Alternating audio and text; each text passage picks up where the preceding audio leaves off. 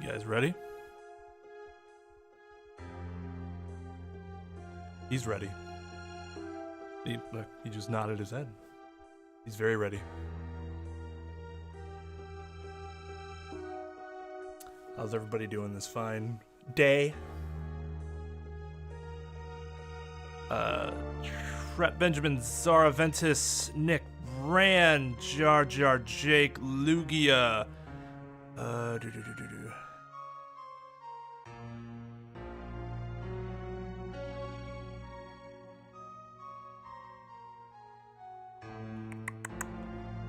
Person with Russian name. How can I pronounce your name without just referring to it as Russian name? Because I can't read your name.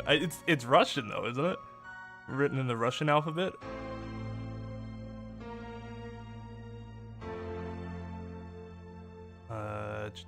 Let's see. I think I said Ran Vic, Jason, Dog, Halucha, Nathan, Ryzen,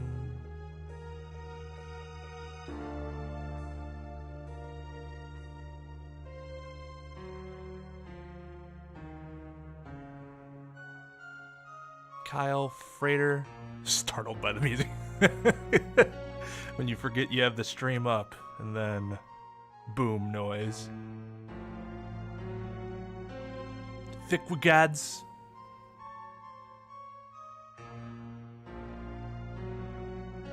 That's as far as my chat goes up. Apologies for missing everybody else. Shout outs to all the likes and the one dislike. Thank you for the engagement. Better than you just leaving and not leaving anything at all, so I appreciate you. JB, Chancellor, what's up? Maxim Yoon. Or Yun or Yun. Maxim. Anyways, cool name. Anything with Max in it I always thought was a cool name. Any variants of that? Adam Ski. Yes, we do have to start with him. Xenon, what's up? Oh yeah, dislikes.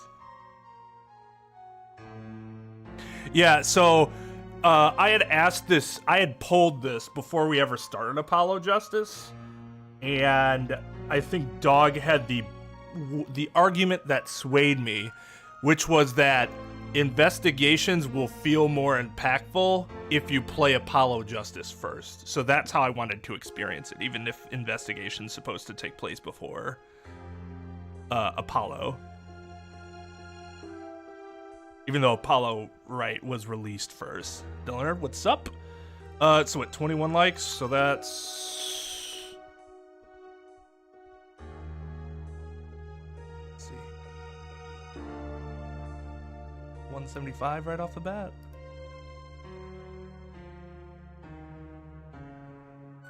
Wish they gave you more macros.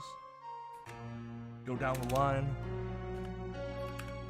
I should increase my macro usage though. Like I have all more than I have stuff attached to it, which is done.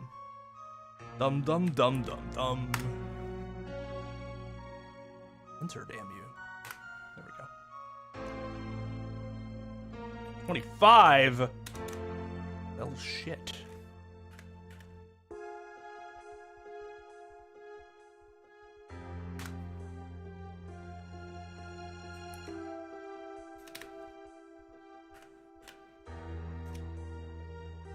It's definitely a different color by now.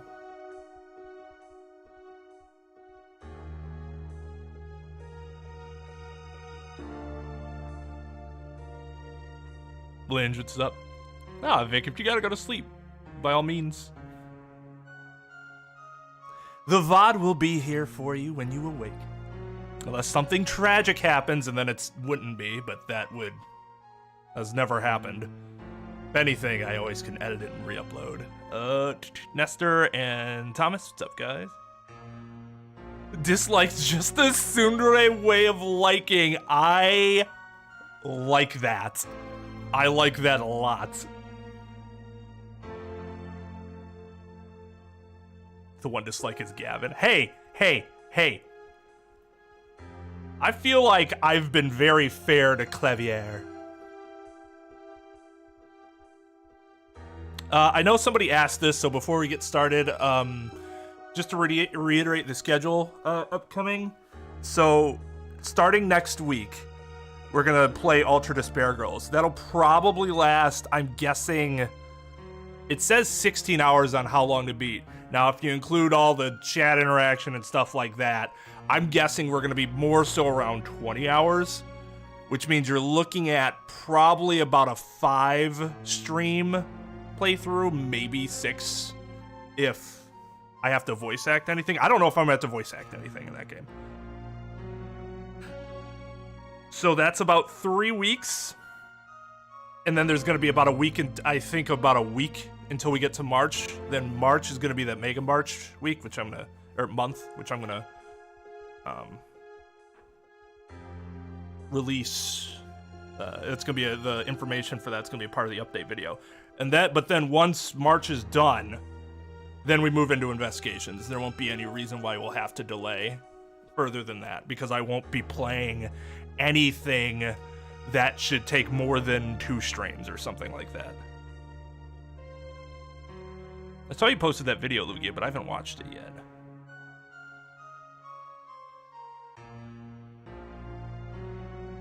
I've written on the back of my hand. I've never written on my arm. Plot twist, the pen is empty, in which case he's just, like, scratching himself over and over again. San Francisco Bar Association. One of the things that I've had to do recently, and why I haven't been streaming, is I've taken a few days off streaming. Yes, it did involve editing, and yes, I've gotten back on that train, and we're getting videos released again, which is good. I was very behind the pace on my continuing legal education credits that are due by the end of this month. Several of like the yearly seminars that I would go to got canceled. Like they didn't even hold virtual versions of it. They just outright canceled them.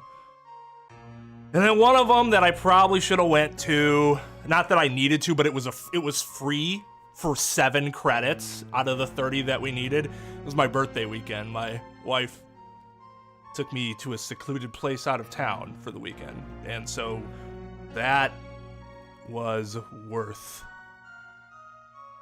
But yeah, so I still have to do like 10 more before the 31st. Thankfully, they've allowed us to, they allow any amount of the credits to be on-demand credits, where normally you could only have up to half of them be on-demand credits. But they've had to change that this year for obvious reasons, so. Hey, Muted, what's up? And Nicolay. A prosecutee? I am 100% on board with that. So there's some voice acting, but not all voice acting. If it's like the other Danganronpa games. Okay. Yo, what's up, Sarah? The meme stocks? Yeah, I was actually talking to a friend of mine who's in finance who recently moved to Norway about it. And he's like, dude, I'm so glad. What the fucking worry about that sort of shit happening? Like, memes have finally crept into the world of stock trading. If I'm a stock trader, I might be freaking out right now because I'm like, when's my company or whatever I plan on making money on gonna get memed into oblivion? She can whip me. I'm fine with that as long as she knows how I feel.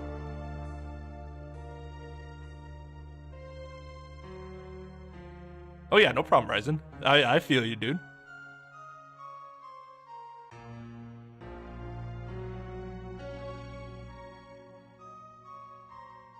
Hey, Tara.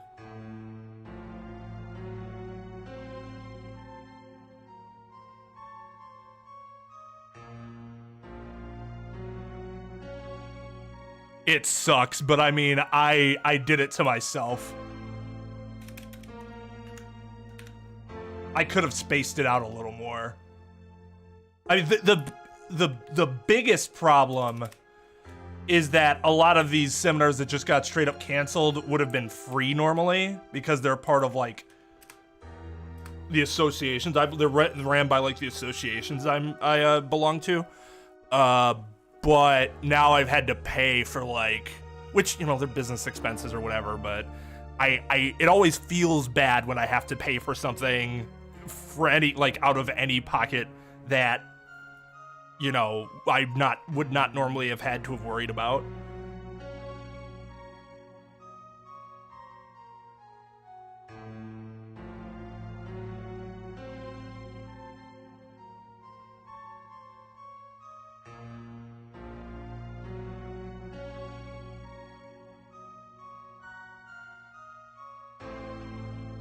I hear they're closer to the Investigations games, so I'll probably compare them to the Investigations games once I play that, because they're the same writers as the Investigations game, right? New desk, that new desk, or that new desk smell, always a good smell. Mostly voice acting. Okay, so it'll be like kind of like the other Danganronpa, I guess. Sounds like people with addiction. So there is one in town, not town, I guess in my county is more appropriate to say, where they go and evaluate different bars, and I'm sure other places do this too. I just haven't been around any other law school cultures outside of my state. So I don't know if this is a thing elsewhere. I'm sure it is. Our state is incredibly drunk in general. But they would release weekly bar exams in which they review, or no, bar review. Bar review is what it was, where they would review local bars. All right, so have we talked to him about, okay, we did. Do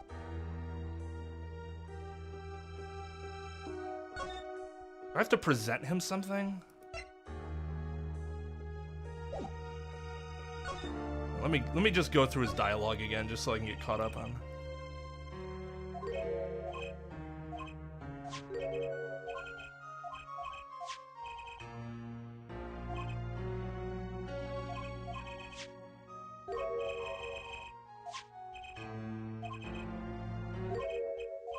Oh yeah, we just learned about the triangle, that's right.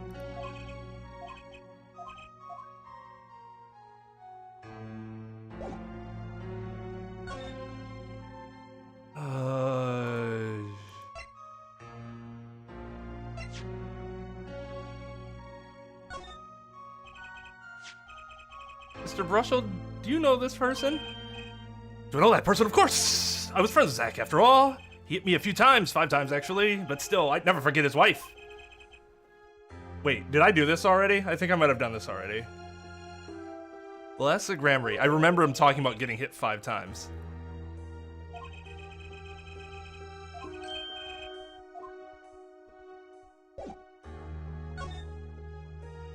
Oh, no. So, Thalassa married Zach and had Trucy, see? It was her second marriage, actually. You mean she was divorced? Hadn't heard this one before. Not quite. Her late husband was a performer, too. He died in an accident on stage. Tragic, really? They had only been married 1 year. I didn't know. Ah, but she was a beauty. I still carry a portrait photo of her around, you know? That's not fucking creepy. Carry a photo of your your really good friend who is allegedly dead, although he knows that he's not really dead. His wife in his pocket. Classy indeed. What's up, Captain?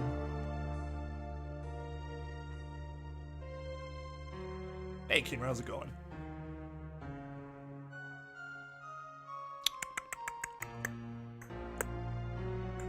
Anybody else come in new that I missed? Or shouldn't say new. You guys are new, but you're You've recently entered chat. 35? Oh, shit. Right.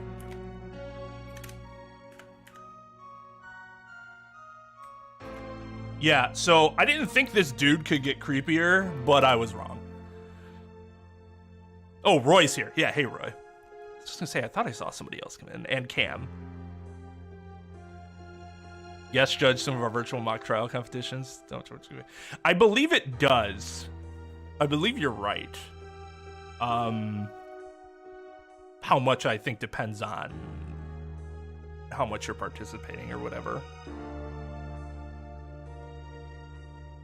I was asked to do that in school, not this year, but last year. And at that point, I just didn't have the time.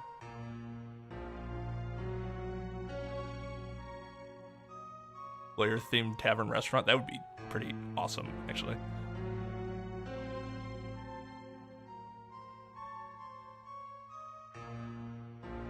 Yeah, they die a lot. It seems like a pretty damn dangerous profession. Why do you think he got hit 5 times? If one of my friends had a portrait picture of my wife in their wallet, it would be a little more than 5 times. I would say that's some excellent restraint. Hey, Violet. Yeah, that is a yikes. No, this is not where he dressed. Like, he could probably go a little deeper than that. Oh, Shrek, what's up? I do not like him either. We are on the same page. At Braving a Storm, we had a shit ton of snow today as well.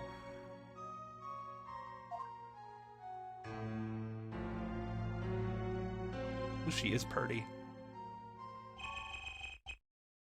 I've known Drusy since she was a little thing, too. She got the better deal, really. She's got you for family, after all. What do you mean? Just reminiscing, you know. Lassa has another child besides Trucy, end quote. Whoa, what? But Trucy said she was an only child. Ah, yes. This one she had with her previous husband. Her previous husband? Her first husband who died on stage? Yep, they had themselves a kid. Another orphan now. The Trucy and Apollo are siblings, half-siblings. Oh, that's kind of cool. At least that's what I'm assuming here, right? That's another one who slipped through the cracks. No idea where they are now. Unless I had another child. Do you think I could borrow that photo? Sure, I can be generous on occasion, you know. And besides, I have like 69 copies of them. Bang, bang, bang, bang, bang, bang.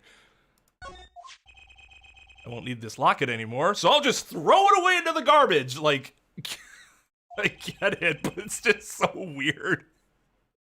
Okay, at least he's gonna give it back to her. Before the games, he'll just be like, I don't need this anymore, and it'll like removed piece of evidence. And you're like, what did you do? Throw it away? People at events all get tangled together and get bigger and bigger. Don't you think? I was too busy wondering about bigger to listen to what you were saying. Sometimes you just gotta accept that you won't be able to untangle it all, I think. Maybe so, but still. I have to do what I can, and I have to tell what I find to those who come next. Next, you say? I'm not the one who will close the curtain on this little play. Apparently, that's not my role anymore. Magnifi. I was just wondering, what Magnifi would think of all this? What do you mean? Haven't you seen it in Trucy? She's got his power. You mean, how I can't lie to Trucy? It was the same with Magnifi, and with his daughter, Celeste. It's a strange thing. You think it's some Gramarye gene? What, that forces other people to not lie to you? And if you told me once, back when Zach married Thalassa, he said Zach had good eyes.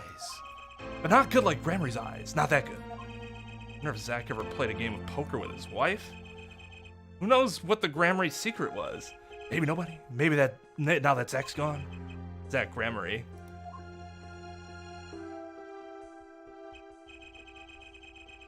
Hey, holy shit, he looks mildly normal there because of the tone change. He looks a little better. He just can't smile ever. God, no.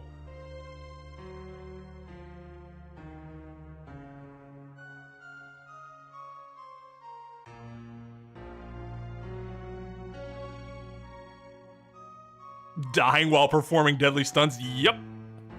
Oh god, no, Trucy. Nothing like sepia pictures to make you look normal. Hey, Rido, what's up?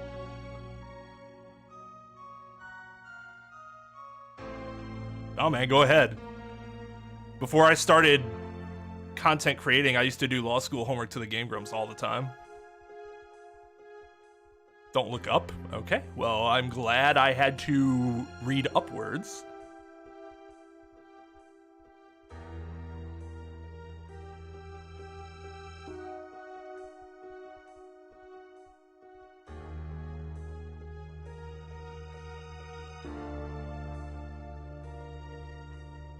You don't have those Gramarye eyes.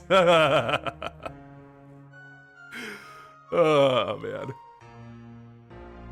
Well, sorry to anybody that said anything before that point where Trep said, don't look up, because now I can't look up to respond to anything you guys said, which is a... Why would you spoil things? And now it's rude, now I can't.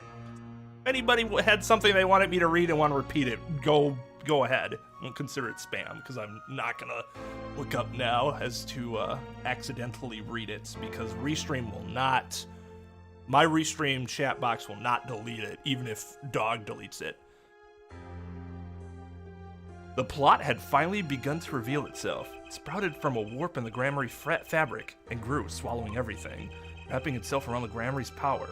Okay, that's a little outside of Phoenix's pay grade. Power which passed from Magnific Gramarye to Thalassa to the next generation. And I would once again need to meet the one who bridged it all together.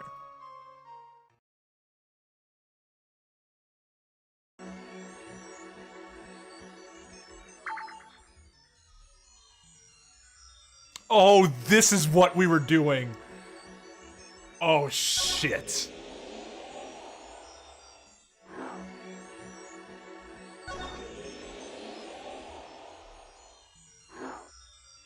The Bull Club?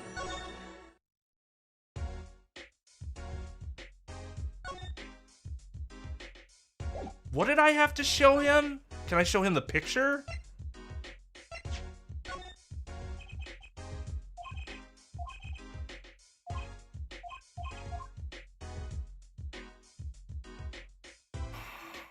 I forget what he needed to see. That's the only new thing we have, though.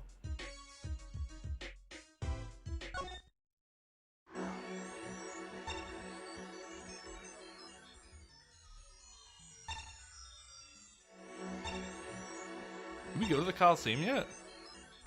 I know we went here to see Kristoff. I don't think that picture's gonna do anything for him.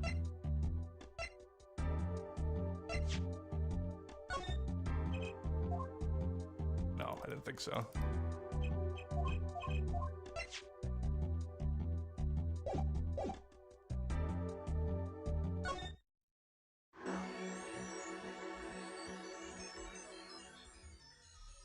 It's not bad. Like, the concept of it is really good.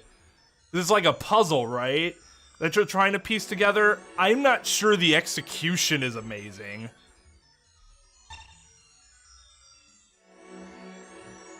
This also still, like, it's super esoteric, right? Like, what the fuck's going on? This is how Phoenix's brain works? But that also allows them to time travel to a certain degree, doesn't it? Well, no, I can't remember. Have we ever been able to use evidence from the future in the past? I don't think we have, right?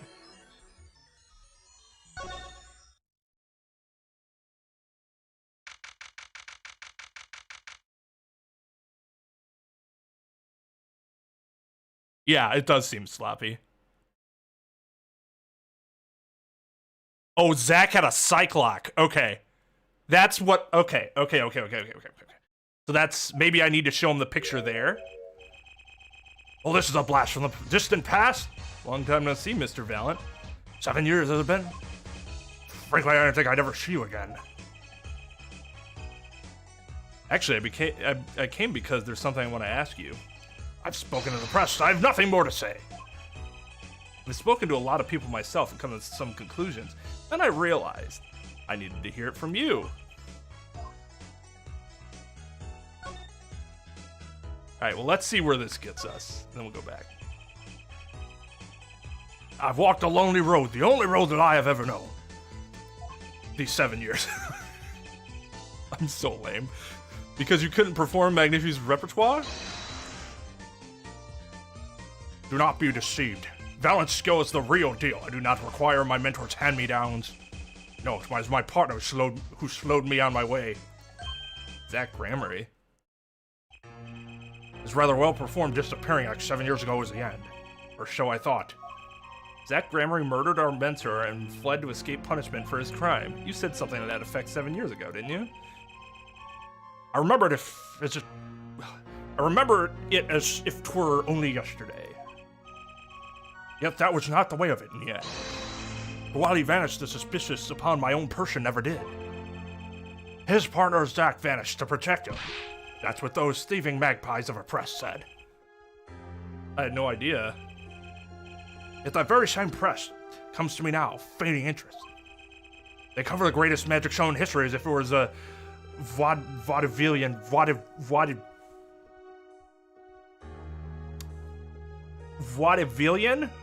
distraction? Vaudeville. I feel like I've heard that word before, but not in like 20 years.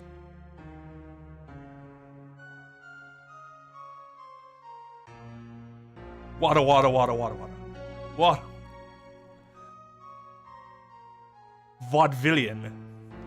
Vaudevillian distraction.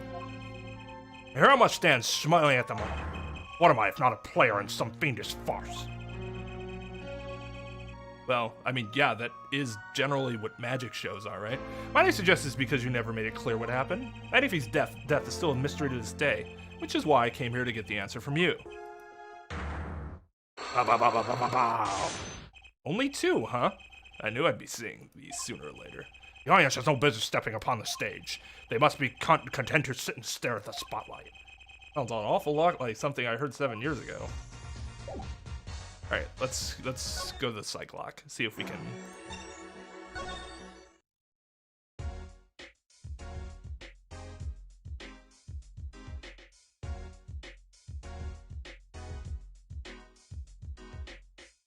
Tear Thalas's eyes, by the way.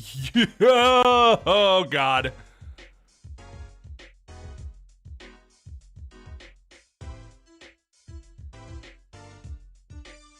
We're showing the jurors? Okay, yeah.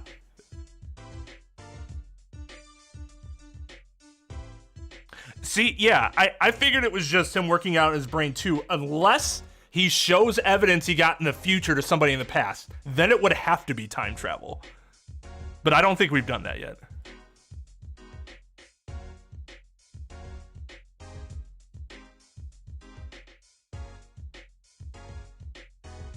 Yeah, no, I've used the, yeah. We used the nail polish for, what's her face to get her to start talking.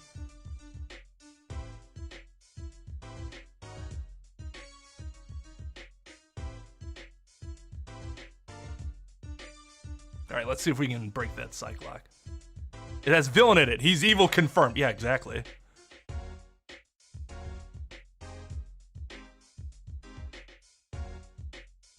Cat kid. Nice use of the color wheel. Alright, so I have to... Yeah, that's right. That's how it's done in this game.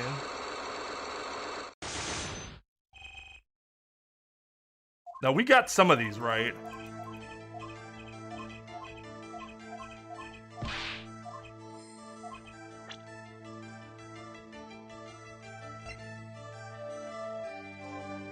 This, wasn't it?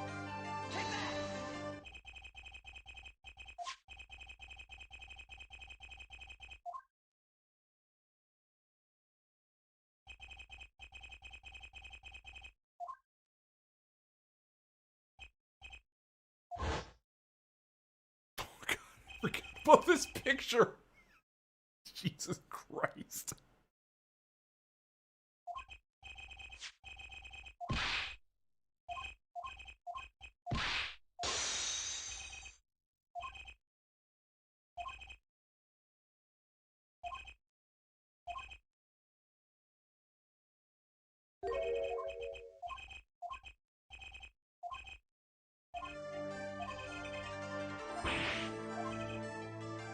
Oh, yeah.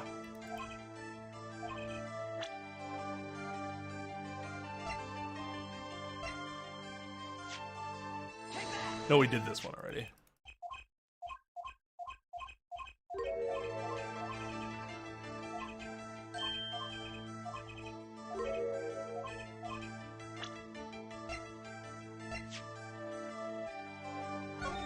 There it is, the bracelet! 2 of them! You done, son? Actually, I know something. Your marriage to Thalassa was our second.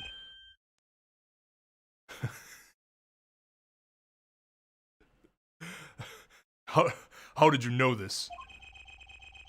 Wait, what was that his voice? I don't even remember. How'd you know this? Well, if we live in the United States and you have a competent court record system, it's possible that I could just look up her name in the court records and see that she had been divorced. Although, no, that's right, she wasn't divorced. I take that back, because he died. That's right. They all die. Assume Valant's gonna die in the end, too.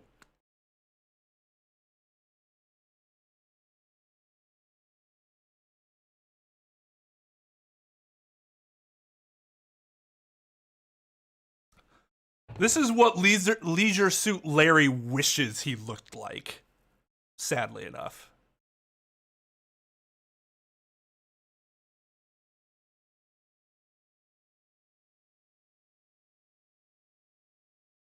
Attorney's badge is always the right answer. I mean, in terms of hilarity, yeah. Yeah, that is highly suspect. Highly suspect that Phoenix does. Like, that's an immediate tainting of the jury.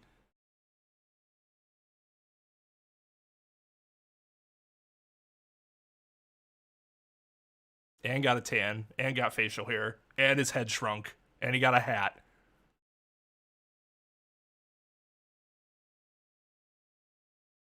Her first husband, he died a year after they were wed, yes?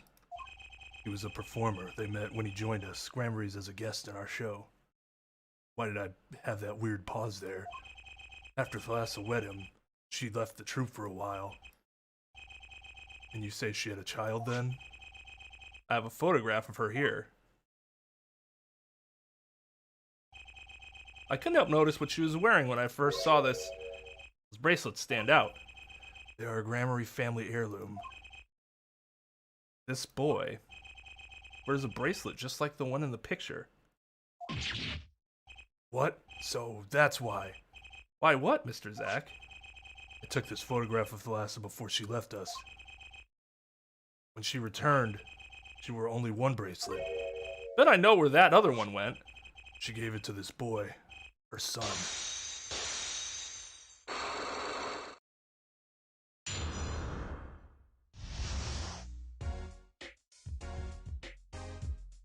Hold on. Jesus fucking, are you kidding me? Hold on.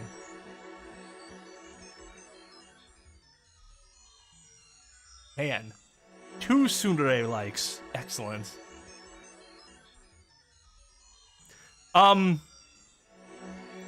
We got this here, didn't we? So how did we have the picture here?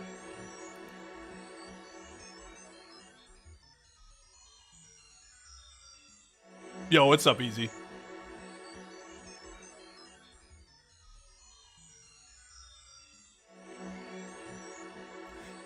So, but I thought, Brushel specifically says that, Zach had died by then. So this was after the first case. Unless I'm misinterpreting that, which is possible.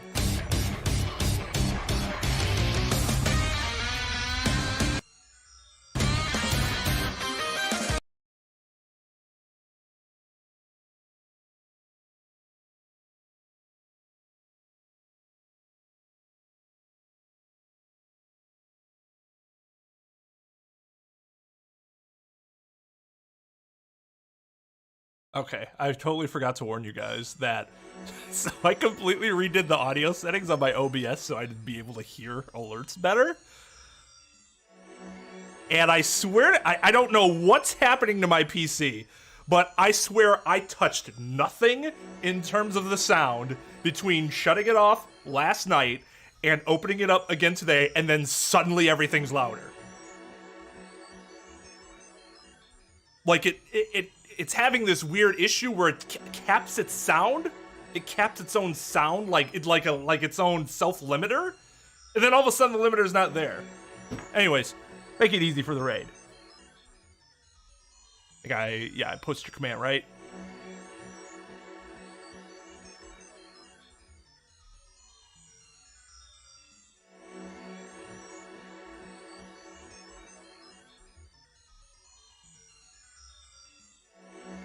Raid credits. Posted Easy's command. I'm being told not to look up again. Oh god. I'm just gonna let the mods handle it.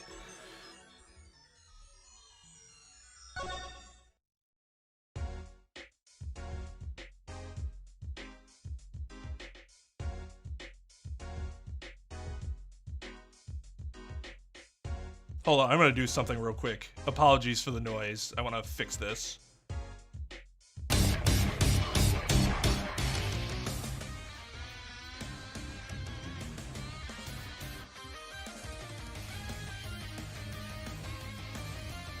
Alright, that's a little better. Yeah, I had to put OBS at 100 to get stuff at about halfway.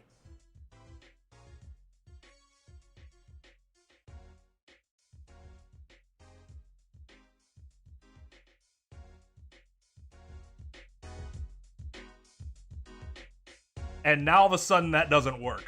Now all of a sudden the PC's like, oh yeah, we have sound again. I'm like, what?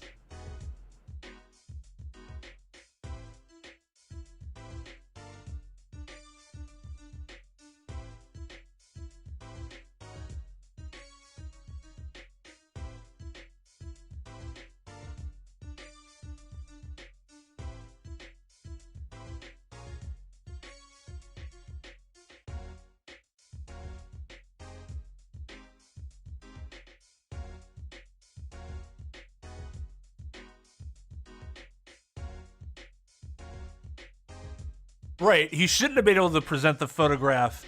It would make sense for it then to take place before this meeting.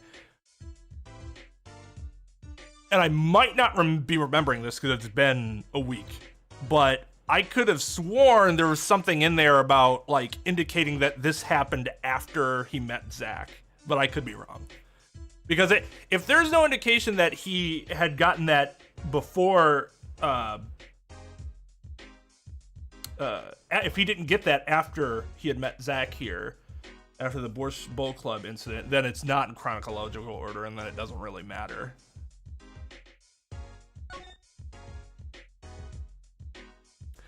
Anyways, but because I can't remember, I'm not really going to harp on it too much.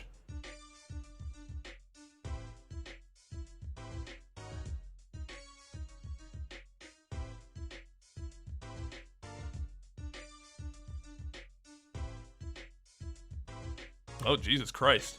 I see dogs yelling.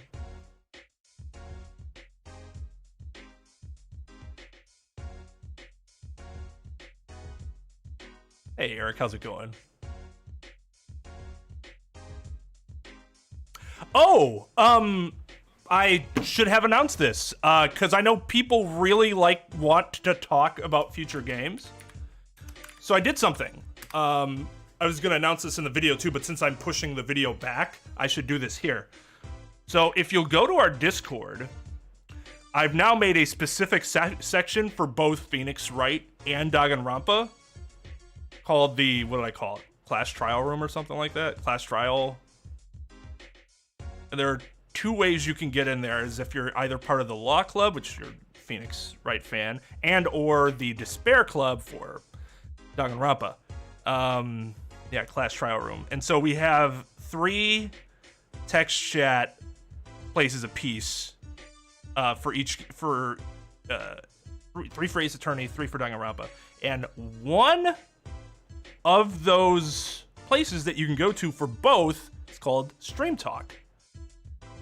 Stream Talk will allow you to go into Discord, talk anything you guys want about what's going on in the game, future games, whatever, and not have to worry about spoilers.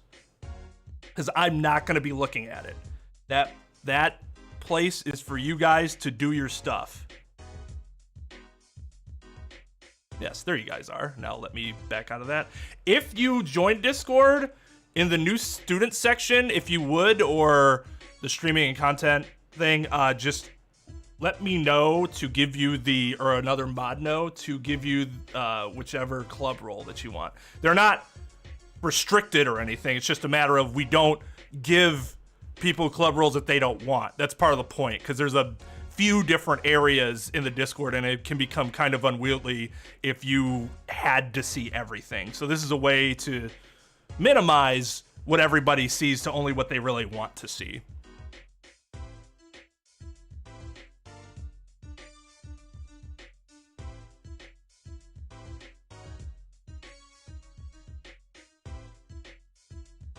No, I'm not going to look at it at all. That area is for you guys. I will tell my mods to look at it just so that there's nothing like, you know, bad going on. It's still going to be moderated, just not by me.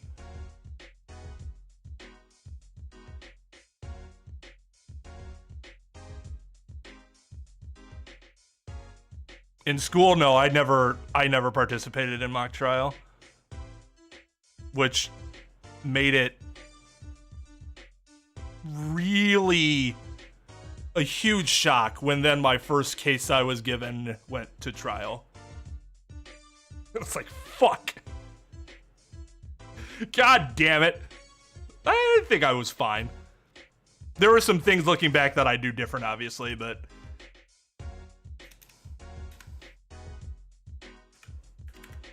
my contracts professor had told us, he's like, you guys are gonna want to do like free trial and all this, like all these litigation classes, because you think you're never gonna go there, and then all of a sudden it's gonna be like in your first year and you're gonna have a trial, and you're gonna be like, but I didn't think I was supposed to have a trial. And I was like, he's full of shit. And then yeah, he was right.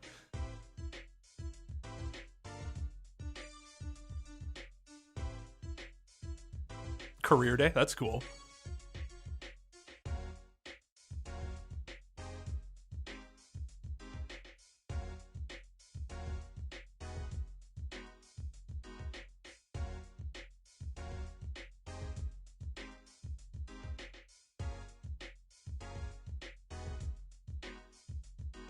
Take what back? What bans? Well, yeah, because bans, only I can go into the account and unban somebody, I think. I don't think mods can do it. So, yeah, that's why bans are used rarely. We give, you know, people a chance to make this, you know, give you a chance to make a mistake. People make mistakes.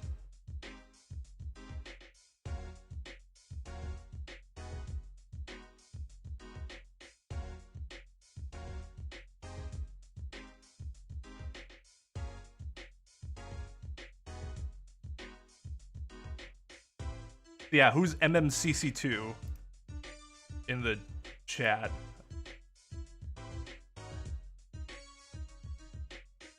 Considering you joined right after I made that announcement, I'm assuming that you would want the Law Club designation.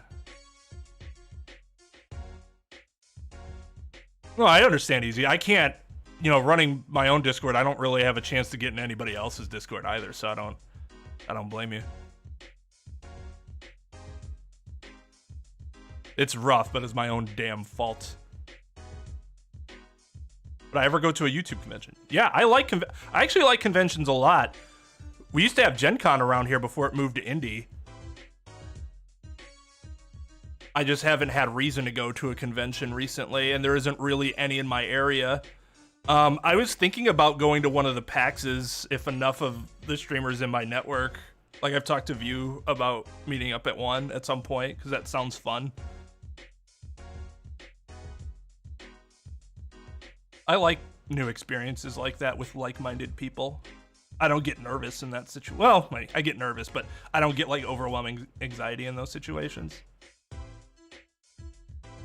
Hey, Adnor. Welcome from Chile.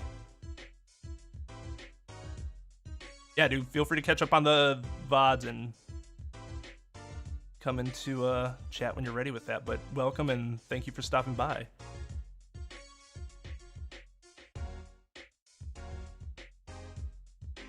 Yeah, moot court. Thomas already pointed out what moot court was. It was interesting.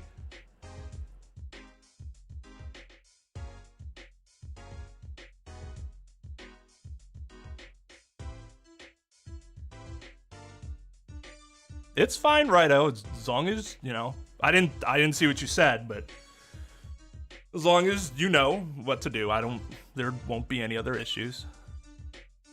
Like I said, people make mistakes. Oh, that's you. Okay, cool. All right, so yeah, just one more reminder. If you want to go talk about future games, go to the Discord and then just go to the stream talk section. I will not be reading that section. So you guys can talk about future games, whatever you guys want to talk about that would be inappropriate to talk about in the actual chat. You can go to Discord and talk about.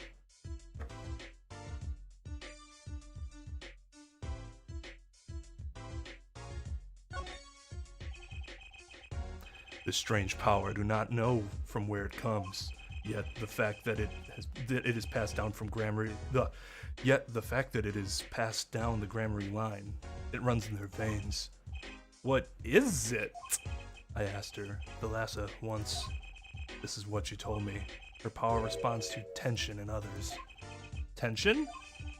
If she were to face a person and they became tense even slightly, then she would know, no matter how hard they tried to hide it from her. But she could see it. Not quite. This is the strangest part of it all. She wouldn't realize that she was subconsciously detecting this tension without the use of a particular object, or in her case, objects.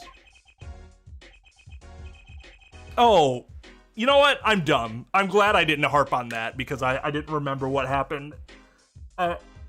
Obviously, the Drew Studio happened before this because Phoenix knew about Apollo being her son. So, even for time travel, that would be ridiculous. So, right, fucking duh. Okay, glad I didn't go off on a tangent for no reason.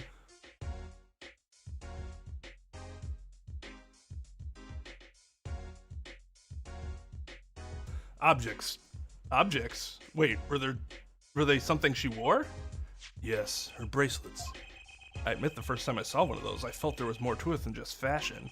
Because why else would you wear that if not but for fashion? What kind of power could a bracelet have? Shouldn't shit on it. I don't know, it might look good if I actually saw it on somebody. I've made a decision. I will tell you all I know. Consider it a gift. Oh, Jesus. Well, I hardly need you to tell me at this point, but those two are brother and... Oh, I hardly need to tell you at this point, but those two are brother and sister, yes. The brother, too, has this power of theirs. So Trucy has an older brother. I wonder what will come of that. Mr. Wright, tonight, after our game is done, I will return to a life of hiding. I would not see her live her life without knowing. I understand. I'll tell the two of them when the time is right. I am in your debt, once again. No kidding. What I want to know is how all this got to be so messed up. Those bracelets are made of a special alloy. It is said to expand and shrink very slightly in response to body warmth. So they're temperature sensitive or something? Yes.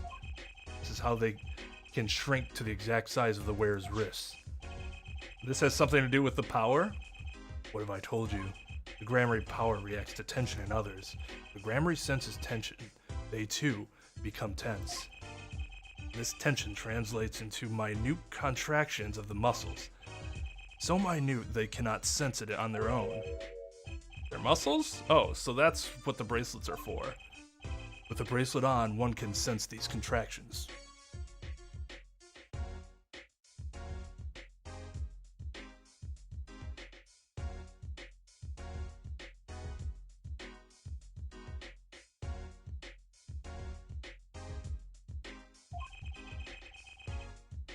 Because the bracelet is always a perfect fit. So when the person they're watching gets tense, the bracelet feels tighter on their wrist. Precisely. But that alone doesn't really count as mind reading. I believe I understand how the process works from there. It's a simple question of eyesight. Eyesight?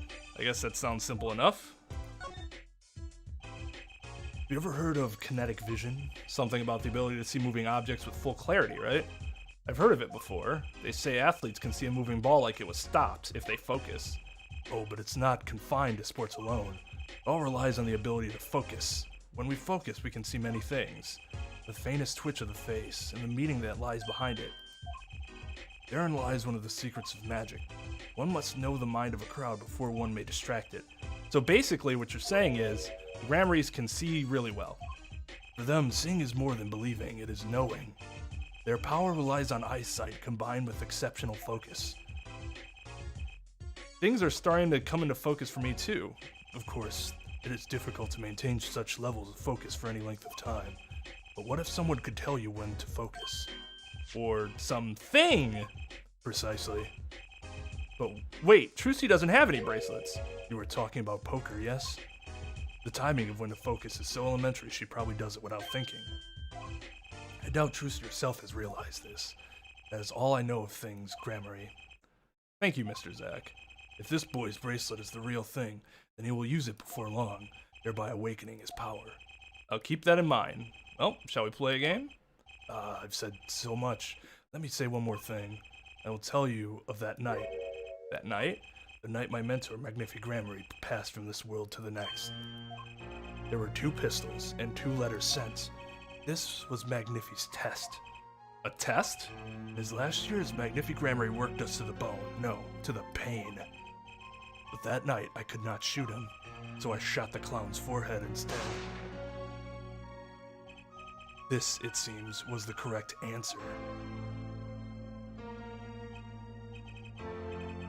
Take this. I give my heart to you, Zack. Did I give him a different voice before? Oh, whatever. What? It is thanks for playing along with my show. You shot well tonight, Zack. Though I would not have minded dying by your hand. How could I shoot you? You're my mentor. Bah, I thought you might say that. If I went home without shooting anything, what would you have done then? And of course, I would have given Valant his chance. If I had shot you in the forehead instead, then it would be over. If your Valant were to shoot me in the head, then I to the darkness would go and my art with me. A fitting end, don't you think? Ah, yet this ending too gives me no cause for regret. I thank you, Zack. And I am sorry, I have done much that was wrong in my day. Seems to me that Magnific wanted you to be a success for all along. That's why the time he gave you was earlier than Valant's. Perhaps, but it's not something we'll ever know for sure. I wonder, what is Valant up to these days? Waiting for you to die? If 7 years pass like this, the performance rights go to him. Ha! And now here I am, and his dream is ended. It's worse than that, actually. Public opinion's a fickle thing, you know. What? You don't mean to tell me they put the blame for our mentor's death on him? The trial ended when you vanished, Mr. Zack. There were even rumors that Valant had helped you pull it off. But that's madness. Well, it seems that before I can once again disappear from this world, I have one more act to perform. Isn't it odd that sorting out my life should prove so complicated, even though I'm dead? That night, Zack Gramarye was killed. He died as Shady Smith, a mysterious traveler with a secret past.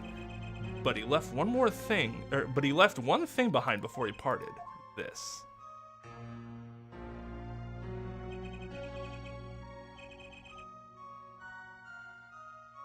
His confession, to use as I saw fit. Of course, he'd killed no one. This was his way of tying up loose ends with his old partner, Valant Gramarye.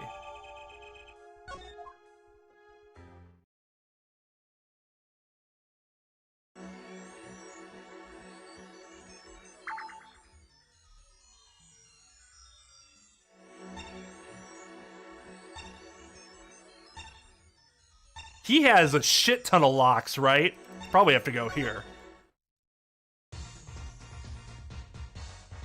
Trep, you asked me about the different Cyclock themes. I don't know. They're both very good. I'd have to listen to the old one again, like side by side.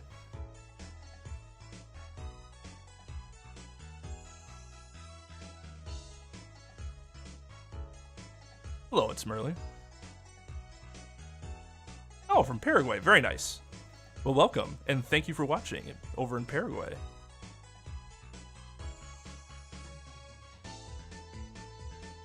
Except for that one time at band camp.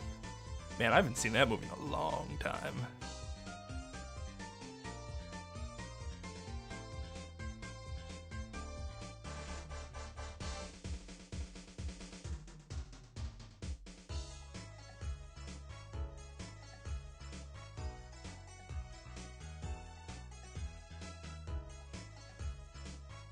Yo, what's up, Dylan Yoshi?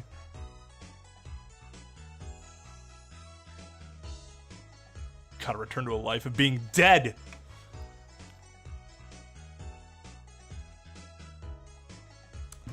I am going to say, I'm pretty sure Sarah refrained from doing this, and anybody else, Ventus, anybody that, like me, who didn't know, knew for some reason. Well, not for some reason. The obvious reason to not do it is because Trucy's not of age. But, like, there was also something else. Like, oh, man, I could see Trucy at the age of 20 getting together with Apollo. I'm pretty sure nobody did that, right?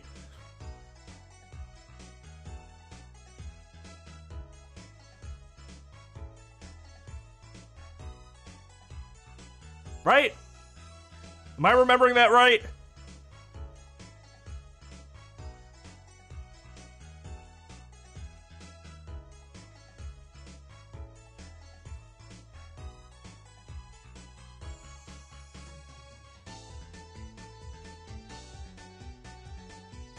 Old Chilean criminal procedure?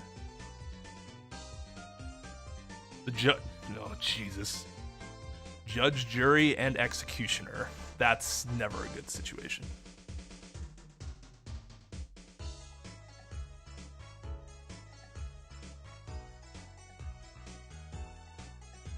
It's guilty love? Oh, God. It's like that Cousins love in Arrested Development, except way worse.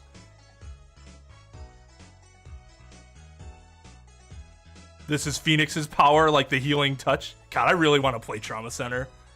That game's so ridiculous that it's like super entertaining. I would love to get my wife on to play that because she's a nurse. Now, she's not a doctor, but she is a nurse, and I think she'd be able to point out when there's some bullshit happening. She'd be so mad. She'd be so mad.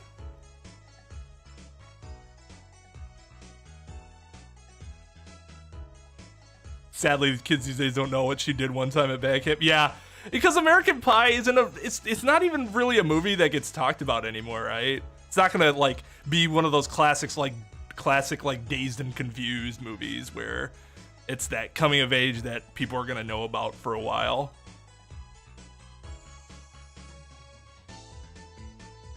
Despair, Cyclops.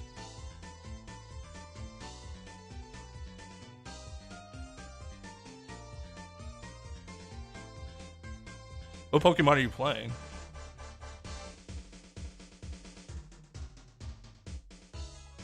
So that's why the game's controversial. They shipped Apollo and Trucy for some reason, and then they found out they were half brother and sister, and then they got pissed.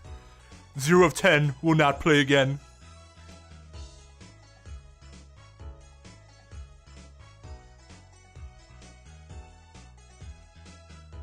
My favorite inaccurate medical game, yeah.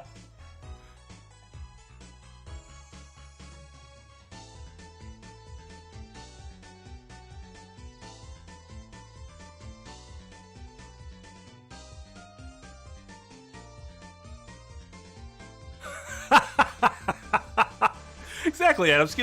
That's why I play these games. I don't play it so that I can actually win a virtual trial. I do it because I love watching people make these absolutely ridiculous arguments that the judge will just be like, "Why, yes." What was your example, Zara, that I keep going back to? We were at the cheeseburger joint. Ah, yes, I too enjoy a cheeseburger. You are, I believe you 100%. Like, what?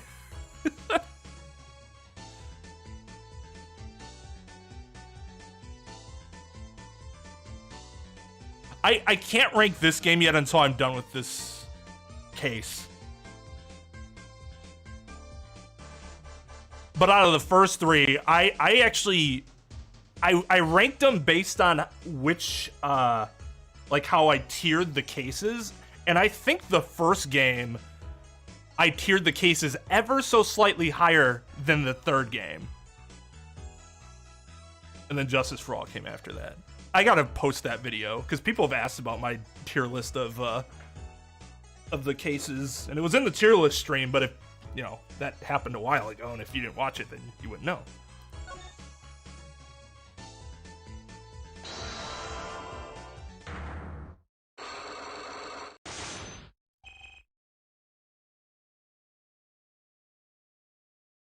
Hey, yo, what's up, Super Duper Alex?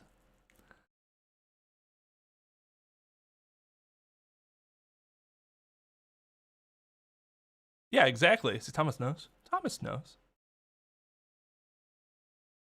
Walkie? Oh, God. Walkie is going to get imprisoned someday and meet Dahlia, and that'll be fine. Ask what you will, you'll get nothing from me. I'm as much a part of this affair as you are now. I have to know what happened. For 7 long years I've endured. Now, finally, the curtain lifts on my new golden age. All the miracles of our troop within my grasp. Sorry to do this, Valant, but right now, I need answers. So I'm gonna fuck your mind. I think I'll start by dropping a bomb. That should shake things up. Valant, I wouldn't be so sure about those miracles. Not as long as I have this!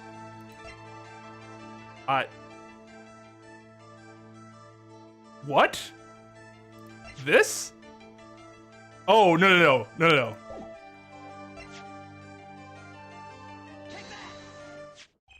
And what might that be? A ship bears the Gramarye shield. I should have brought this to your attention sooner, but I didn't imagine you'd be planning your comeback quite so fast. What is this? A document showing the true recipient of the performance rights to Magnifi's miracles. What? Zach Gramarye, he wrote this? What? He passed everything to his daughter? Rosy Anigmar. Actually, she's officially my daughter these days. Preposterous, Zach. Zach is gone, vanished into the void. This is the genuine article. Zach was alive when he wrote this. Both myself and the notary can testify to this. Ugh. Why? Why? Why does fate toy with me so?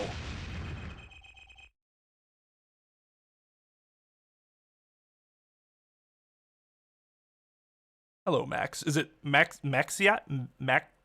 Maxii? Is that how it's pronounced?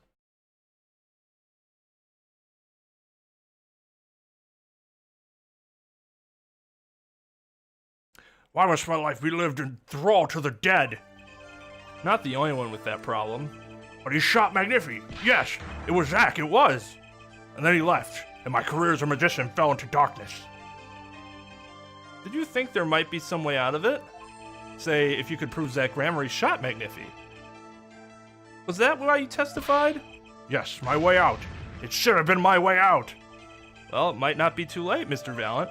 All you need is a way to prove your case. Who really killed the Magnifi Gramarye? I believe I have the answer to your prayers right here. Zach Gramarye wrote one more thing before passing on. This is a confession, in which he admits to the killing of Magnifi Gramarye. See? All according to your plan. I am a magician by trade. Deception is my life's work. I fool the audience, give them a fleeting dream, and it seems the tables have turned. Now I am the audience, believing in the deceptions I have wrought upon myself. Zach wrote this right in front of me, after I explained your situation to him. Oh my god!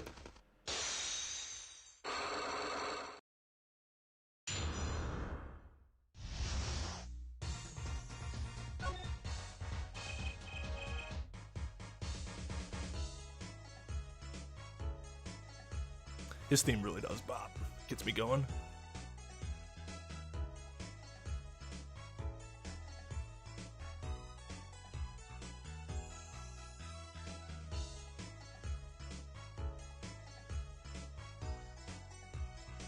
That sounds correct. Okay, cool, cool. Welcome. Expect walking what into a courthouse? Game has the best soundtrack? Ooh, that's a good question. This is definitely a contender from what I've heard so far.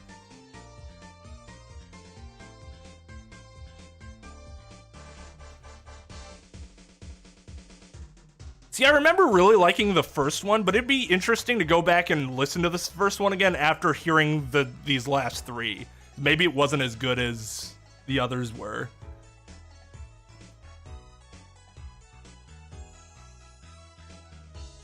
Well, the problem is that Walkie's still he's still an immature brat. He's still gonna do something stupid somehow. But hopefully you're right.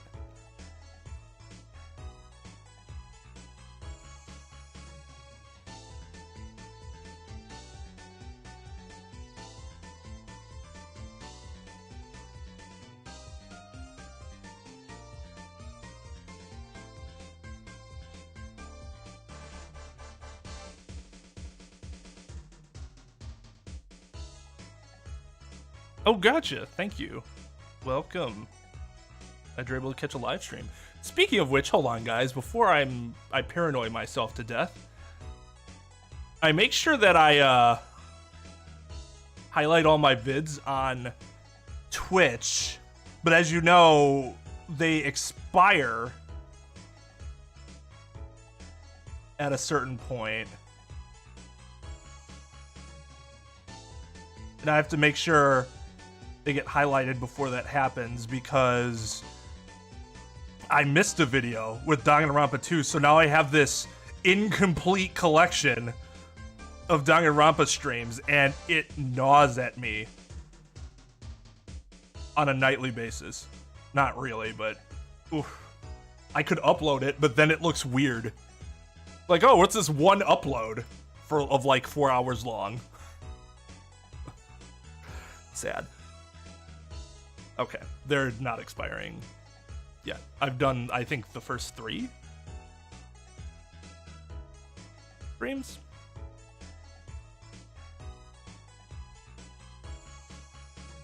You do know that this confession is nothing but lies. Yes, it is my opinion that Zach Gramarye killed no one. You must be thinking the truth is a simple matter of elimination. 2 receive instructions to kill, but if one is innocent, then the one who remains is guilty. That would be the logical conclusion, yes. So he vanished to protect me as partner. Ha ha ha ha ha ha! A stirring tale, 'tis true. Did you shoot Magnific Gramarye in the forehead? If I hadn't, I told you, what would you do? Run to the police, perchance? Do as you will. There is nothing left for me now. It is true, after all.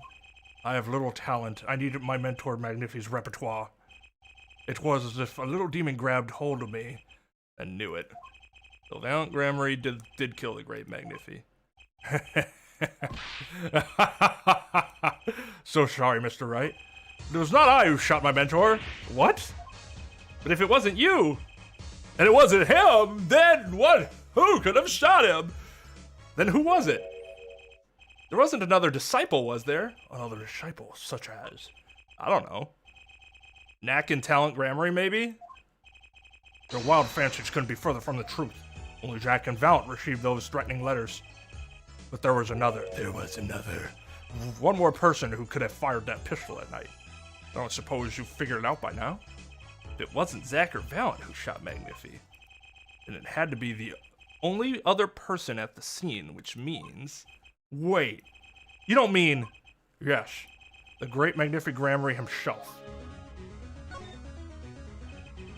So Magnific Gramarye committed suicide? You find it hard to believe? To be honest, I hadn't even imagined it as a possibility. How did you not imagine that as a possibility?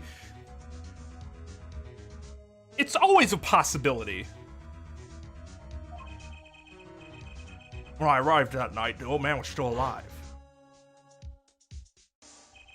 He appeared to be asleep. I could not shoot him. But when I turned and made to leave the room, The old man called out to me. So you spoke with Magnifi Gramarye? Yes, and this is why I knew what he had done. Magnifi transferred the rights to his repertoire to my partners at Gramarye, not me. I see. Then I guess I owe you an apology. I always thought you were the one who did it. You owe me no apology. Huh? My crime was, in a way, more serious than that of murder. What? Your crime? Is Valant Gramarye confessing something to me? It could be more serious than murder. You see, I knew that 2 letters had been sent. There are no secrets between partners. It was easy to find out. That was when I understood Magnifi's plan. He wanted to die by one of your hands? Little did I expect it had anything to do with the rights to his repertoire. That was when I heard it. The little demon whispering inside my heart. The demon? Let me confess, I had intended to shoot Magnifi, and I planned on framing my partner for the crime. What? That night I prepared something before going to Magnifi's hospital room, which was IV fluid, of course. I'd seen it on an earlier visit. If Zach did not shoot, I would do the deed. Then I would use the IV liquid to place the murder on his hands. That was my plan. But you didn't shoot him. I could not. The demon in my heart fled when the moment came, but then Magnifi called me back. I'm sorry, Valant. I am giving my magic to Zach, not you. You suck, bro. You still lack the draw he has. Please help him if you can. Get dunked on, but then also help him. How cruel life can be. I left the room after getting dunked on, and then I stopped. The shock of what I had just been told consumed me. That is when I heard that fateful gunshot. Magnifi Gramarye killing himself. Then the demon awoke anew within me. Zach killed him. He was the one. Frame him, and the magic will be yours.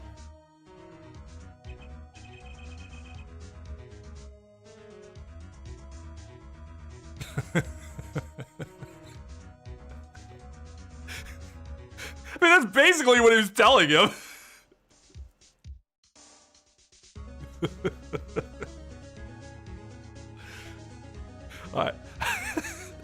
I altered the scene of his suicide. I took the pistol from his hand, wiped off the prints, and then I used the syringe to add the IV fluid I'd brought. So in the end, things happened pretty much as planned. Magnifi died, and you framed Zach for his murder. As planned indeed. Of course, the outcome was somewhat different than I had anticipated. Well, what do you think? Do you believe my story? Can it be believed truly? That was 7 years ago. I don't know what to believe, but... Yes? I'm glad I heard it from you, Mr. Valant. Thank you. It is I who should be thanking you, Mr. Wright. Only when I had lost everything could I make my decision. Going to turn yourself in? My partner may have vanished, but not so my guilt. And as my guilt stays, all else begins to leave me. My friends, my performance rights, my magic. I've had enough of vanishing acts. I understand. I thought my life was ruled by a dead man. But I find I was wrong. For Zach Gramarye was alive. Well, not anymore. And now it occurs to me, what if he was not the only one who survived? What do you mean? See, now that I think about it, I realize that we never saw proof of her demise. Never saw her body. Her? What? Their mother? Or Trucy's mother, I should say? The mind races and the mouth flaps on. My apologies. Forget this matter. I can only hope that the day will come when I again meet my partner, Zach Gramarye. Then I shall apologize for my terrible mistake. I'm glad we had this chance to talk. Thank you.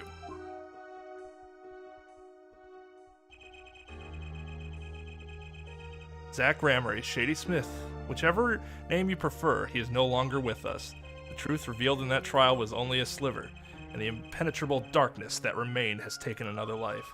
I knew what I'd have to do to push that darkness back for good. It would involve paying that man a visit. Well, okay.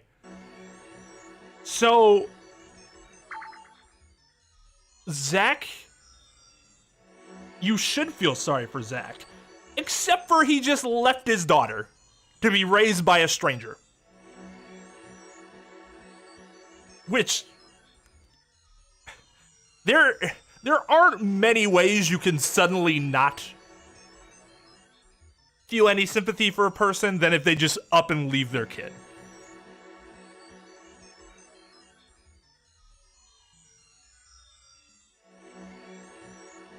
Though to be fair to Zach, if Valant had been right, or if Valant's plan succeeded, he also would have taken Zach away from Trucy. So they're both kind of pieces of shit in that regard.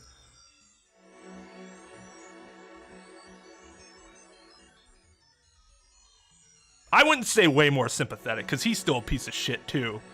Just more so sympathetic than Zach. Because Zach could have fought, at least, to remain by his daughter's side. It did not. He just left.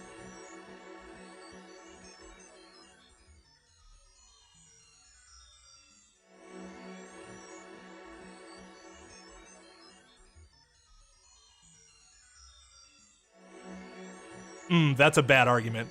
Visiting exists if Zach is imprisoned. You think that's any amount of satisfactory in terms of being able to be a presence in your child's life? As somebody who has both represented the best interests of children and parents in those situations, I can tell you that is not. It is little to nothing. It's not nothing, but it is very little. That child is not going to see that as having their parents really in their life.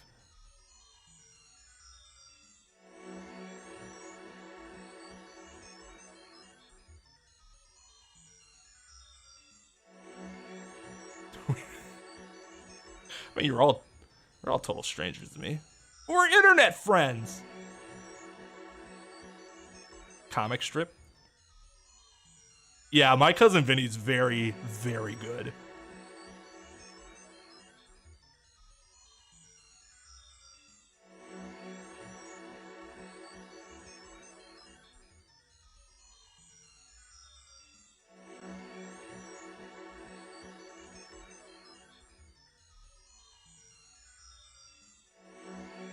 I think that's the point, to be like, oh, fuck you, game, but also please give it to me. Give it to I want to know. I want to know.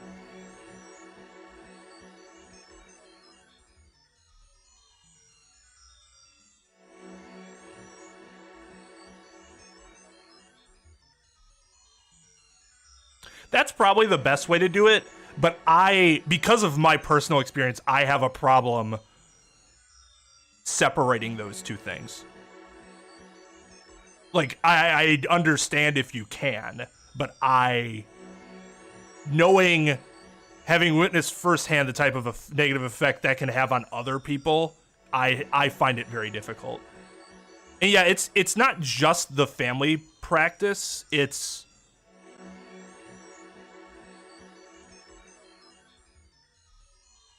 also having a father who's in social work, and thus knowing what the numbers and what these studies and all these, things look like.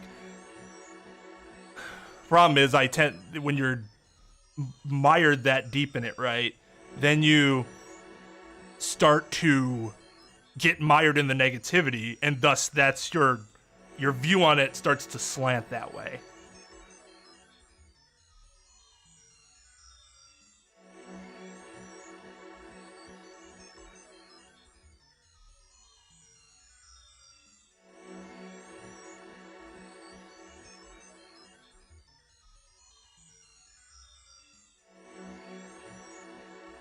Yeah, Zach arranged nothing. That's why he's still the worst. Go kiss a grape juice bottle.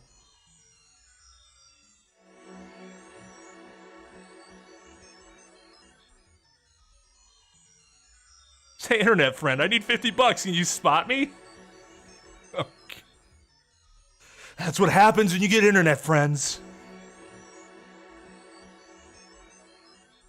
Why visit Kristoff when you can visit Kriston? Oh, I love it.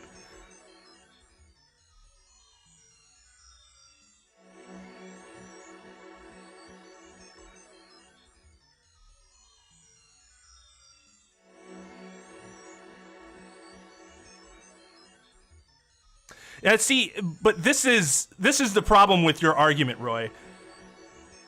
I'm not even comparing the two. I'm taking them both separately and saying they're both awful pieces of shit. I don't feel that sympathy. I'm only giving you an idea of how I feel about both characters relative to how I feel about them separately. Because just because Zach did something worse than Valant doesn't mean that Valant is suddenly an infinitely more sympathetic character. He is a slightly more sympathetic character. But he's not vastly more sympathetic. Yo, what's up, Possum?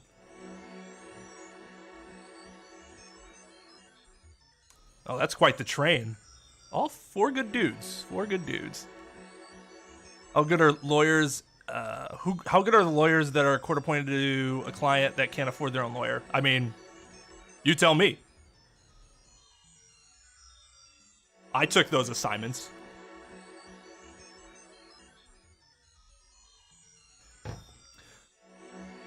So,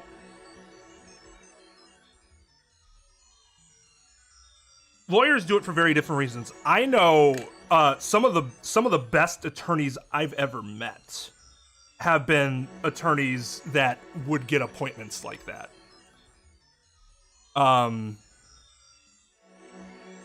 Because some attorneys do it because that's their way of like giving back, like giving to their community, because they take such a substantially cheaper rate. Well, it used to be. Wisconsin used to have, I think, the lowest rate for publicly appointed attorneys. Not public defenders. That's different. But court-appointed attorneys, private court-appointed attorneys that are appointed by judges. Only recently did they kind of start changing it, but they haven't changed it completely yet. So some people would do it just because they're like, hey, I could get the work at my normal rate, but I like to try to, give back to my area by helping out people that can't otherwise afford to pay it on their own. Now, you could say they could just do it anyways on their through their own business, right? But it wouldn't be that easy for parents in those situations to find those particular lawyers, and it would probably, I'm guessing, I didn't do this myself, and I'm just speculating here. I'm guessing it would, there is sort of a reputation thing there, right? I think one looks better than the other. I think people might get the wrong impression if you simply, oh, you just offer rates this cheap? You must not be very good. Whereas, people don't necessarily know whether you're getting court appointed or not. If that makes any sense. But again, that's complete speculation. Thank you to Treezy Official for the follow on Twitch. Also, thank you to Trey for the sub on YouTube, and Halucha for the follow on Twitch.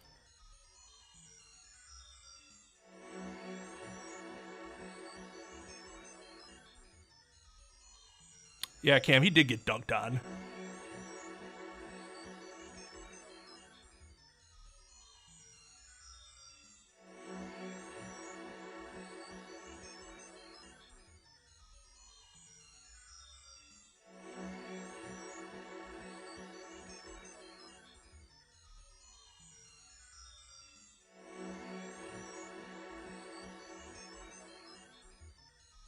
Yeah, I mean, to me, they're both awful. That. Hey, you want to say Valant's more sympathetic? That's fine. He is. I think the disagreement would just be to which degree of more sympathetic than Zach. Because I think we can all agree that Zach is a gigantic piece of shit.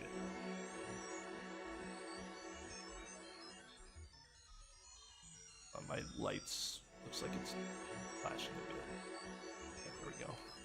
Oh, wait. That's not my warm tone, is it? That looks okay, right? so blue. This is how I normally have it. There's the super warm. Okay, yeah, this is fine. Every once in a while, for whatever reason, the blue will start flickering a little bit, because, I mean, it's not a super expensive ring light, so I have to switch it over to this one. The problem with that this one's just a little more annoying. The blue is easier on the eyes.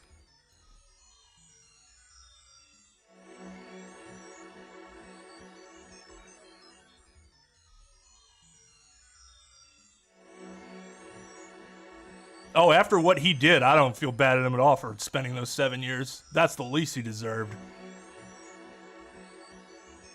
Public defenders are different from private attorneys that get court appointed. Public defenders are overworked and underpaid. It's not that they're bad attorneys. Some of them I've met and I'm like very impressed by them. The problem is that their workload is just too vast, and that office is not given enough of a budget to get more attorneys to lighten the load. So that's why you run into a lot of situations where somebody thinks their public defender sucked. It's because that public defender had to juggle so many cases that they were just doing what they could, and they have to prioritize certain, which sucks, but that's just the way it is.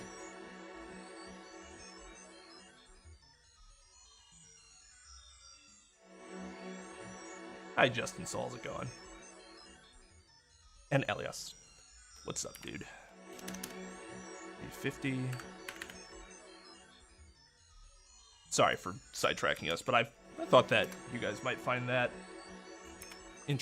little tidbit interesting.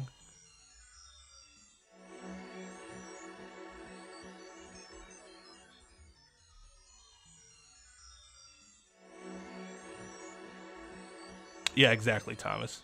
Like you get a reputation for doing like stuff that people know is like community based, which is important for a lawyer. That's why my firm, we still serve a lot of inner city individuals for we just do reduced rate or fixed rate. Thanks, Chris.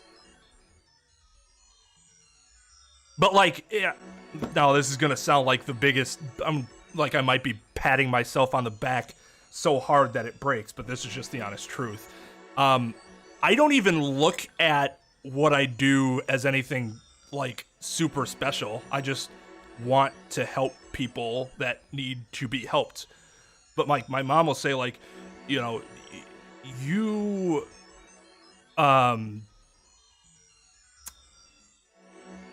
I think there's stuff that you guys should be getting recognition for, because you guys do all this stuff for inner city individuals that are at disadvantages, various disadvantages. And I guess I've just never looked at it that way. But I do know that doing stuff, and I don't know, maybe it's because I hold myself to a different standard than I hold people I don't really know. That could be it. Or for me, it's if I weren't doing that, then I would think there's a problem. So doing it is just what should happen. I don't know.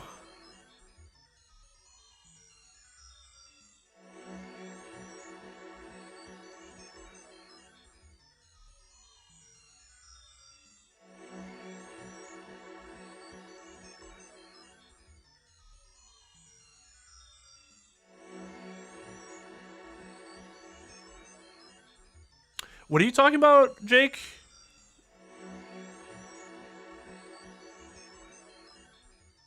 For the non-profit thing? What are you talking about?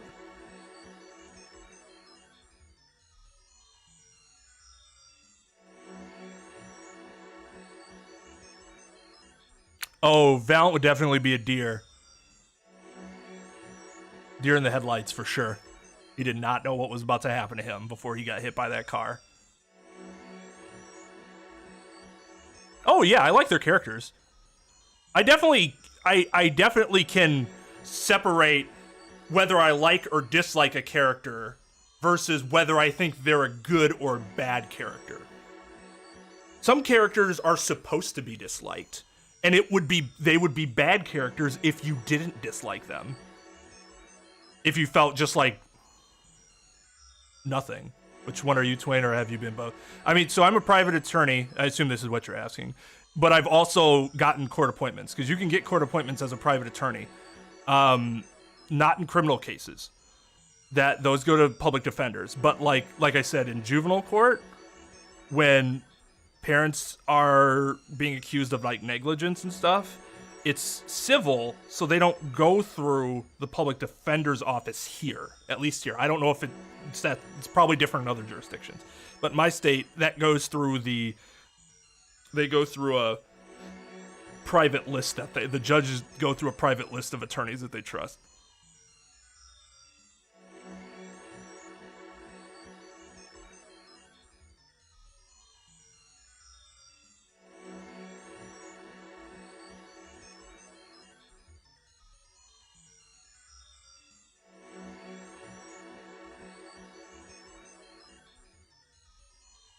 Yeah, no problem, TZ. Thank you.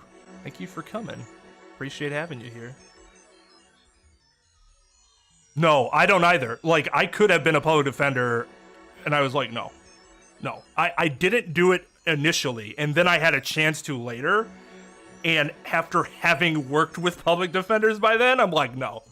No, you guys don't get paid nearly enough for what you have to do. Or, even if they paid you what they paid you now, but at least lightened your workload, would be significantly better.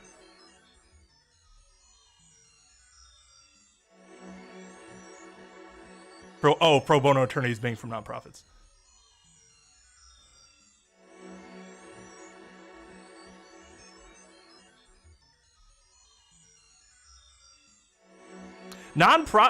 But just to make something clear, Jake, nonprofit means the business is not for profit. It doesn't mean that that people in the business can't make money. Yeah, exactly. Red White's a gigantic piece of shit, but he's an awesome character. Same thing with Von Karma. Fun Karma.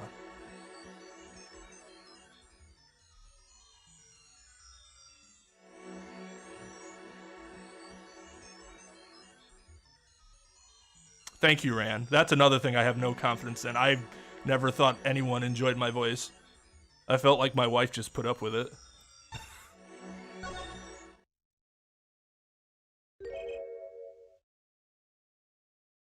Sorry, sir. Prisoner Kristoff Gavin is currently occupied. I see. You know when he'll be finished? Well... Could you go find out? Certainly, sir. Please wait here a moment. My apologies to the guard. There's something I need to see. What, this? There it is. The yellow envelope. And the sender is Drew Measham. I was right. Oh my god, he looks normal again! Man, monotone really does him well. Kind of.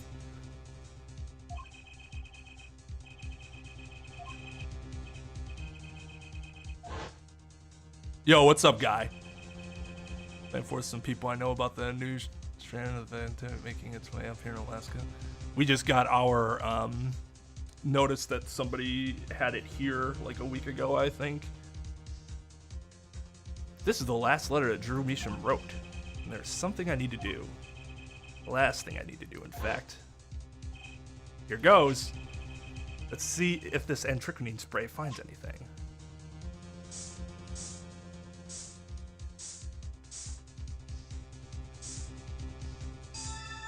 Ding!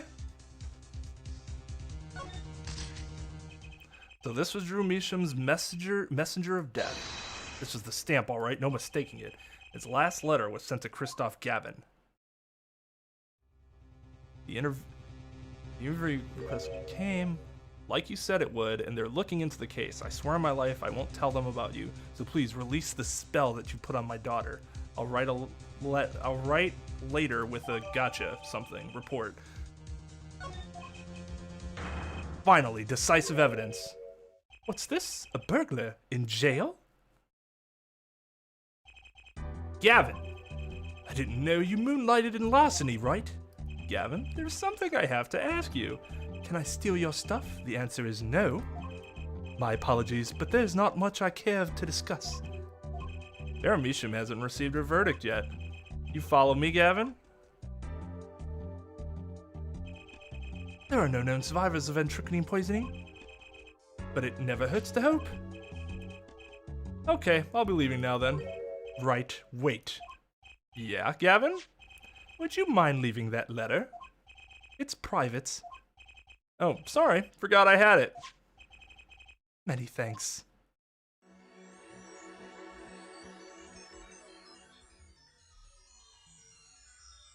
Well, that's something. Ah!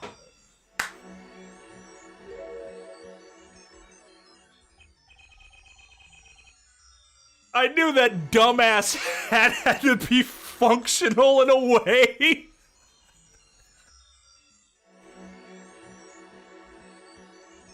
Oh my god, thank you.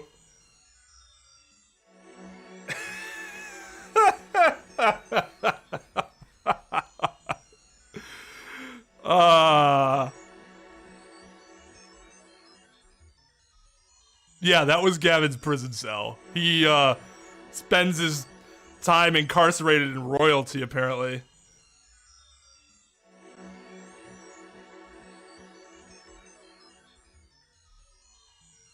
Oh, did you have TV at some point? That sucks. I don't think I knew that.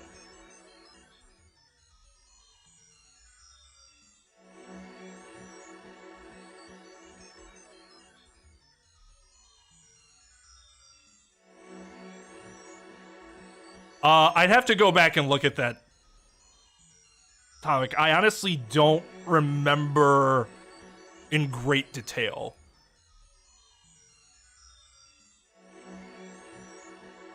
What the facts were. I'd have to go back and check.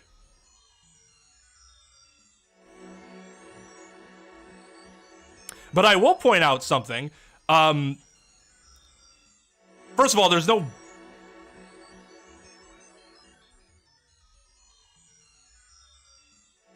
Not all states have manslaughter laws. So that kind of throws an onion in the ointment there. God, I'm Abe Simpson. What the fuck is wrong with me?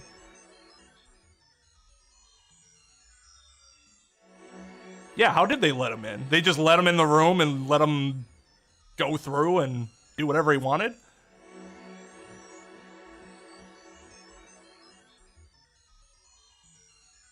Yeah, I think there's a balance that should be struck there, guy. Like, just, like, be cognizant of it, be cognizant of others, but don't let it consume your life. Because if it consumes your life, then you're not doing anything else, right? And that could really negatively affect you. You still have to be able to focus on other things. Off with his head. Phoenix. Hobo Phoenix is best Phoenix.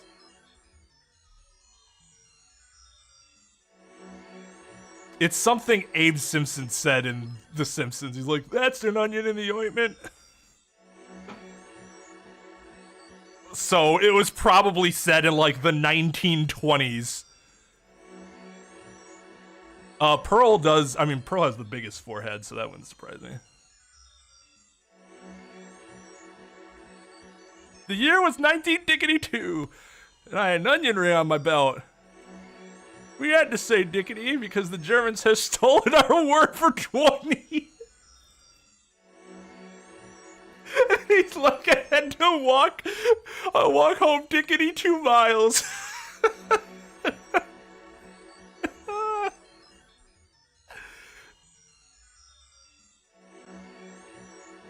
I don't know, because they don't give it to him until season 4, right? I don't think I ever knew the answer as to why they waited so long. You can call me Abraham Simpson. He had it written on his shoe or something, did he? We've now seen all the clues in this case. Clues I gathered over 7 long years. Now it is time. Every story has an ending. We've come to the final chapter, the final trial. Find the truth. You're the only ones who can. So he's talking to the jury, not to us? That's fucked up.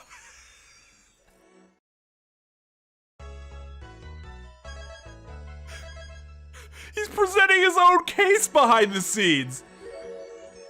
That's why ex parte communication is not really allowed. Welcome to court. 7 years, all leading to one verdict. A verdict which you must decide. Is the defendant Viramisham innocent or guilty? The courtroom doors are opening. The trial awaits. Are you ready to begin?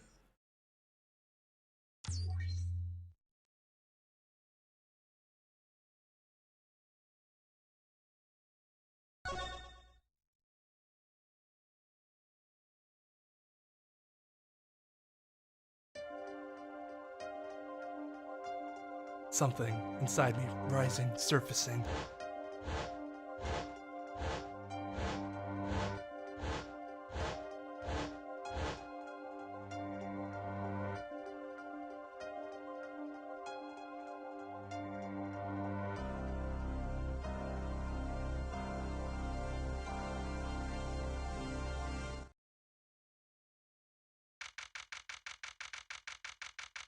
Oddly enough, I can do normal Phoenix, but not, well, besides the hair.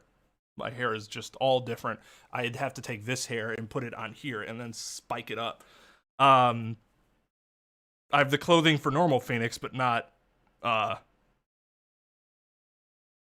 Phoenix.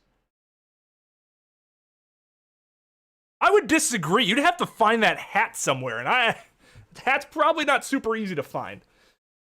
I actually thought this one was really easy. The vest was 20 bucks. You can find a tie like this in many places. I already had the white shirt.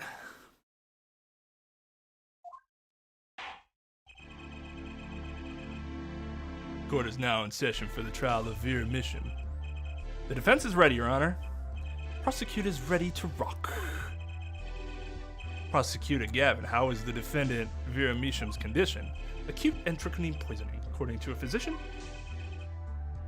she could die at any time. Thus, her absence from the courtroom today. He said it so casually. Thus, her absence.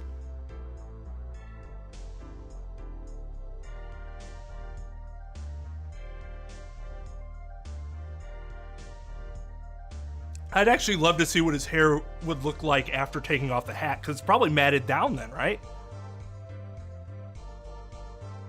I'd like to see you cosplay Pearl channeling Manfred.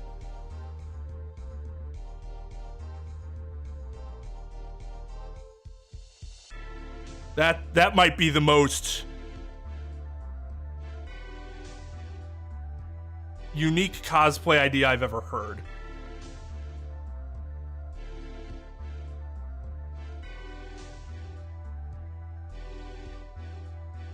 Yeah, break his guitar and all of a sudden he's a madman.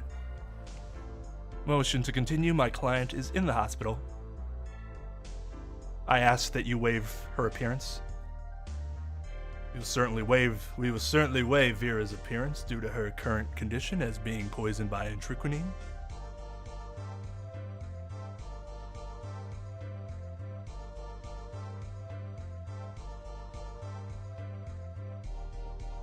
See if anybody tried what? The hat? I know people have.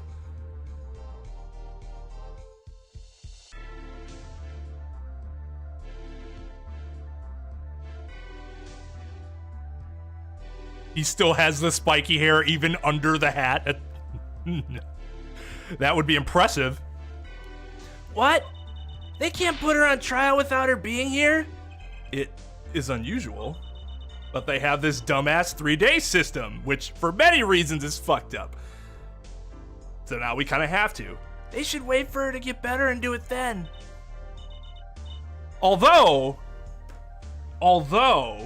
they said they have a 3-day system. Did they ever mention whether the trial had to be completed within 3 days, or you are only allowed 3 days of trial? Because those are two very different things.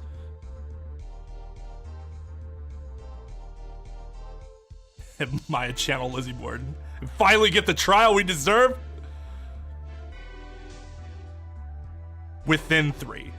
Yes, that's a big difference. If you're allowed 3 days of trial, then they could have waited and should have waited.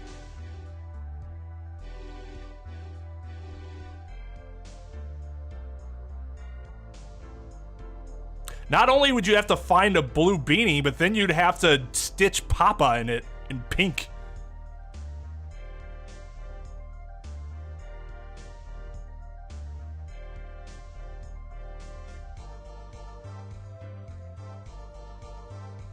Oh, come on. If they're gonna go through the trouble of having Manfred channeled by Maya, then they gotta create that character.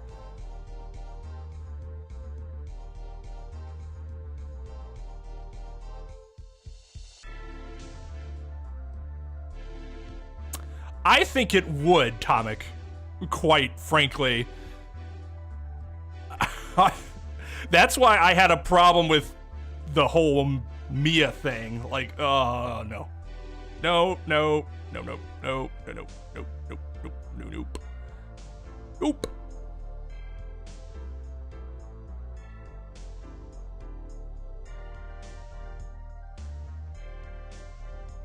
Hey, to be fair, I hear him sing every day, even though he's in the afterlife. We don't even need it. He will live on forever in my heart.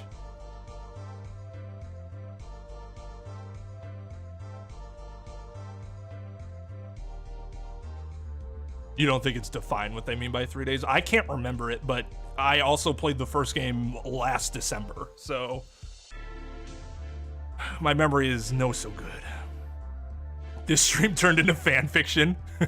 It was eventually gonna happen, right? I think the only surprise is that it took 4 games for it to happen.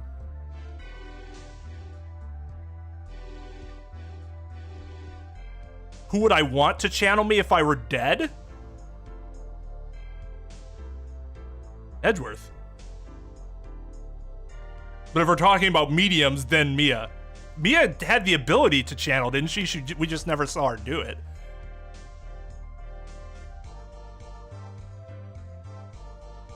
I don't know. It just wouldn't make sense. They probably wouldn't allow that much evidence, which is also bullshit. Right. Yeah. No, the 3-day system is like purely just something they did in this game to like amplify the satire and to make it practical for the gamers to be able to do it, right?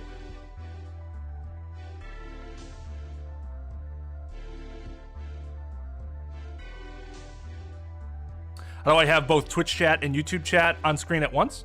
So Restream has its own chat client that I can put up here, and in the feed it gives me both YouTube and Twitch. So then on OBS, I can simply add it as a browser source because it has its own URL, and then make the background transparent, and then move it onto the box that I made. The URL just shows what I'm seeing here in my window.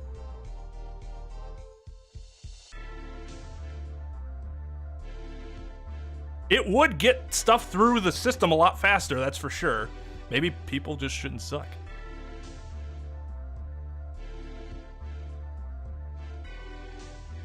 Yeah, there's one on Etsy. My friend Ren had actually sent me a link for that when we first saw Phoenix, and I said, hey, somebody find one I can receive.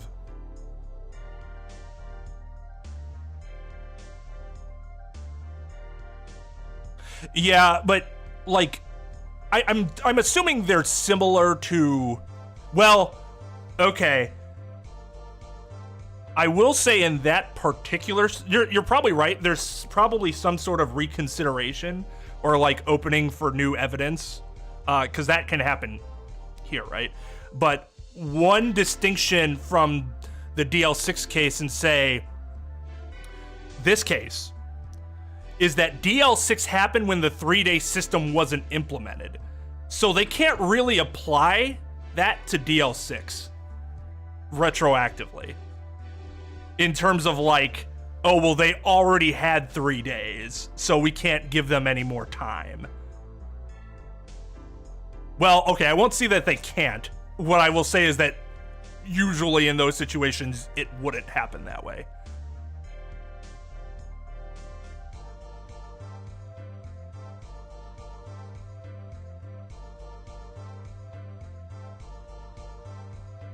Well, yeah, you said any Ace Attorney character. I just assumed they could all be alive at whatever time I choose. All right, have a good night, Beth. Take it easy. It's so bureaucratic of them. That's being a little harsh. They can't delay the trial any longer, or they could risk having no one left to try. Trial without a verdict can only cause grief.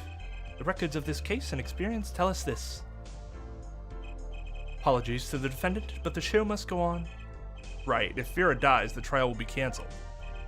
I'm not going to let that happen. Mr. Wright told me everything that's been going on behind this curtain all these years. I'm going to get Vera her innocent verdict while there's still time. Very well. Your opening statement, Prosecutor Gavin. Prosecution's case is unchanged by recent events. Why did Vera Misham succumb to poison? Because she couldn't live with the guilt of what she'd done. That is ridiculous, wild speculation. But Vera was poisoned with antriquinine, the exact same poison that took her father's life. What better confession could you ask for? Are you fucking kidding me? This might be one of the worst arguments Claver's made. Being the killer, she would have had access to the poison. Significant, since it's rather hard to come by. That is true. Right.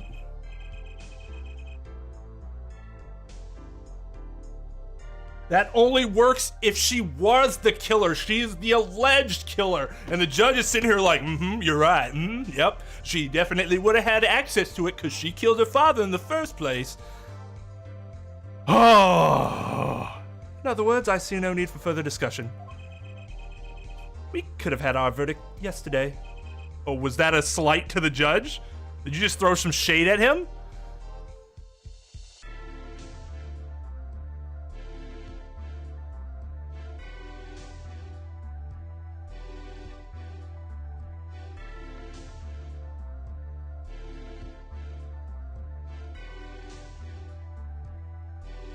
What would happen if someone's revived while being channeled? When they stay in the... Oh my god. I don't even want to think about that.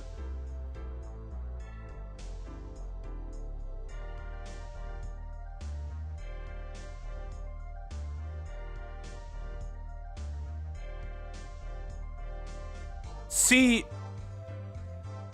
Yeah, Nick's right. Like, if he does that, why wouldn't we all be able to do that? Like, that's such a... Oh my god. That would be still, whew. Our whole system would have to be different for that to be like acceptable.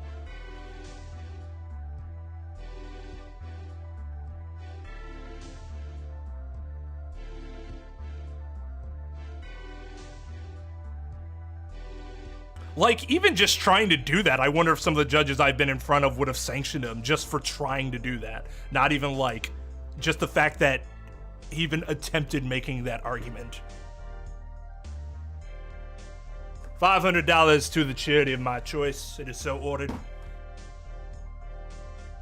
Well, Mr. Justice, if you have no objections, I see no reason to postpone the verdict. We're back to old judge again. Oh, 55 likes. No, I don't think I gave out the bonus for that.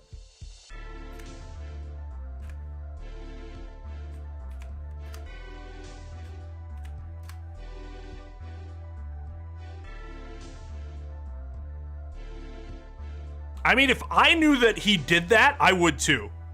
Be so easy. So I don't blame Clavier. I'm just Clavier. I just pointing out that his argument is stupid.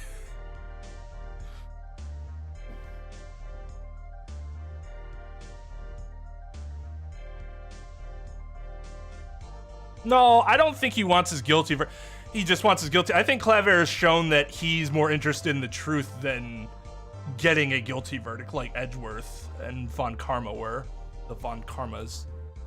What we need to worry about is the verdict, but the trial itself. The defense holds that Vera Misham is the victim, not the killer. If that's so, then you have to prove something.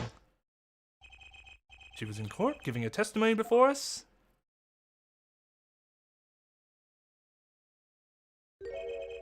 Man, if she fell straight back like that, how is she not how'd she not bust her head on the court floor? How do you propose her killer poisoned her? Oh, and incidentally, it would be nice if you told us who her mystery killer was. Prosecution's objection is sustained. I ask the defense to prove its claims to this court. Tell us how Vera Misham was poisoned. We've got two things to prove here. Who did it and how? Which to hit first? Fucking... How did the killer poison Vera Misham? I'll focus first on the method used. Any comments before we begin, Prosecutor Gavin? Not a bottle or container of the poison was found on the defendant's body. I see. So the vector of poisoning is unknown. Is the defense prepared to prove how the poison reached Vera Misham? Yes, Your Honor. Very well. What method was used to poison Vera Misham?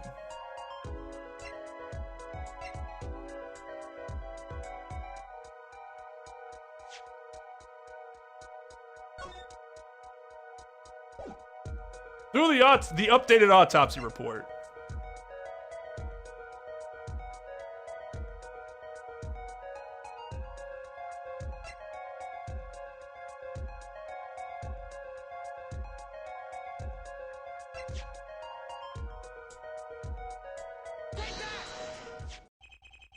What's this? Ma, what a beautiful bottle. I'd like to give whoever designed that a hand. Okay.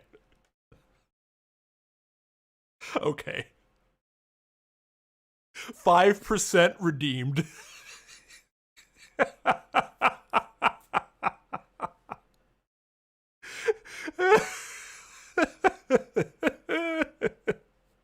Five percent redeemed. That was good. That was good. Is that nail polish? It's colorless. Ah, something the matter?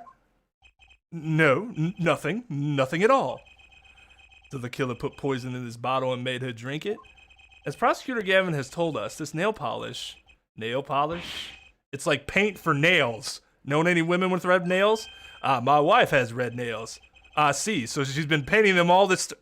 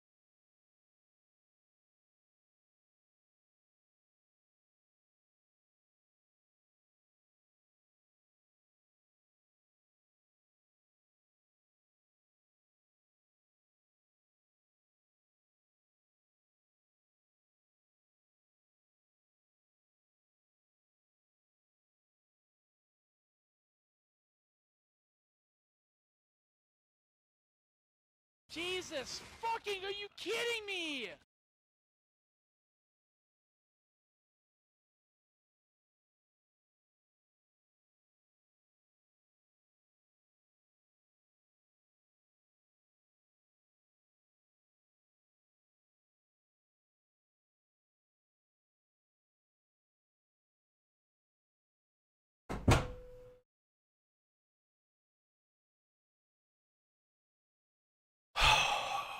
I was hoping I didn't not have to resort to this tonight, but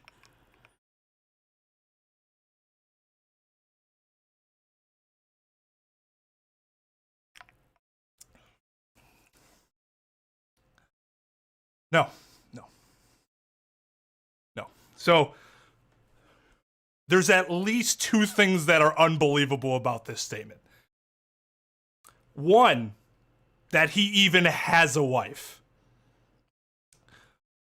I suppose a pathologically controlling person would probably see him as the perfect mate, I guess. Because he just believed everything she told him, and she could make him do anything.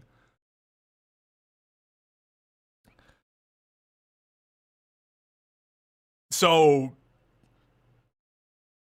while in normal circumstances, he should by no rights be married, I am saying that somebody that has some mental disabilities that causes them to feel a need to absolutely control everything in their life would find him attractive. Secondly, that apparently he believes that people can just have different nail colors. And not only that, but I'm guessing he's seen mostly females with different nail colors, at least more so than males, and that it's a predominantly female thing.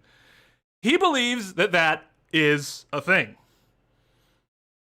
Also, impressively, apparently she has, at least not that he's ever noticed, never not had her nails painted red around him for however long they've been together.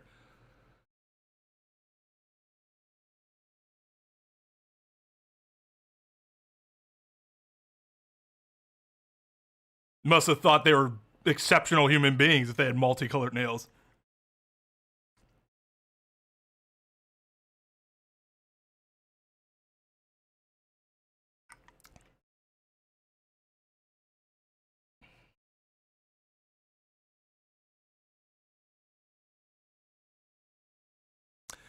Sure, he'd have grandchildren. What I would have believed is if he had said my ex-wife. That would make sense to me. Somebody thinks they're getting, a good bargain of a husband. I mean, he's a judge, for God's sakes. And then she ends up marrying him, and she's like, not what I was expecting. Yes. Yes, of course. My girlfriend, Talia Hawthorne. Yeah. She told me she was reformed, and she's just so pleasant. Oh my God, that's funny.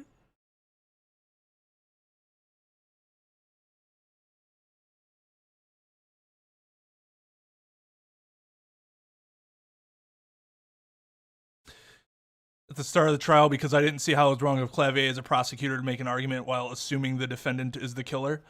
Oh, you mean at the beginning of the trial today?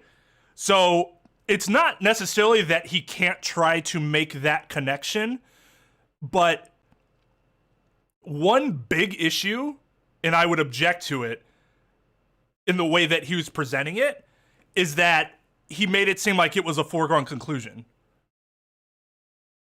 If she, the alleged killer, turns out to be the actual killer, then you could infer the possibility that it would have been not too difficult for her to obtain that poison, right? She's not a convicted murderer. You can't treat her as though she's a convicted murderer yet. That sort of, and that's especially important in jury trials, because that sort of mental manipulation can simply sway somebody to think one way, even though like they're not supposed to have concluded that yet, just by the way you're present. Not even that your argument's strong, just that you keep referring to them as the killer, when in fact they have not been proven to be so.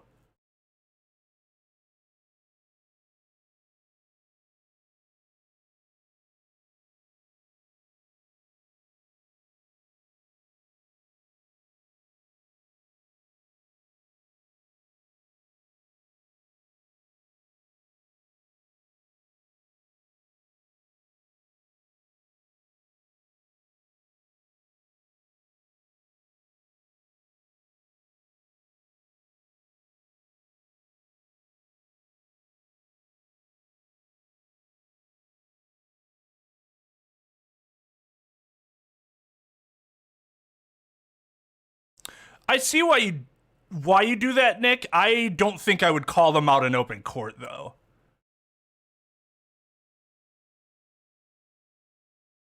Like, that would just be my thing.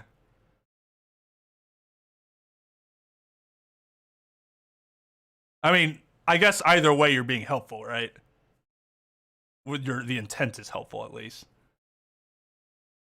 Judges' usual work hours? Well, I mean, they're generally in the courtroom, like in the courthouse, from 8:30 to like 4:35. So their hours are actually away from home are actually pretty reasonable. Some will take their work home, obviously, and do more work at home. That happens frequently. But in terms of how long they're gone out of the house at their job, just a pretty standard 8 to 9 hours, really, at least from the judges I've known. I'm sure there are some that could stay longer, but I don't know any judges that have stayed longer consistently, at least.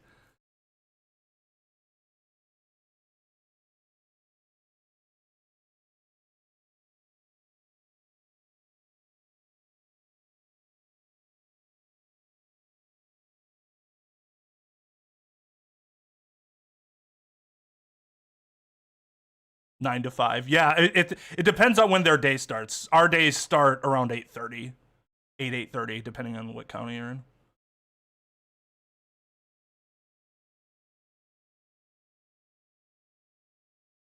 Some people really like the idea of jury duty. You seen Stanley from The Office?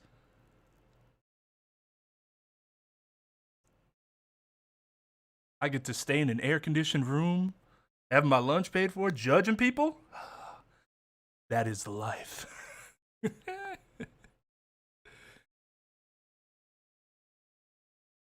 I think we're going to get into how she obtained it. We just had to show that how it happened in the first place.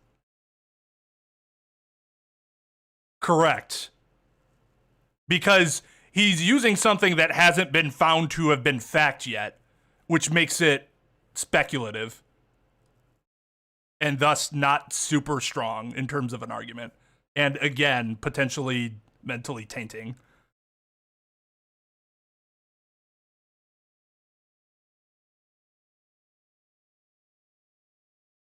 Oh, God.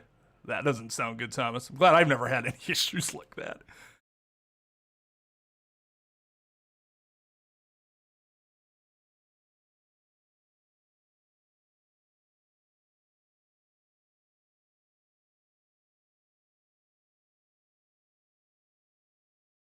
Oh yeah, yeah. So that's what I would do. Take him on a sidebar.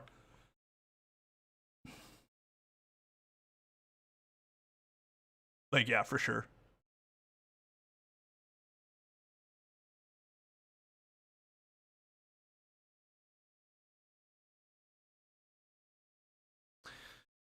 Okay, we gotta keep going.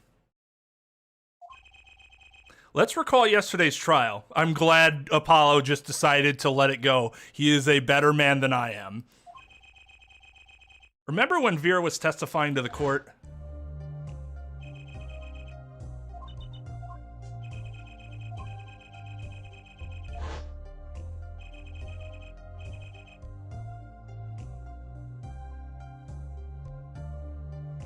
Sidebars are not recorded, no.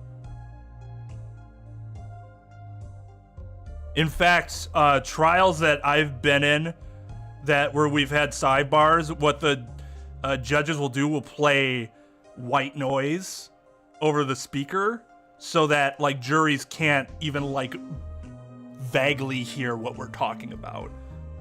It's supposed to be something that's just in between the parties that are talking about it.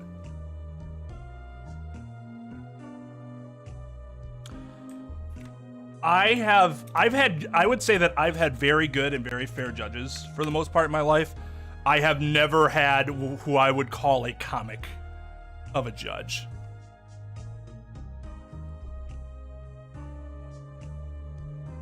/ commissioner.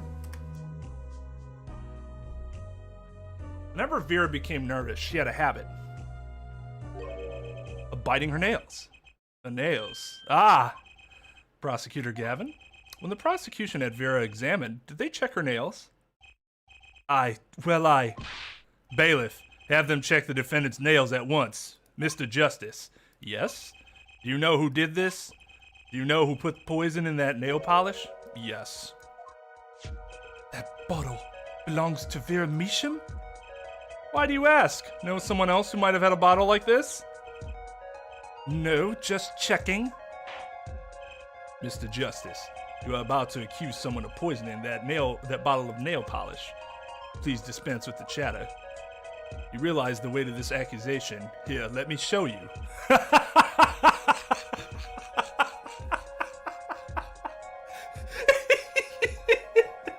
Yeah, let me show you on your health bar exactly what will happen if you are incorrect.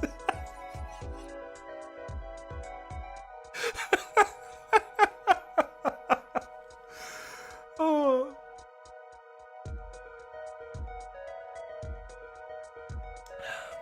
And some of them can be mean.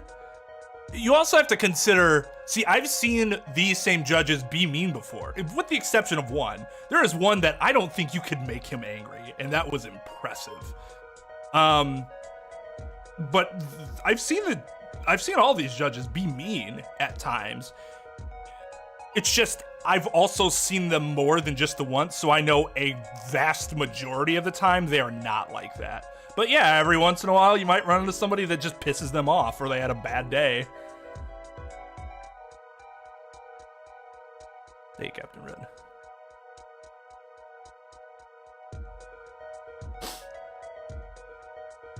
Yeah, I don't think I've been in front of a judge that was under the age of 50. If I was, then I've been in front of court commissioners that were under the age of 50, but not a judge. If it turned out, oh no, wait, no, yes I have. The chief judge is not 50. She's younger. So yeah, I guess I have just the one. She's fantastic.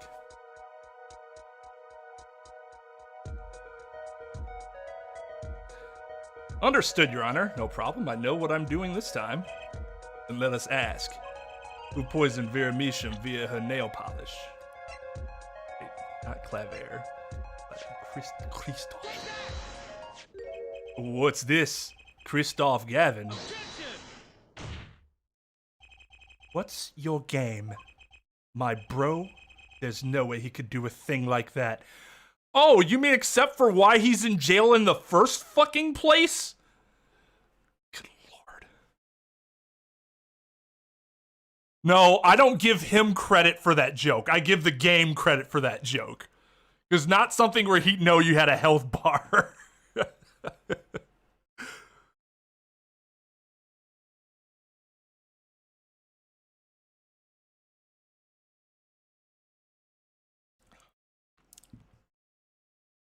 Speeding tickets? Yeah, you'd see that. I've seen attorneys make jokes. I've seen the judges laugh. I've never seen a judge or hearing officer or court commissioner really do that themselves. I've been known to make a few jokes just to lighten the mood a little bit, if we were all on the same page at least. During tense situations, I wanted to remain tense.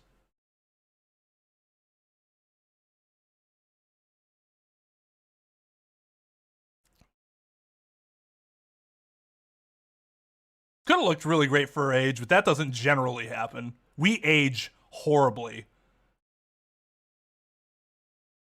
Blood is thicker than water. True story.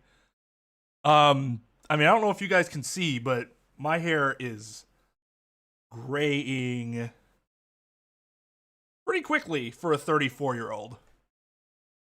Now, I don't complain about it for two reasons. One, professionally, apparently it's great. As an attorney, don't dye your hair, because the grayer your hair is, there's a direct correlation between your hair graying and your income increasing. because people see that as a form of experience, or as a result of experience, indicator of experience. The other reason I can't complain is because I still have hair, and that's not something I'm ever going to take for granted.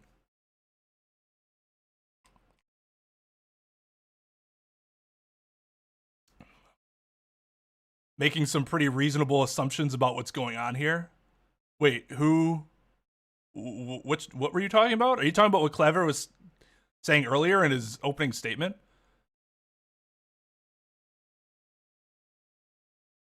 It's the most the judge has ever taken out of your health bar at work. Not much. I've not very often gotten scolded by a judge. Trying to think. I can think of 2 times, and one of them wasn't. One of them was like I would qualify it, but I guess it barely qualifies. The other one, I'd say,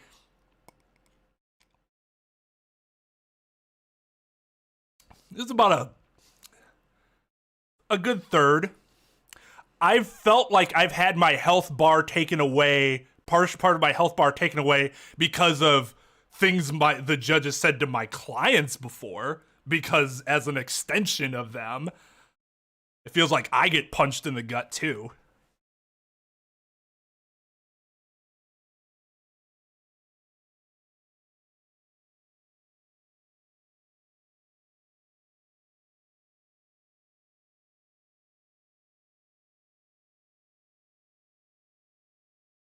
Just cosplay Dante, lol. Yeah, there you go. Why not dye your hair gray then? That's a good question. Because I think it would be a little too unbelievable, because I still look relatively young otherwise.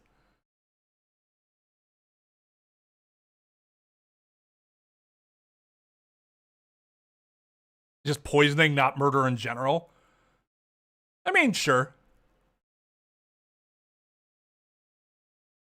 I mean, it's his brother, too. Like, I get why he says that. I just think it's funny that he says that. Why did I choose law in the first place? Because I tried to organize all the things that I was good at after determining that I didn't want to be a psychiatrist and then not a psychologist. I tried to put everything I was good at together and come up with a profession, and that ended up being law. You should know that better than anyone else. Indeed. He's behind bars. That doesn't preclude somebody from murdering another person. Haven't you heard of mob bosses getting people killed while in prison? I know. However, that doesn't mean it was impossible to do what he did. What? Ask yourself when he put the poison in the bottle. Could have been yesterday. Could have been a month ago. Maybe it was a year ago. Or perhaps it was 7 years ago. But Kristoff Gavin had no motive for killing this poor girl. It's simply inconceivable. Prosecutor Gavin doesn't seem to think so. That face tells me one thing. Kristoff Gavin's own younger brother doesn't find it inconceivable at all. Well, Prosecutor Gavin, if you feel there's a clear and pressing need, then we may have to summon Kristoff Gavin from jail as a special witness. Fine. I've known for some time that an impenetrable darkness lurked at the bottom of this. Darkness that has swallowed even myself. Okay, the defense's wish is granted. Let Kristoff Gavin take the stand. I mean, to be fair, KY basically lost his hair at 21. So having a really good friend that had lost his hair so early definitely helped me gain an appreciation for having hair, even if it's graying. Get plastic surgery. Oh, for added to make myself look older.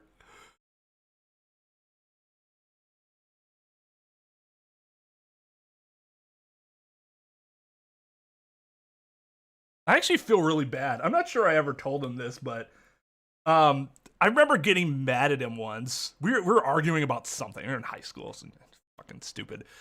I don't even remember what it was about. Probably like Slipknot or some shit. And I remember being like, we started throwing like the your mama jokes, sort of. Not actually your mama jokes, but that's something that people in school do. They start throwing those insults around at each other. And one of the insults I threw at him was, oh, at least my hair isn't fucking thinning at the age of 17 or whatever it was.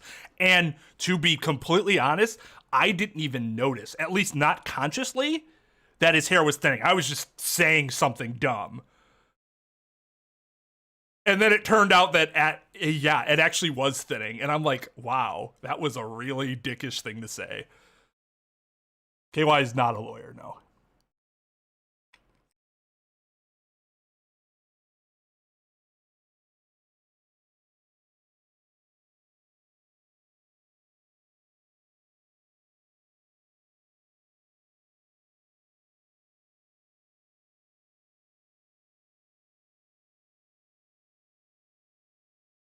My wife used to pluck my gray hairs, dog.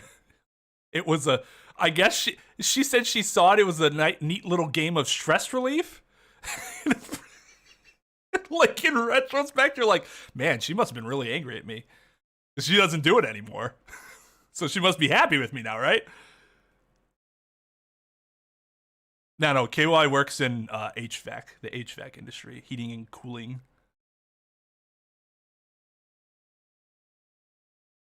Yeah, exactly. Like their attorney's badge having more wear on it.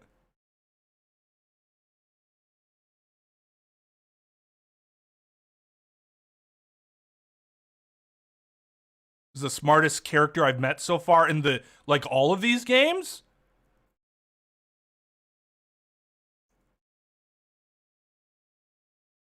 Smartest character I've met in the game so far is Beanix.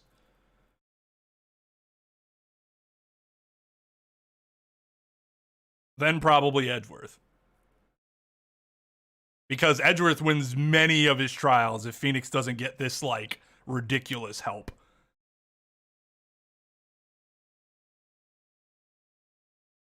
They are very different from modern anime, and that is something to, enjoy.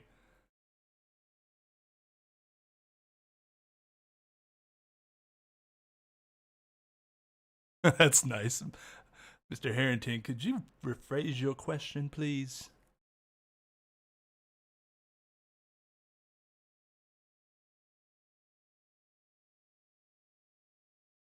Yeah, it's mostly a guy thing from the mother's side.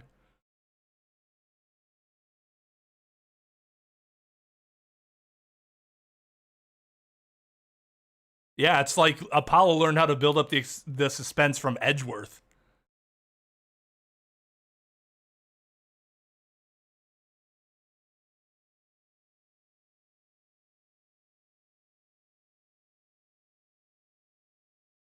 He's the Archer, and it's your every other character in Archer. Nice. Oh man, I want to finish Archer. Stopped watching when they did that whole like different settings thing. I will let him know, Sarah, and I agree. Some people look very good bald. I think he pulls off bald very well. I know I wouldn't be able to. I don't have the head for it. I feel like that is exactly what happened, Easy, because the gray hair grew faster then. It's like they were angry that they got pulled out. And revenge. That's actually a good point, Trep. Young Mia, because you don't really see her do much when she's older, right? A few years older or whatever. But young Mia's really good. Really good attorney.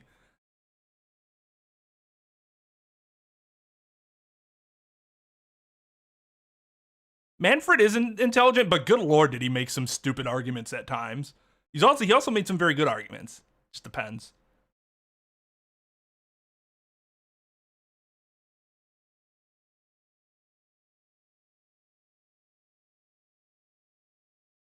Phrasing.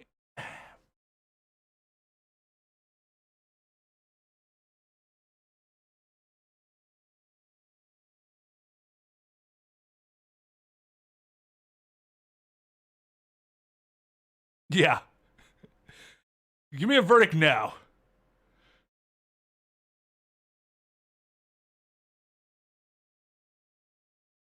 Yeah, well, like, just take when you get to be Edgeworth. Like, I mentioned several times, I'm just like, oh my god, what is this power that I feel? This power of competence. Oh my god. That's the most fun I had as a defense attorney in these games, was when we got to be Edgeworth. That was sick.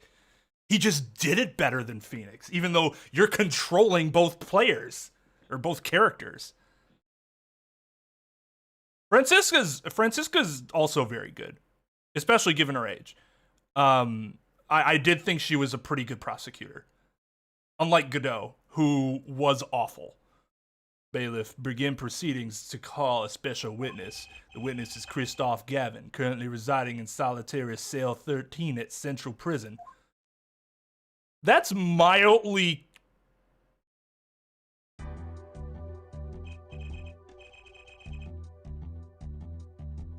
Generally, judges don't know exactly what cell someone is located in. That's kind of interesting.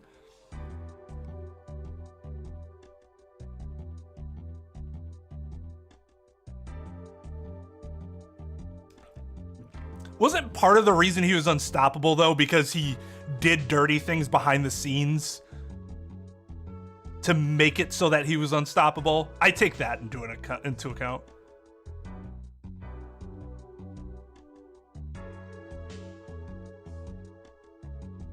No, I agree with that, Captain. He was probably just doing what he thought he needed to do based on what he knew about the judge or whatever and his own reputation. I'm just saying that we are then speculating as to how good he was in other trials. We can assume, but we don't really know. I can only go based on what I've seen and observed personally in these games in terms of their intelligence. I think Gumshoe is better than Emma as a detective. The problem with Emma is that I don't even think you're wrong. And some people like Gumshoe as like their favorite character, so I don't think anybody's gonna kill you for that. The problem with Emma is that Emma is very smart. Emma's one of the smartest people in these games, probably. But Emma does not like her job. And when you do not like your job and you are not into it, you will not do a great job in most circumstances because you don't feel any passion for it. You can tell she's there and she just doesn't want to be there. And if that's how you are most of the time at your job, you're probably not going to be very good at it.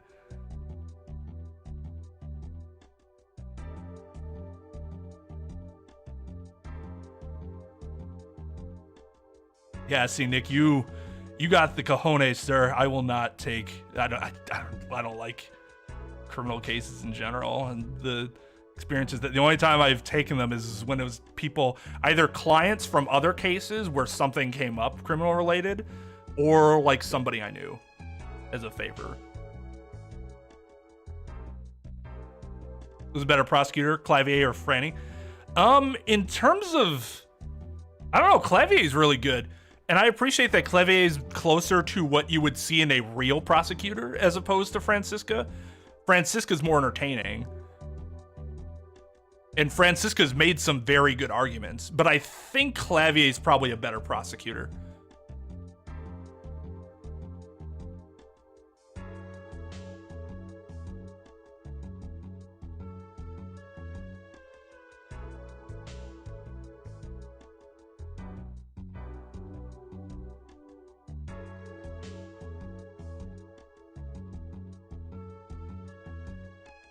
You mean he didn't do anything until he attacked us?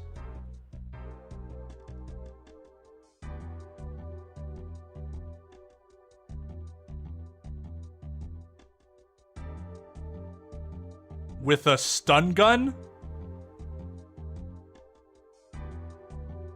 The judge brought that furniture himself. He knows all about it.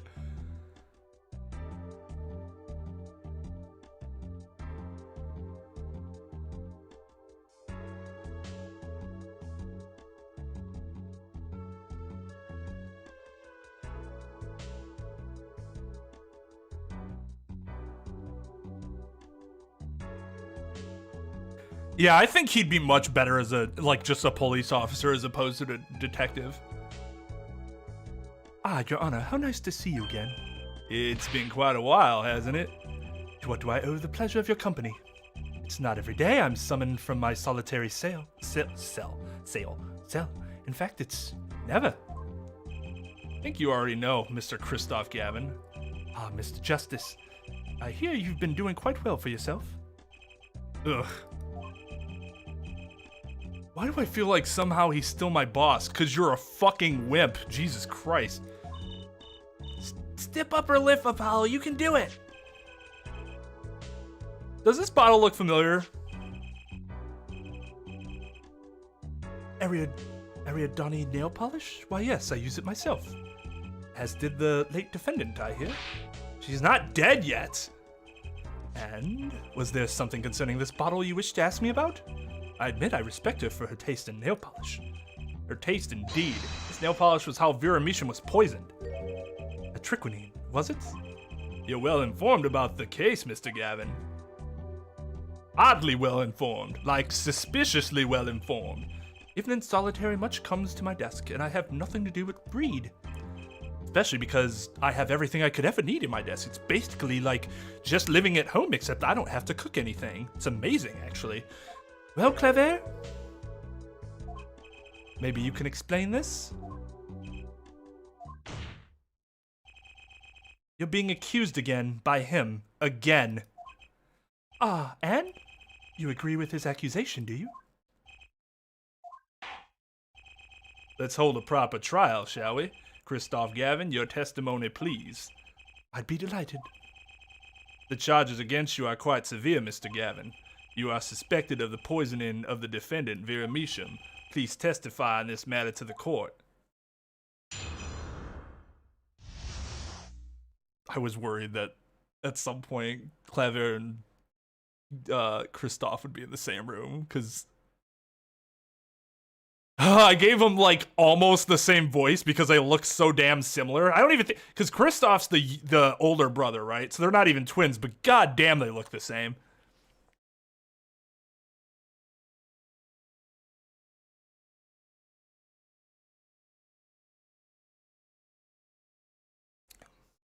It did. It did. His anime portrayal I thought was really interesting. Yeah, I mean, Gumshoe's still a beast. Like, for sure. Just don't think he's all that great of a detective. But he is still probably better than Emma. At least he tries.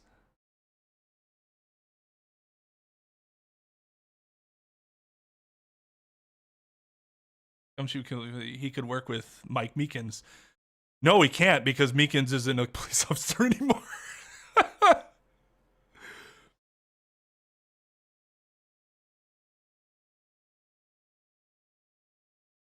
Between Phoenix and Apollo, who's the better lawyer?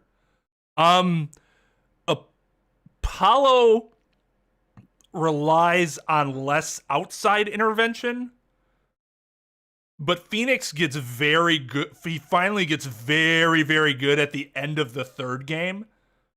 So, like, end of third game Phoenix is probably still better than Apollo here.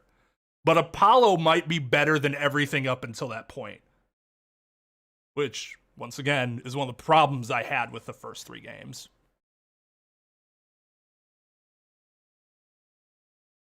See with the testimony before reading chat. I saw in the corner of my eye, you said, guys, please. So while I was like up, like I was reading further up, I was like, oh, I guess I'll just have to skip that block of text.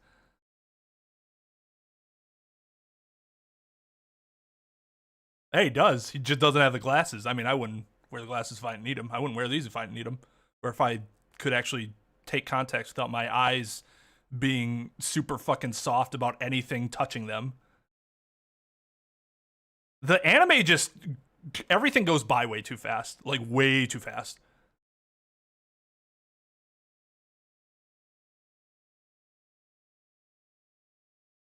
Are defense attorneys and prosecutors held to the same standards about how they do their job? You mean from like our higher authorities, like our Supreme Court and Bar Associate and State Bar? If so, yes. But remember, Private attorneys, outside of that, private attorneys and state prosecutors have different bosses. The state prosecutors have the government as their boss. Defense attorneys have private individuals as their boss. So, like, the bosses could hold them to different standards, but in terms of our, like, rules of ethics, yes, we're held to the same. What happened on Instagram, Chris?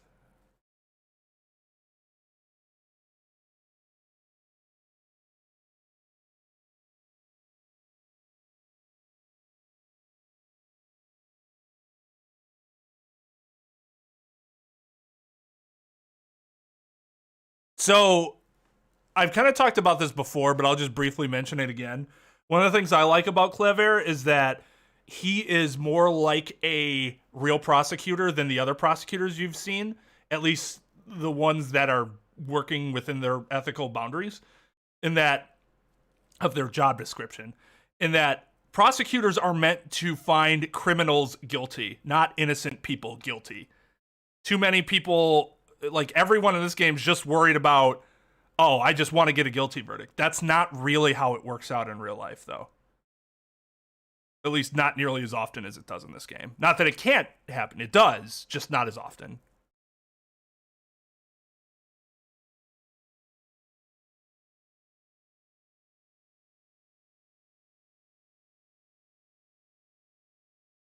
Yeah, and I haven't watched the second season yet, because I'd finished the first season before I started Trials and Tribulations.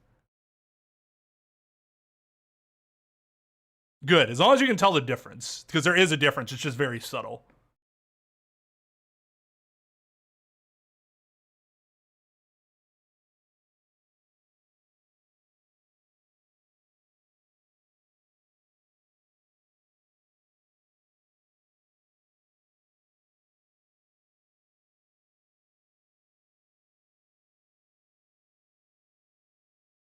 Right.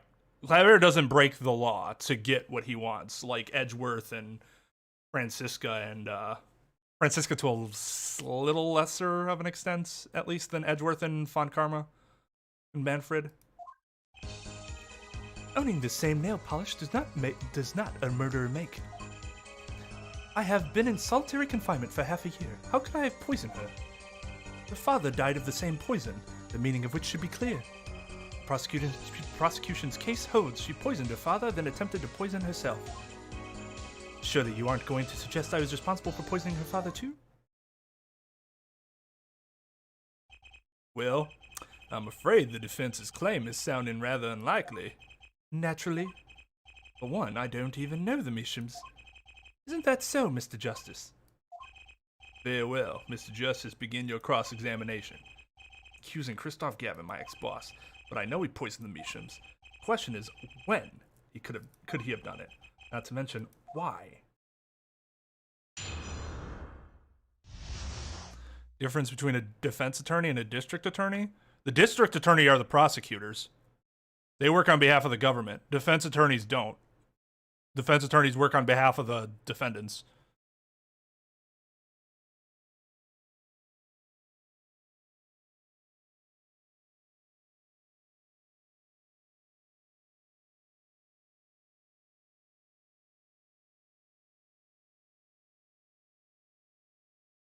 No, right, Captain. So no, not DAs. Us private attorneys. District attorneys are the prosecutors.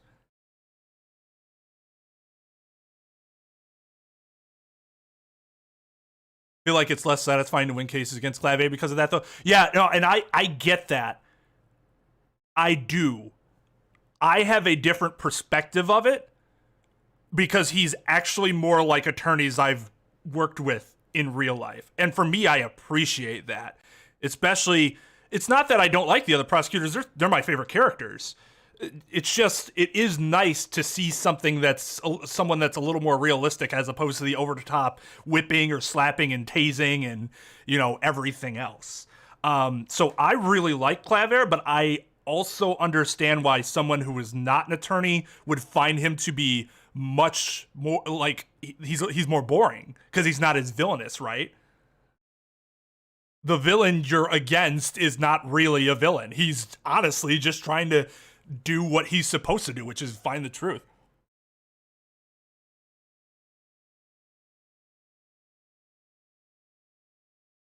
Well, right. We knew Edgeworth, at least as far as we knew, Edgeworth didn't do that to us, but we know he had done it, right?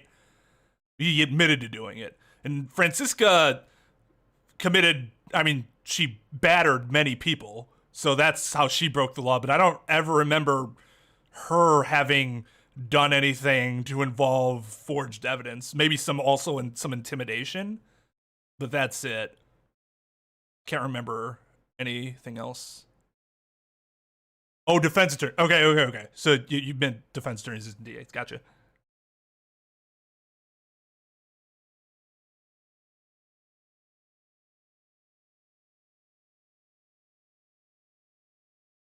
Oh, I thought he admitted to doing it to Phoenix at one point when he was talking about how he had lost his way.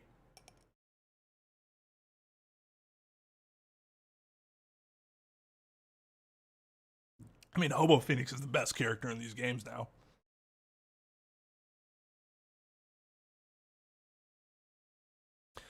Correct. Nick is right. We don't use the word prosecutor. We will generally refer to them by name, like attorney blank or counselor or opposing counsel. Like we generally just don't outright call them prosecutors.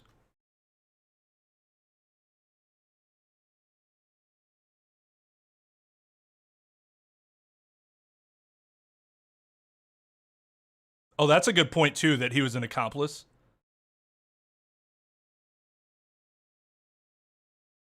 Even though he did do it without his knowledge.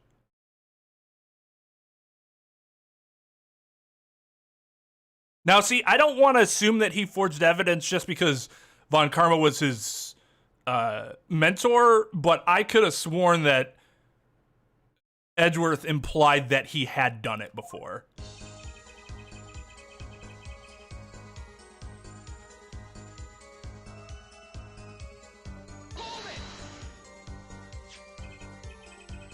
But it does a good villain make.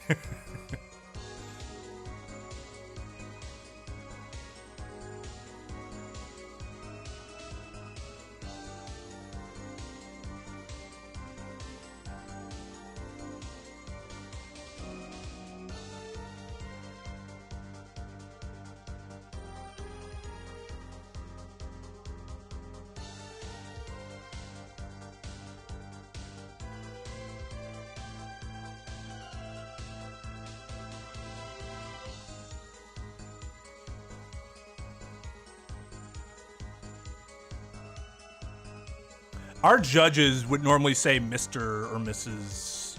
blank as opposed to attorney. It's just that's how the attorneys normally refer to each other.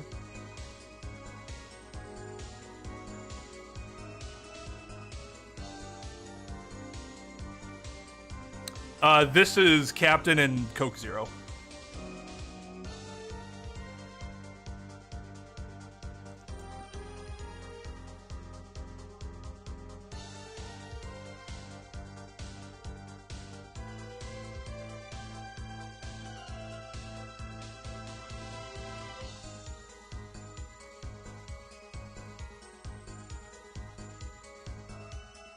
Yeah, exactly, Trep. What Thomas says is correct. Like, that is not smart lawyering. That's actually unethical lawyering.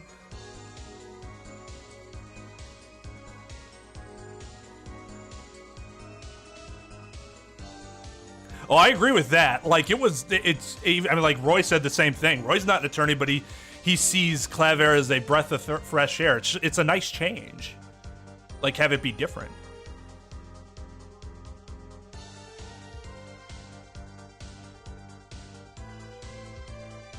So it was retconned in 1.5 because I thought the implication was in 1.4. Gotta watch that figure, absolutely. Coke Zero is it's nice. It actually tastes good. Diet Coke tastes like ass. Actually, no, ass tastes better than Coke Zero.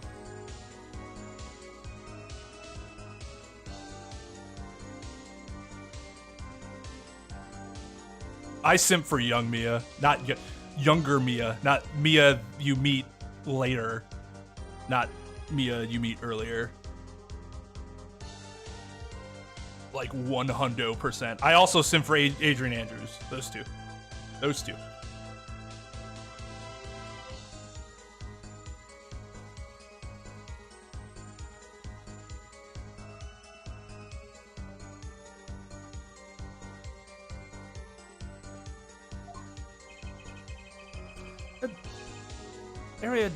Ariadne is a nail polish of the highest order. I think it's Ariadne, but I think Ariadne just sounds more avant-garde. Not only is it fabulously expensive, but is made in extremely limited quantities. And you and Vera just happen to use both use it? It can't be a coincidence. I'm guessing it's not a coincidence. Huh? It's simple. Ariadne is the best nail polish one can buy, correct? Then, if one wanted the best nail polish, one would buy it. That makes sense. Why, it's a bit like my feelings towards my brand name gavel here. And my silk top hat! Are we all done showing off our refined tastes? Please continue with your tasteful testimony.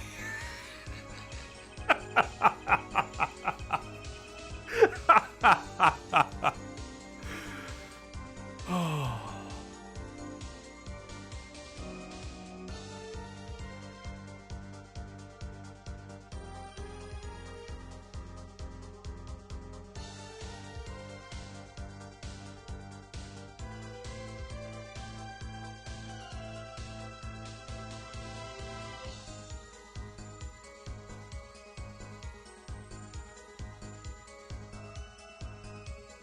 He does radiate that energy.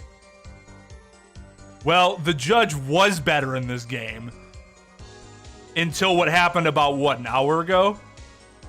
And then he went right back to being his normal idiot self.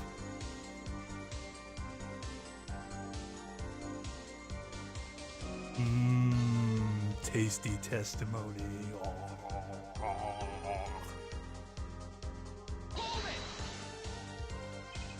Can't you still make contact with the outside world in solitary? Ah, so he had an accomplice on the outside? Is this your latest accusation? Maybe not. That's sort of inferring there, buddy. I'm allowed a certain modicum of letter writing. But the contents of those letters are closely checked. It would be extremely difficult to send a hit request. Prosecutor Gavin's on the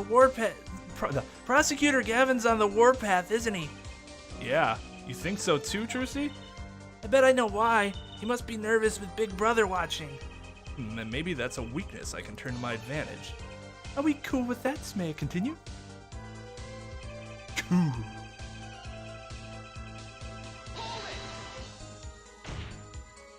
The defendant is not dead yet. There are no known cases of someone surviving antriquinine poisoning. You seem to know a lot about antriquinine. I know a lot about a lot of things, which is why I suggest we pick up the pace, or else you'll be short one defendant for what she's worth. The witness will refrain from speaking ill of the ill. My apologies, shall I continue? That was good. That was good.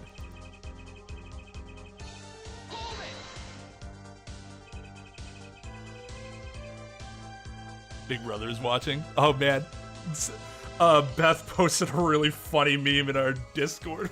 The FBI agent watching through the webcam. Oh god. Vera had no reason to want to commit suicide, and also, who would commit suicide by doing their nails? The answer's quite simple, basically. Allow me to explain, beginning with, why did she do it? The answer's quite simple. She couldn't live with her own guilt. Next, why did she use nail polish to poison herself? This, too, is simple. So she could die without doing something that she liked. Something that she liked?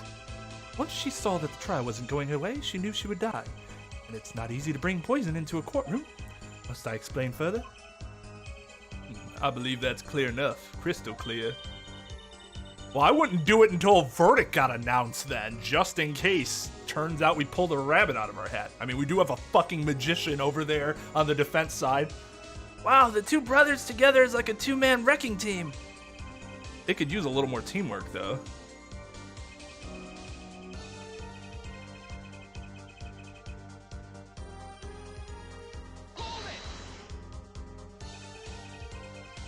Hate it when older siblings just talk over you.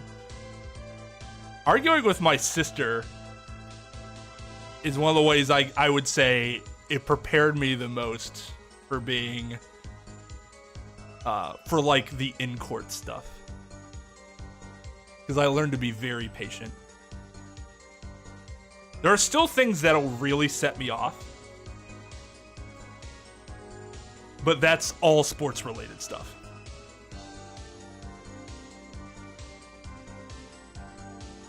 It's because I'm insanely passionate.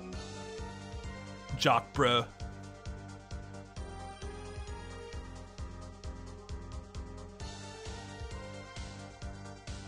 Both Vera and Mr. Measham were poisoned with antriquinine. That really can't be a coincidence. The defense is repeating fallacious statements based on conjecture. The prosecution requests concrete, unambiguous proof of the witness's crime. The objection sustained. It's a good objection. It's also hypocritical, because we know he's done the exact same goddamn thing. The defense will please present concrete proof. Does Prosecutor Gavin seem strange to you too? It's like he's all grown up. I think that's how prosecutors are supposed to be, actually. Though he is acting different than usual. I'll bet it has a lot to do with his brother Kristoff being in the room. Well, let's make this testimony count, Apollo. Right, quick and painless. A bracelet should do the trick. Okay, I'm questioning my ex-boss. His testimony seems watertight, but he's lying. I'm sure I'll be able to see something, as long as I focus.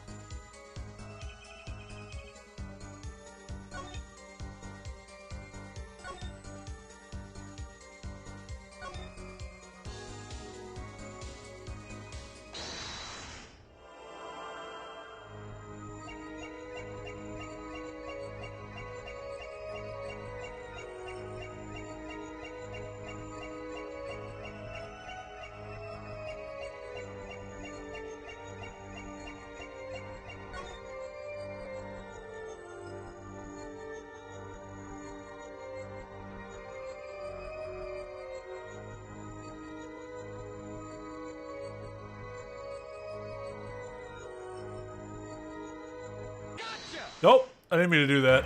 Fuck.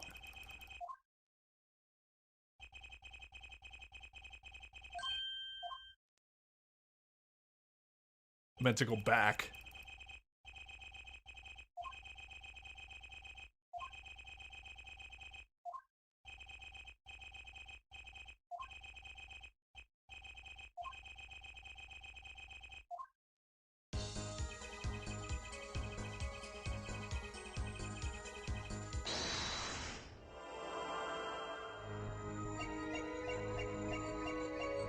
Come on, come on, come on, come on.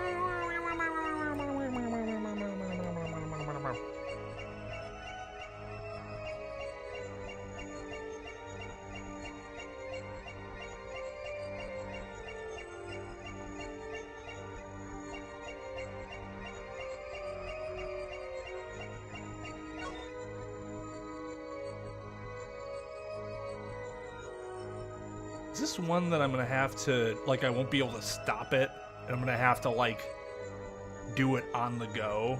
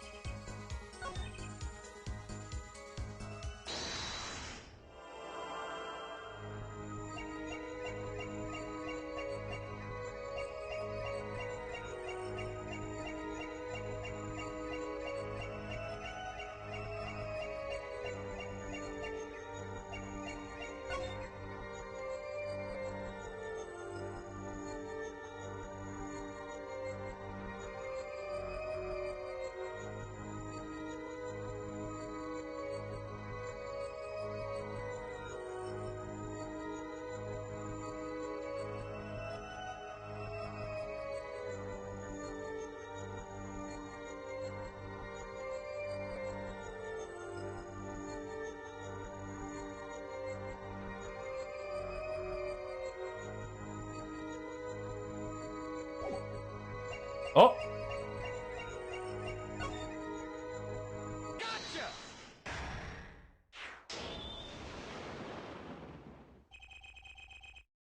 It was you who killed Drew Measham. A bluff worthy of your new mentor, Mr. Wright. Oh, really? But you see, I saw it. Right when you said her father, too. Her hand tensed unnaturally, and a little devil appeared to give me the news. And let's assume, for the sake of argument, that you saw me being tense. What does that mean? Are all tense witnesses guilty? And tell me, was Drew Measham fond of nail polish, too? Sorry, but there's more than one way to poison a man. You don't need nail polish to get to someone's mouth. Ah. Then I must be very talented indeed.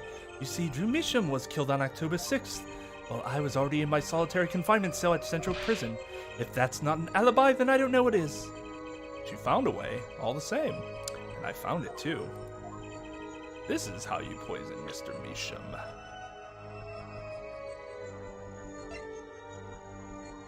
What do I show? This or this? Or do I show the letter?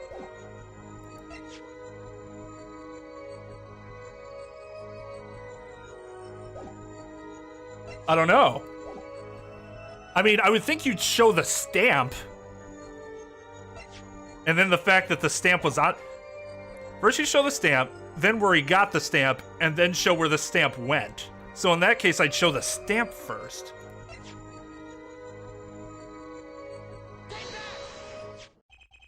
I'm sure this commemorative stamp requires no introduction. The night Mr. Measham died, he was seen writing a letter, and strychnine was found on this stamp, Mr. Gavin.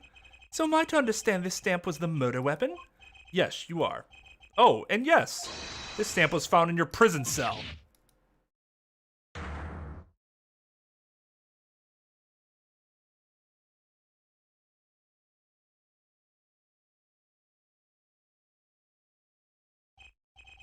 That is all, Your Honor. Order, order, order. Poison on the back of that stamp. After Drew Measham was killed, someone paid a visit to this witness's cell. Phoenix Wright. Daddy? That's when he found the stamp. You made Drew Measham write you a letter. That's how you killed him. What? My. You've upset my poor brother to the point of uselessness. Allow me to clarify this matter, Justice.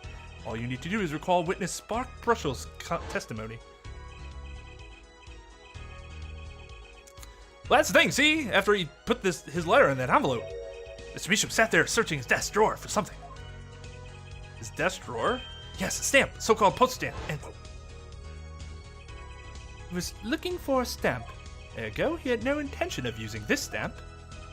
What are you getting at? What I'm arriving at is that this commemorative stamp was in a frame.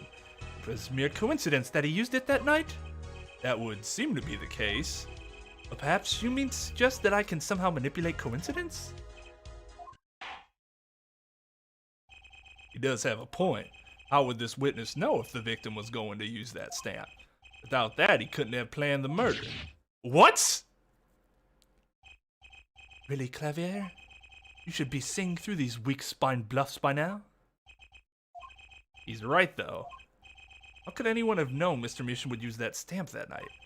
Least of all, Kristoff Gavin, locked away in his cell.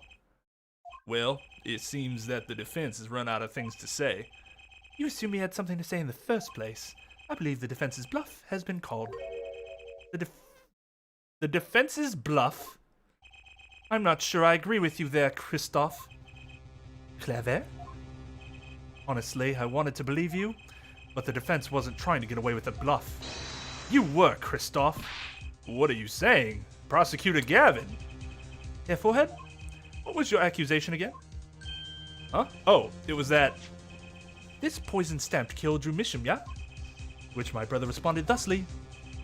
There was no way to know when Measham would use the stamp. Yeah, that's right, which is why it couldn't have been planned. Tell me, it needs to be planned? Why? Why couldn't it have been a coincidence? The defense's case is simply that Drew Measham died by that stamp, that's all. Coincidence. Kristoff, you tried to slip cut. Kristoff, you tried to slip out from under his accusation by changing the subject. Deflection. If that's not bluffing, what is it? What are you up to, Clavier? I could ask you the same question, Kristoff. I silenced the defense with the fewest words possible. It's called efficiency. But Mr. Gavin, that's an impermissible testimony. Very well, I shall take his claim head on then. Justice? What? You accuse me of Drew Misham's murder, yes? Then allow me to ask you, what possible reason could I have to kill a painter? Follow motive. He's talking about motive. Yes, I'm not deaf, Trucy. Indeed. It's hard to see how an attorney could come to want to kill a painter. Now here's something. Why didn't he bring up the motive from the very beginning? Unless he was afraid it was a battle he might lose. So what does it mean? It means there might be a weak spot. Maybe I have some evidence to prove a motive.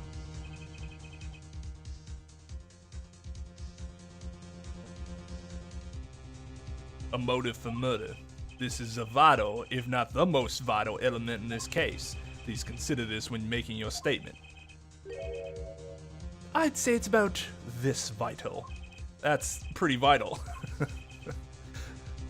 Well, Mr. Justice, would you like to save your game now? I mean, we already broke the fourth wall twice here. Might as well say that now. Yo, what's up, Final?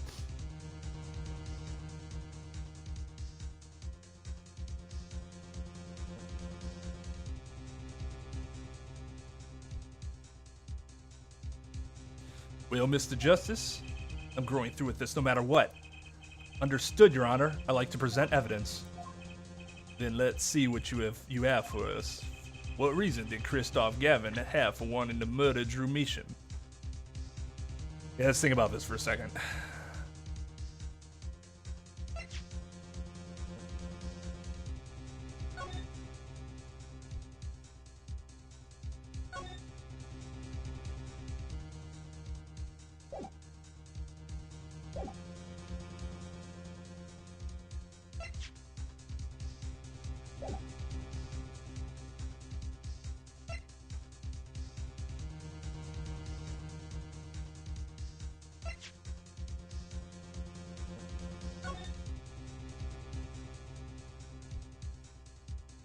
Oh, do we not get to see the letter?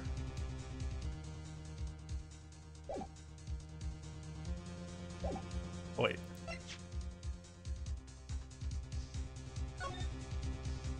No.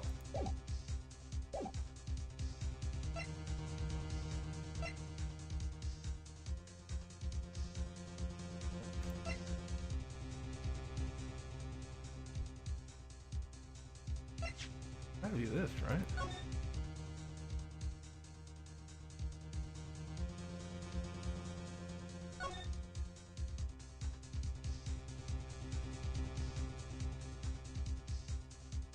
Well, I guess that's not the motive?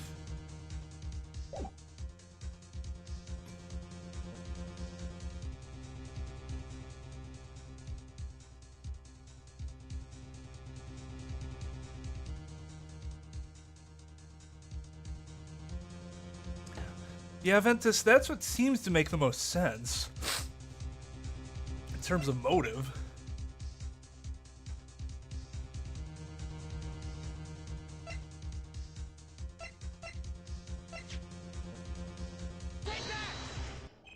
Kristoff Gavin's motive becomes clear when we consider why the stamp came to Drew Misham's studio in the first place. And why was that? Forgery, Your Honor. Go back 7 years. Drew Misham accepts his first job creating forged evidence. I've seen that before. A page from a diary, was it? Magnific Gramarye's diary. When attorney Phoenix Wright lost his badge, yes? This was the evidence he presented to his loss. This evidence is a fake, yes. But did Mr. Wright request the forgery be made? That was never proven. The defense attorney on that case was Phoenix Wright. Who other than him, drunk with the prospect of victory, could have done it? And why would they? Just out of curiosity, you remember this letter? This is the first page. And this is the second. Those were presented in court yesterday.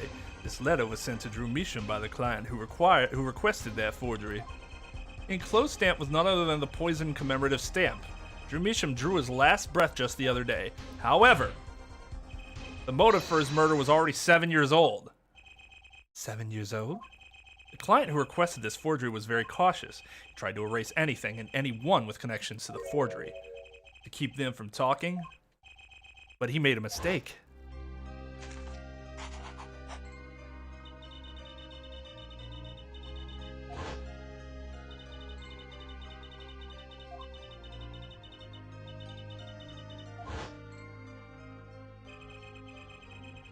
The killer's time bomb was delayed.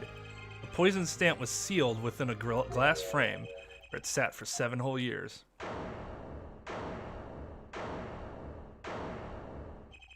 Yeah, forehead? Do you understand what you're telling us?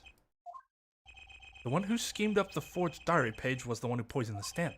It was Phoenix Wright who presented the forged evidence 7 years ago. Adding the two statements together, the one who schemed to kill Drew Measham is none other than Phoenix Wright. Sorry, but that's not how this is going to go down. Oh, then how will it go down? I checked through the records on that case when I found this. 7 years ago, just before the trial began,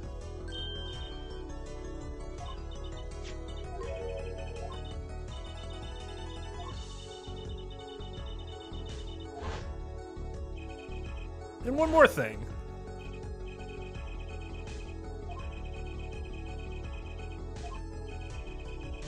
Wiggly wiggly white.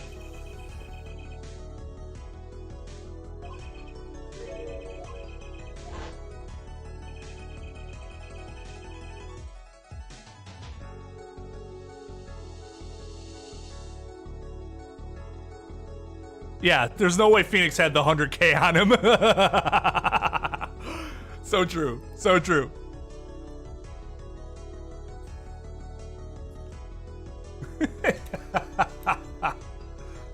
Oh, did I give out for 60? I think I did.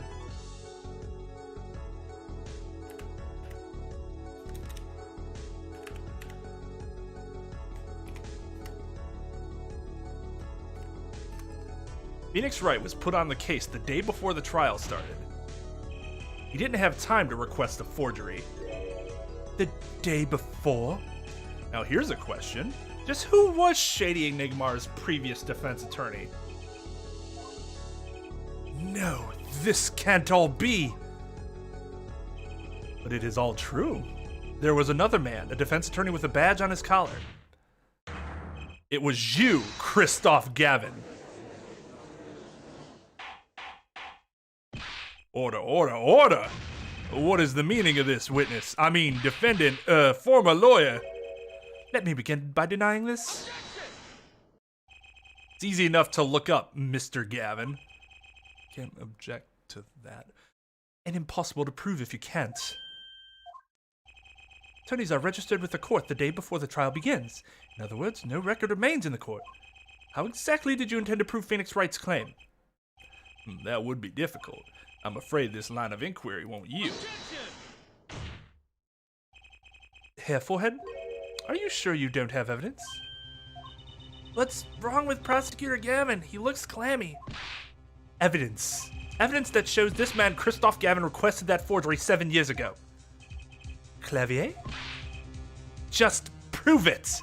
Clear up these doubts now or I swear I'm off this case. Oh, wow. You must have thought of some evidence, Apollo. Prosecutor Gavin looks like he's in physical pain, that darkness. I have to pull that darkness out of him, and proof is the only way I can. What proves Kristoff Gavin's link to Drew Measham? Well, Mr. Justice, you claim Kristoff Gavin requested a forgery of Drew Measham 7 years ago. Prove it. It can be proven.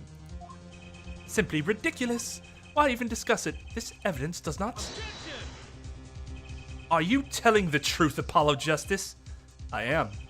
Then, I say we give him the benefit of the doubt. Very well, but if you're wrong about this, be prepared for a penalty.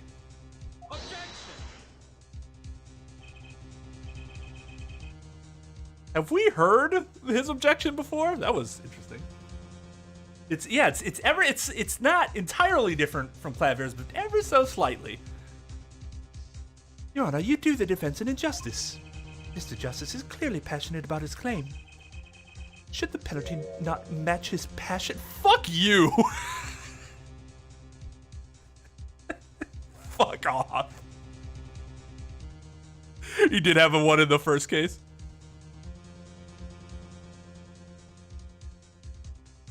Yeah, no, I actually feel really bad for Claver here. Like, he was already kind of a sympathetic character just for the fact that he'd lose cases because he was more worried about the truth than winning.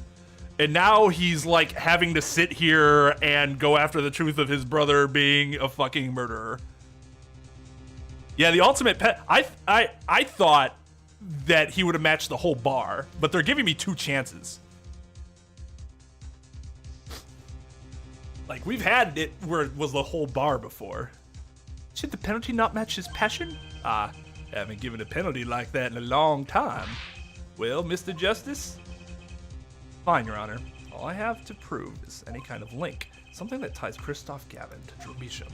And I have something that clearly does the job. But I'm going to say first. Just in case we get fucked up.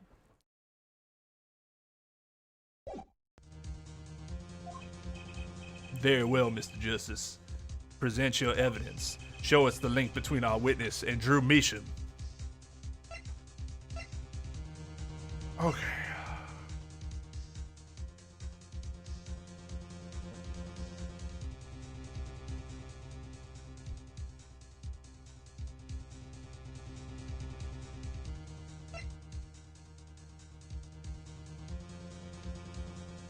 Just go through these one by one.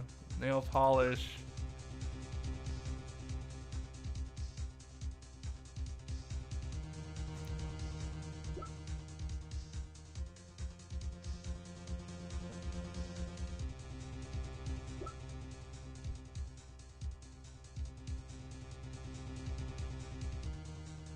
Wait, was there something on the back of here? No. Okay.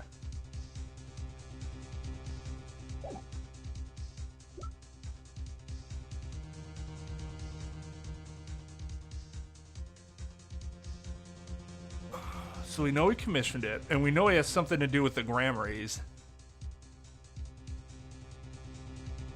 I talked to Vera about the Gramaryes.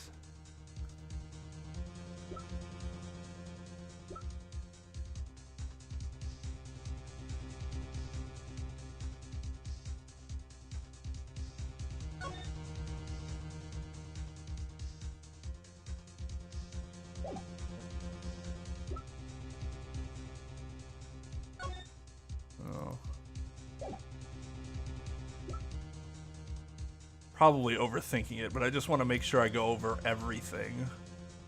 It's not the frame.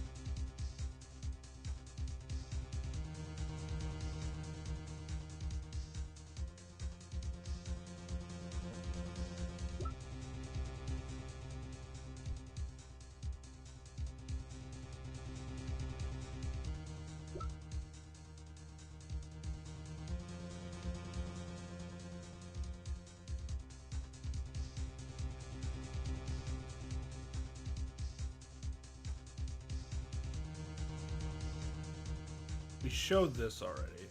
Or we used this, I should say. Or Hollow said something about this.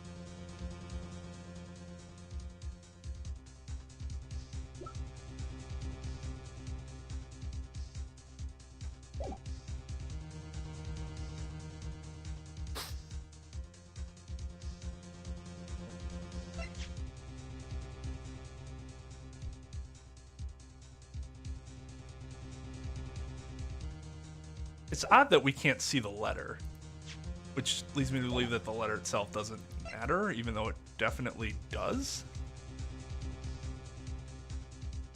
This Phoenix had access to that entire letter, right?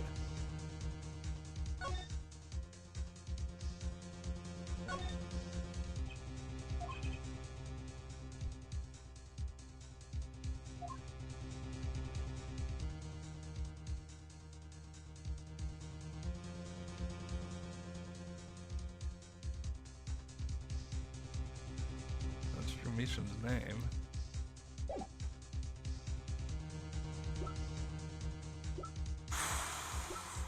What? How did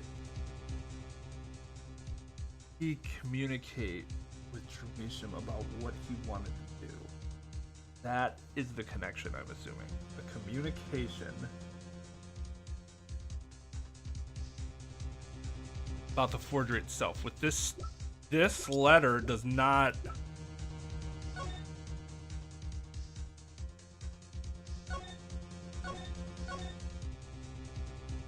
It doesn't prove that. Just shows that whoever included the stamp was the person that put the poison on.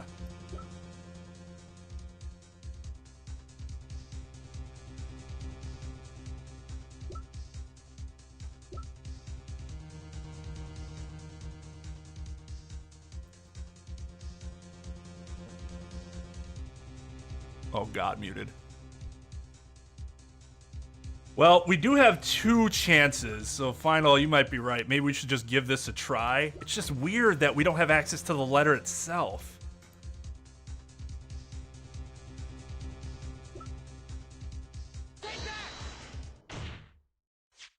This evidence proves there's a link.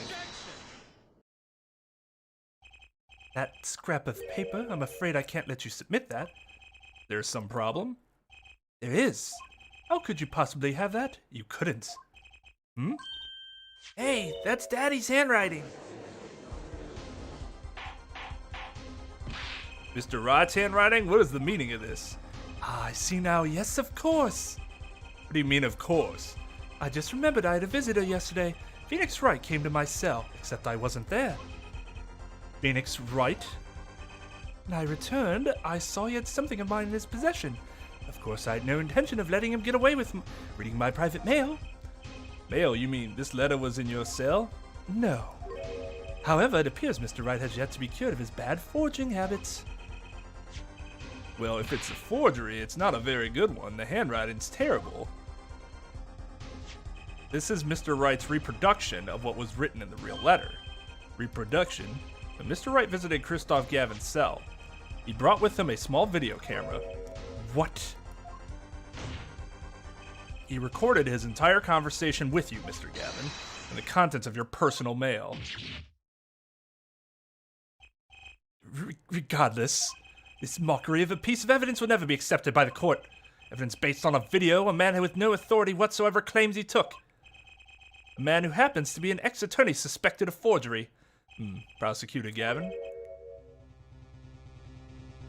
Do it! Love the fish shake. Ooh, I get those too sometimes, Jake, especially when I'm really stressed. Oh God, Thomas. Oh God, Thomas. Oh God, Miro, why is everybody... Oh my God, what is happening here? Oh, pungent masters.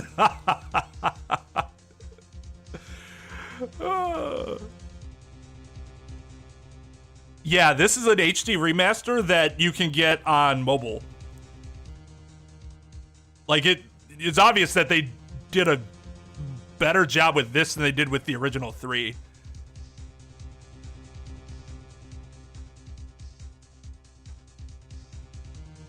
Video evidence taken without consent, it's admissible anyways. Depends on the states. The state laws. Specifically speaking, most of the time, you're gonna have to look this up, this is a case state by state thing. Most of the time, when you're talking about conversations held in private, you're not allowed to then take that, videotape it, and then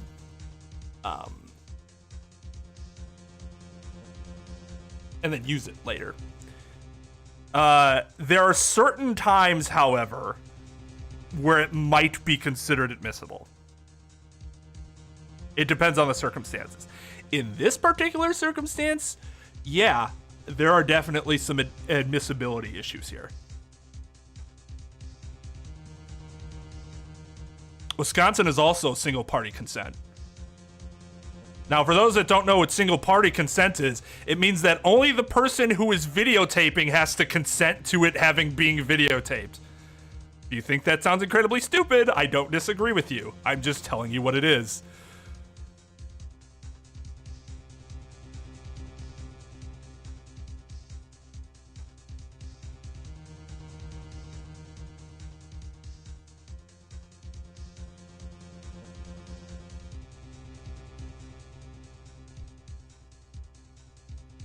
Exactly. Exactly. Again, I am not disagreeing that it's a really funky law. I'm just telling you what it is. Your stated warrant for everything, yeah? I mean...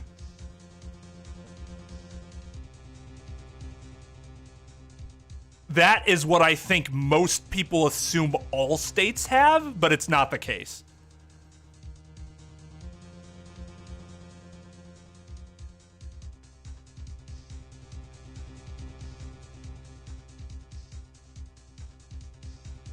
Yeah, that's also true. There can be caveats to that, depending on whether it's a situation involving government or just two private parties. Oh God, you're all terrible. I love your puns. You're terrible, but I love you. Oh my God, a real Hawthorne in Kristoff's sides? Oh God.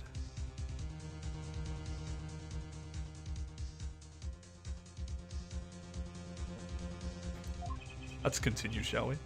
Prosecutor Gavin? As embarrassing as this is for me to say, I'm afraid my brother is incapable of making rational judgments at this moment. Your Honor, your decision, please. The defense's claim is denied. What? Only actual evidence is permitted in a court of law. Please remove the defense's evidence from the record. Better luck next time, Justice.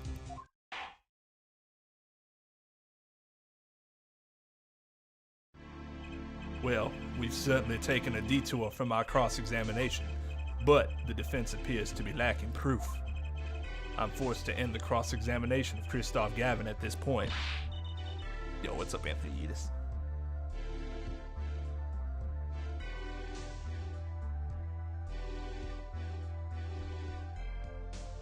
Mississippi's also one-party consent.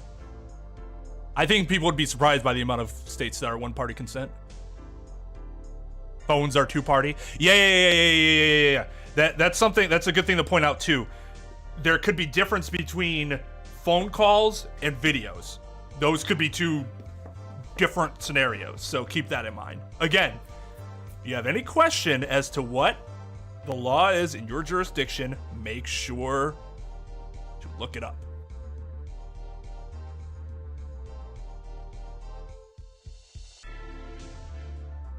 You can't get an affidavit without a warrant? But that's only in particular situations, right?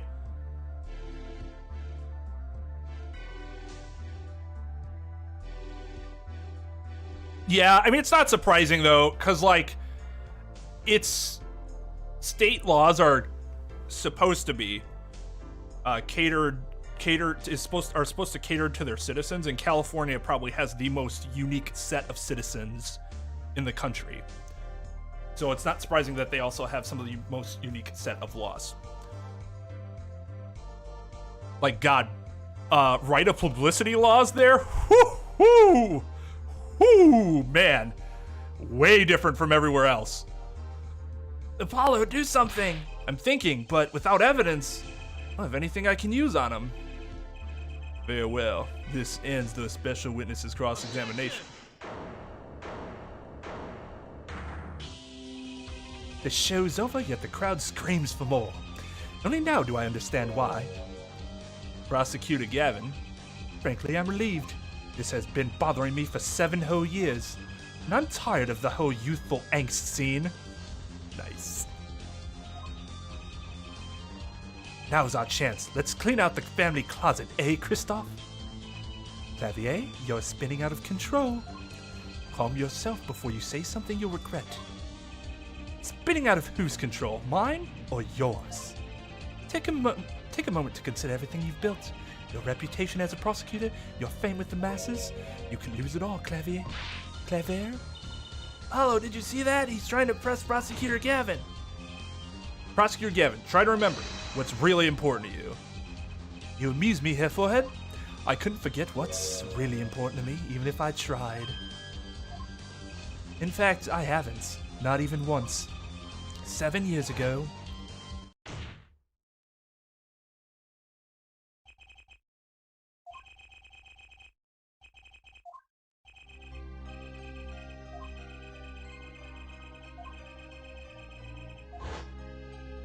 Is it just me, or does Phoenix look like way burlier than Apollo?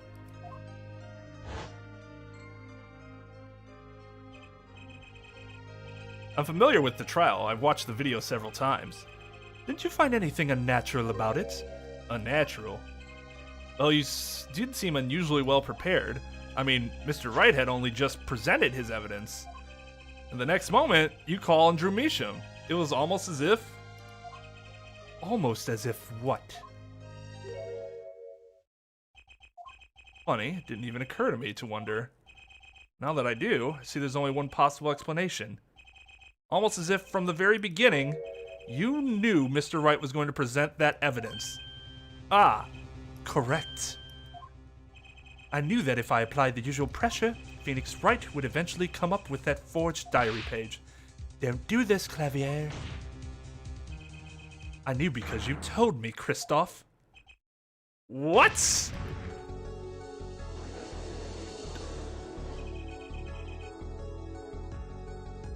That could be, because his suit's more broad as opposed to just the vest.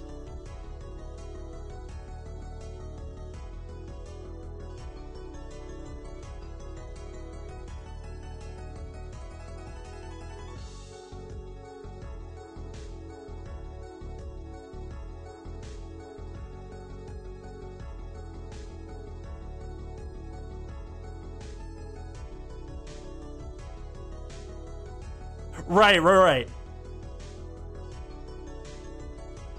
I guess I'm thinking of other situations where you'd use an affidavit that isn't necessarily litigation.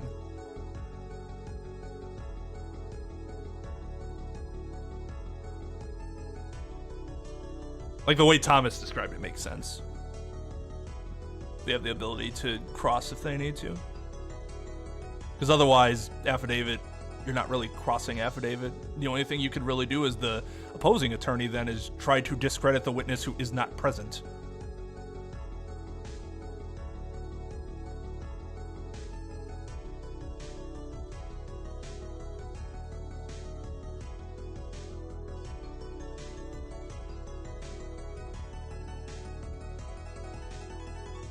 It was the night before the trial. Clever? Kristoff? Odd seeing you at the prosecutor's office the day before the trial.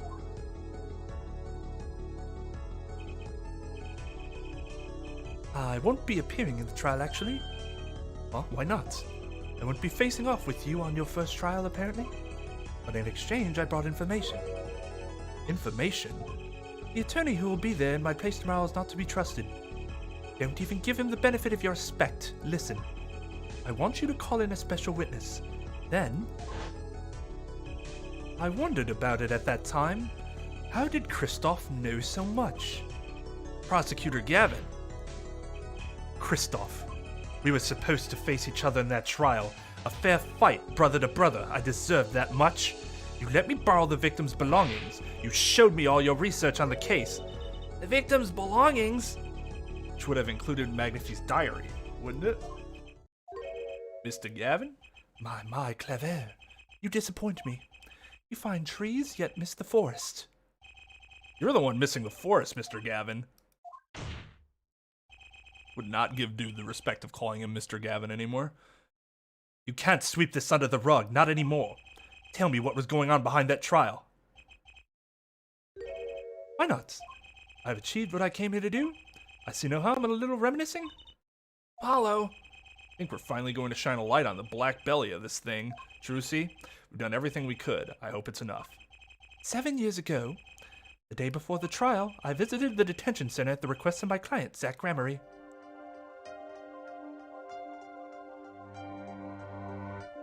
Two cards. One card.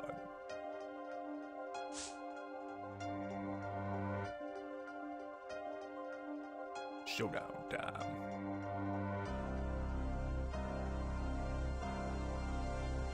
You lose, Gavin.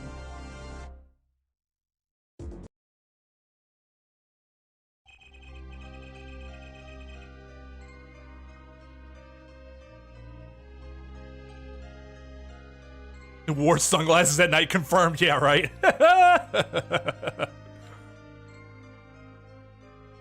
Phoenix is a nerd surrounded by massive nerds. Also true. No. They wouldn't allow that in my state. At least I don't know any judge that would allow that. You can wear the vest, but like Nick said, you also have to have a formal jacket over it.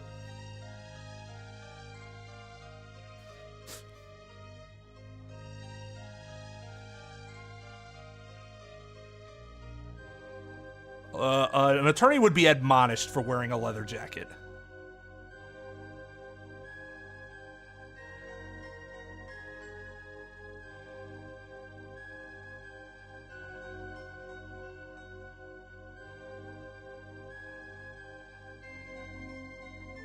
To both of you?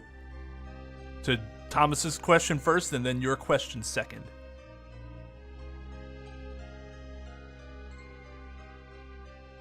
There would have to be disclaimers. It's possible. And one reason it could be possible, I brought this example up before, but in rural counties, there might be an extreme lack of attorneys. And it might just have to happen sometime. In which case, I don't think you could outright outlaw it from happening.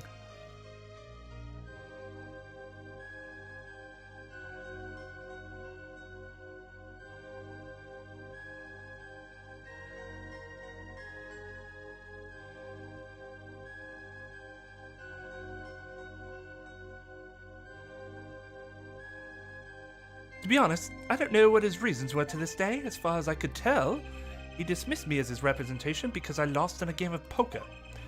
I can come to no other conclusion. Daddy used to say something. If you want to know a man, you have to compete. Zach wasn't watching his points or the cards. He was watching the man behind the cards, Kristoff Gavin.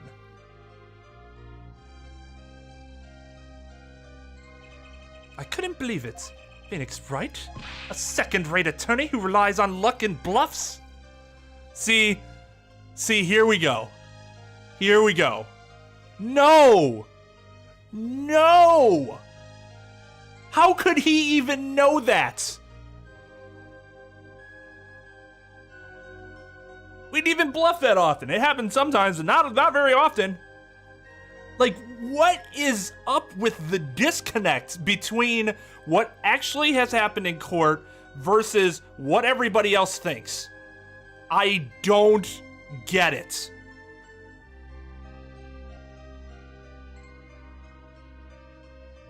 The dude should have been outright famous, and instead, apparently, other attorneys saw him as second rate.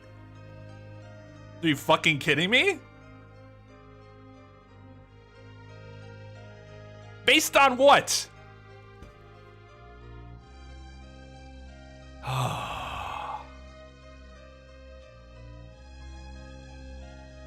Yeah, that's probably the most reasonable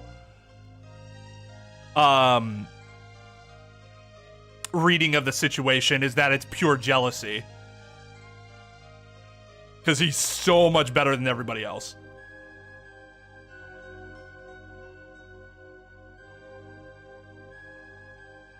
Yeah, I mean, I would try to avoid it as much as possible too, Nick.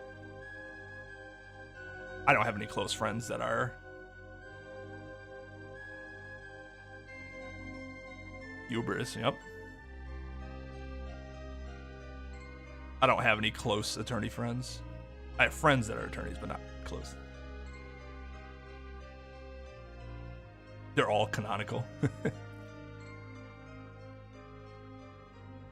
Yeah, that's true. He paid 6 figures for that forgery.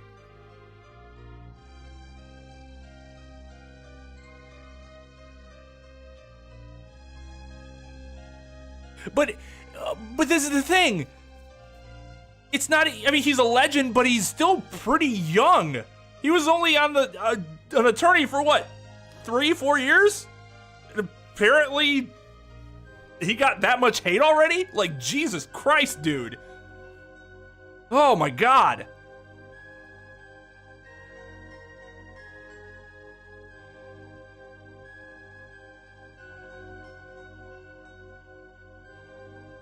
I guess one thing that I have a problem with that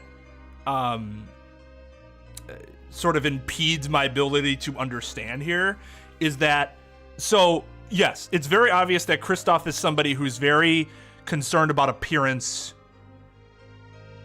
what people think of him, etc. He uses the most expensive fucking nail polish in existence as an example. But I don't see why Phoenix Wright being famous has to suddenly make it so that Kristoff isn't also famous and respected. And it's not as though if Phoenix Wright was not famous, that Kristoff would then suddenly become more famous and respected.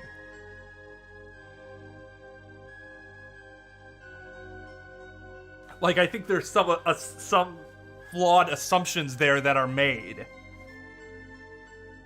I mean, I'm sure that happens with content creators too.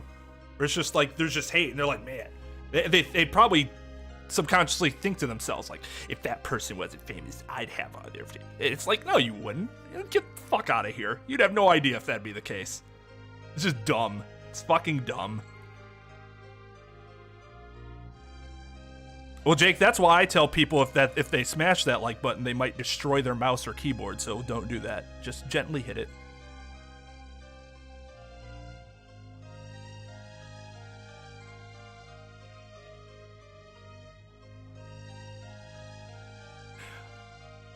Right, but it's not like Phoenix did that. I guess the problem here is that Kristoff couldn't just accept that the reason he lost was because he lost that card game, and that's how his client judged him. Don't hate on the successor because you fucked up, right?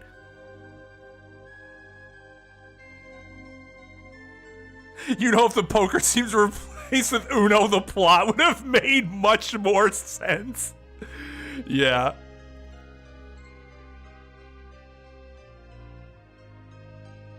Yeah, no, I know that Zach didn't choose one over the other because of fame. I never said that. I'm just talking about how he looks at it in general.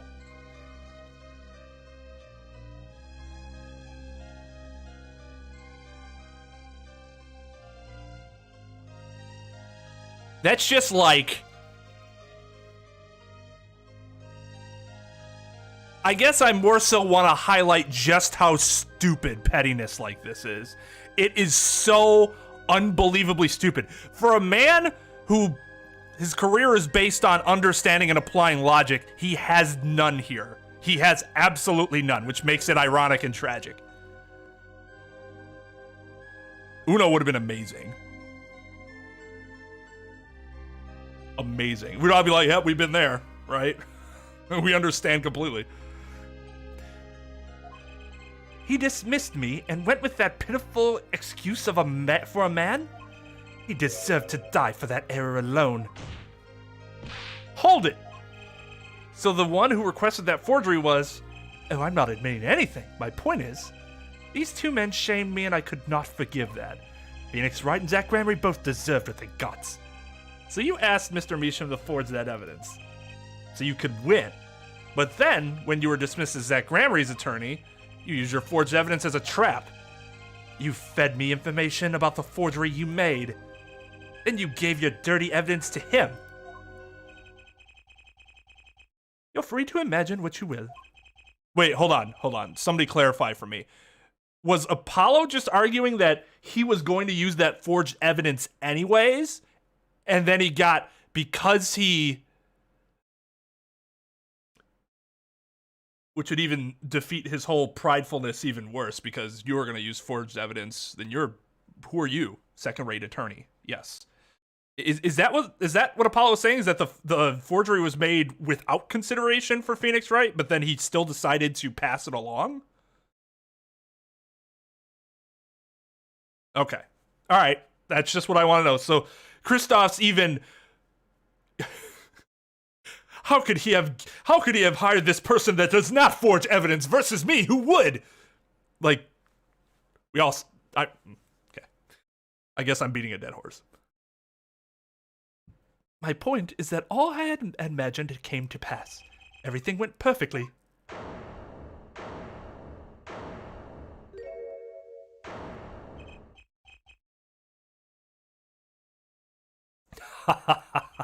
Incredible. If I wasn't laughing, I'd something. Prosecutor Gavin. Perfectly? You're mad, Kristoff. Stop fooling yourself. What are you talking about, Clavier? Tell me, how did that trial end? Cancelled when the defendant vanished. Ah, I get it so, Kristoff. You've been living in fear for 7 years. What? You were afraid your forgery would be revealed and your reputation trashed. You couldn't leave things to chance. So you watched everyone involved with the case for 7 years. I'd weep. Oh, gotcha. If I wasn't laughing, I'd weep.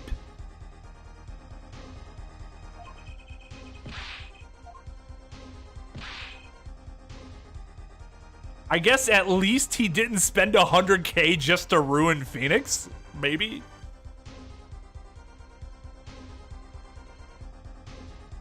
Yo, what's up, Keith? Yeah, he was gonna use forged evidence to dunk on his brother. Like, what a piece of shit. And then he's mad when he gets replaced. Like, you shouldn't even be an attorney anymore. And you're sitting there like, he's second rate. And it's like, bruh, you can't win without forging evidence against your minor brother. Fuck out of here. Wait just a minute. Zach Gramarye was seen by this reporter? How was that possible? Was he alive after being gone 7 years? Finally, I knew this moment was coming. I just didn't think we'd get here so fast. Zach Gramarye, gone missing for 7 years, Trucy's father. What's wrong, Apollo? Right, leave it to me.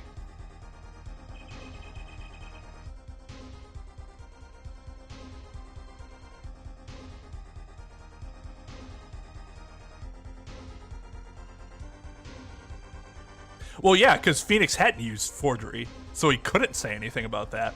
But the fact that he would use forgery means that anything he says about Phoenix is moot. Because even if he was right about Phoenix being second rate because of bluffs and luck, Kristoff would be just as bad for using forgeries.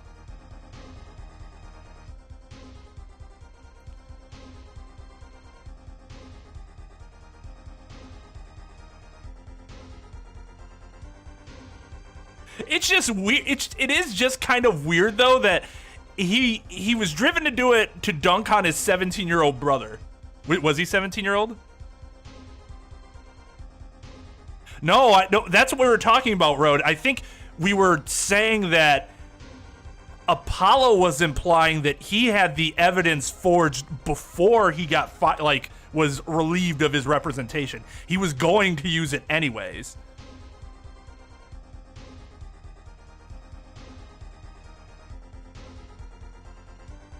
Oh, I agree with that, Muted. Like, as an attorney, you have to feel like everything's stacked against you.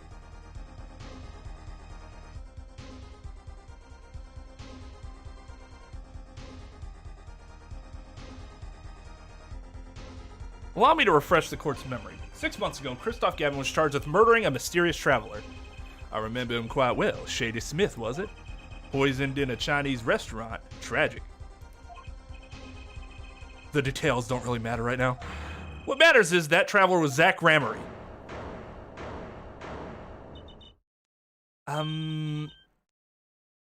Excuse fucking me, Apollo? Huh? Keep going. We'll talk about it later. Oh, I guess she already knew. What's wrong, Apollo? We'll talk about it later. Keep going. Did she already know? I'm shocked. Someone please explain this. Mr. Justice, can you explain this?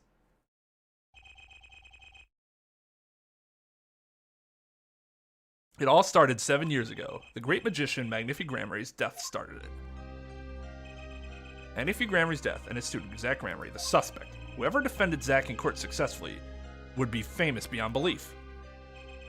Thinking that, Kristoff Gavin did the unthinkable. He forged evidence. Drew Measham. Actually, it was his daughter, Vera, who really did the work. You took precautions when you had that forgery made, didn't you, Mr. Gavin? Precautions? To keep people from talking, of course. These two knew too much. Leave them alive and there'll be nothing but trouble. That's when you planned your poisoning of the forgers. At Trepomine. Applied to a commemorative stamp. But luck was on Mr. Measham's side. The bomb didn't go off. His daughter, she saved him by taking the stamp, I see. But that wasn't the only bomb he set up.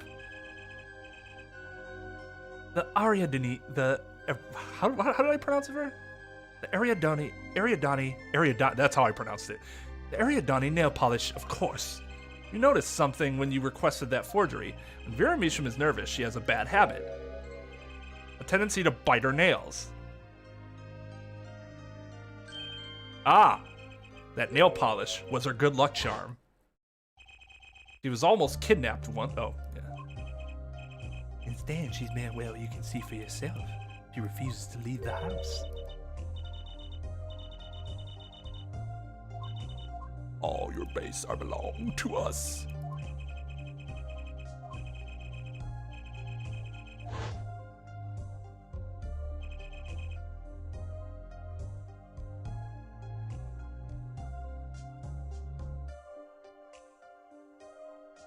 That would actually add some dynamicism to his character, right? For his reasoning to be, well, it's because I believe in my clients, but the system's so fucked that unless I do stuff underhanded, their innocent people will never go free. That would actually make him seem sort of sympathetic, right? But nope, we have to just make him fucking Lucifer with no nuance to it.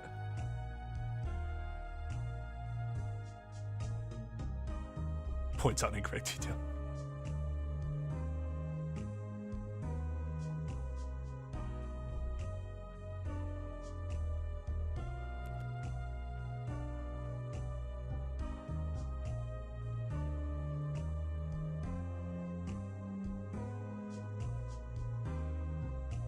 Yeah, I mean, if I were Phoenix, that's what I would have done, and I'm assuming that's what he did, but we'll see. Yeah, dude, trying to poison a child.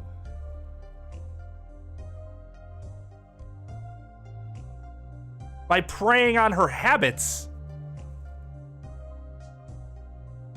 Well, yeah, so like, I don't mind comically evil.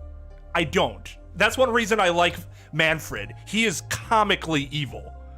Like, it's hilarious.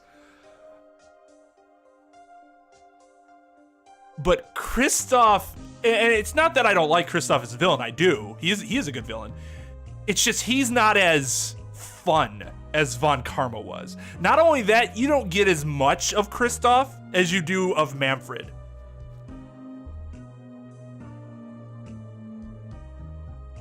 Well, I guess, maybe it's about the same. I mean, Manfred's only one case, but I feel like you get a lot of him in one case. Whereas your time with Kristoff's kind of broken up. Oh, I think Dahlia is the better villain.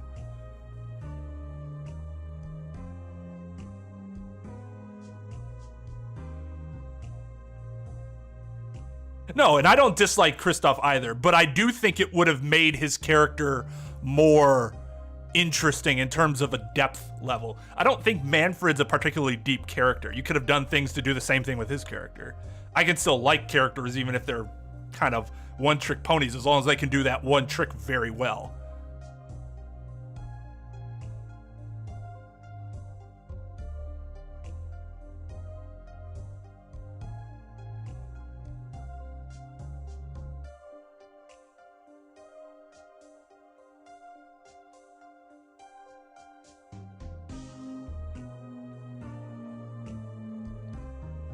Yeah, if you got more of Kristoff by like actually working under him in case 1 and 2, he would be, I think, a better villain.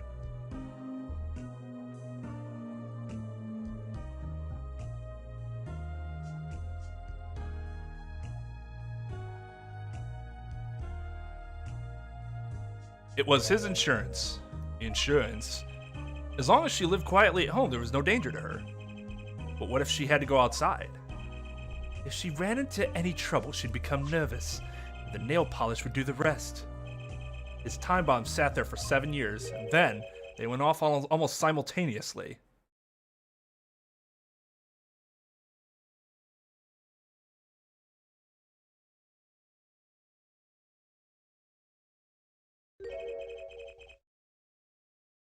Okay, 2 quick things. Not huge deals, but these things seem kind of weird. 1, it's been 7 years and she didn't finish off that nail polish by then. You know how often women paint their nails? I guess it's possible she just didn't. She only used it if she had to go outside. Otherwise, she just kept it around as a good luck charm. So that's possible. Not a huge deal. Just something that came to mind. 2, and this would play into 1. If she had used the nail polish before, and not just anytime she had to go out, you'd think she probably would have bit her nails when her dad died, right? Or around that time before ever getting to court. I'd be pretty nervous that entire time. If I had a nail biting habit, I probably would have engaged. So I think what we have to assume here to reconcile that is that she simply did not use the nail polish much at all.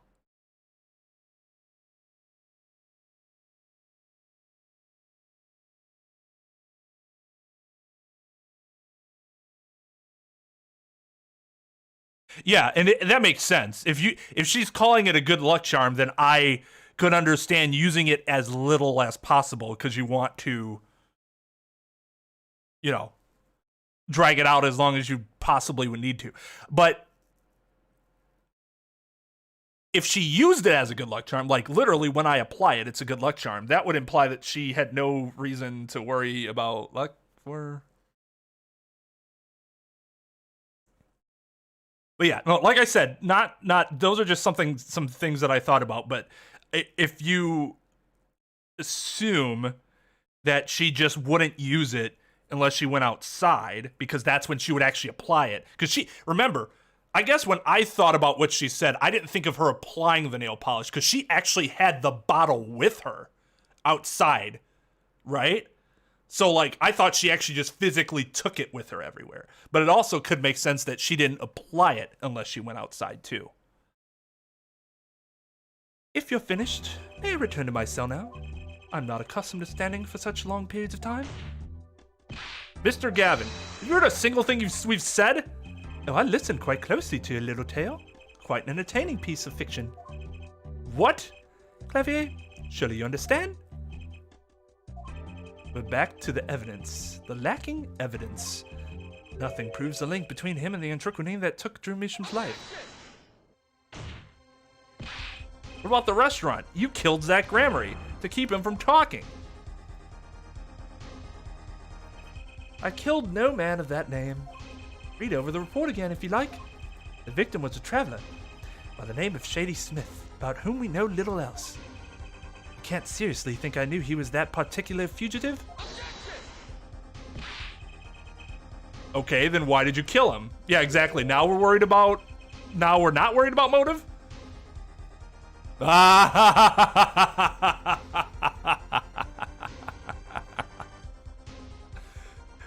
Oh, Gant was great. Gant was very good. And fortunately / unfortunately, we got a lot of him due to that case going on for way too long. I plead my right to remain silent. Remember, this court did not convene to put me on trial. The defendant's name is Vera Misham, suspected in the murder of her father. My trial's been finished for 6 months now.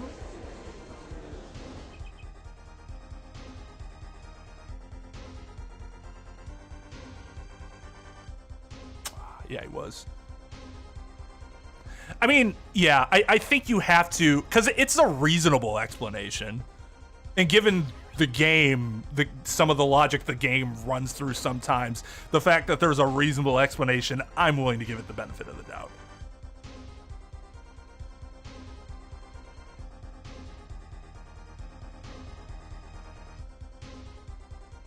Trep does disagree with me. He's wrong, but people can have their wrong opinions. Yeah, exactly, Nick.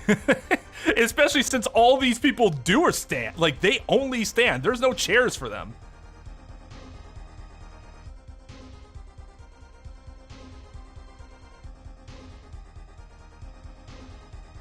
Is Gant a final villain, as in, like, do I consider him an end boss?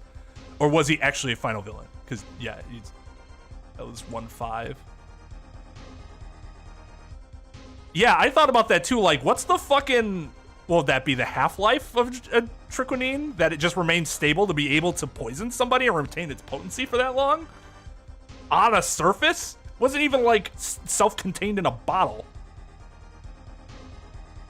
Not self-contained. Contained in a bottle.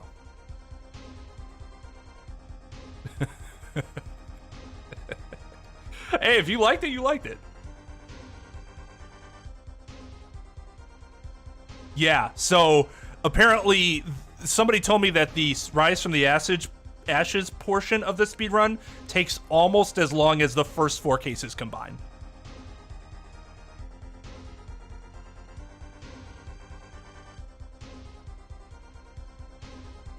I'm afraid we have strayed considerably from our purpose here. This court concurs with the witness. It is defendant Vera Misham who is on trial here. No, but you were doing so good, Apollo. As long as there's no... Jesus fucking, are you kidding me? Oh, what's up, zombies?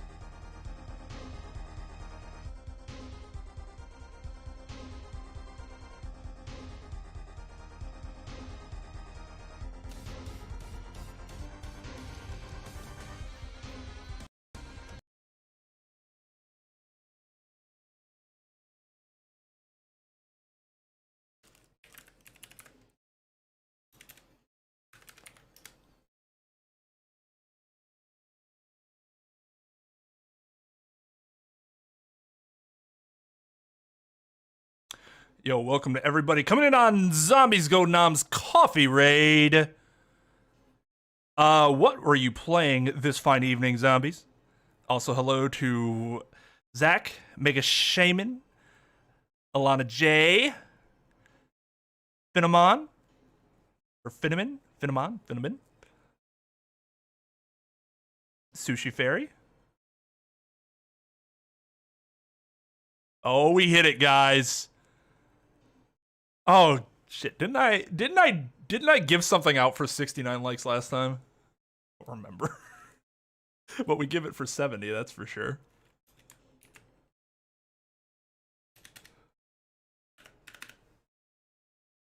I didn't think we'd hit 69 since it said 69 likes again so quick.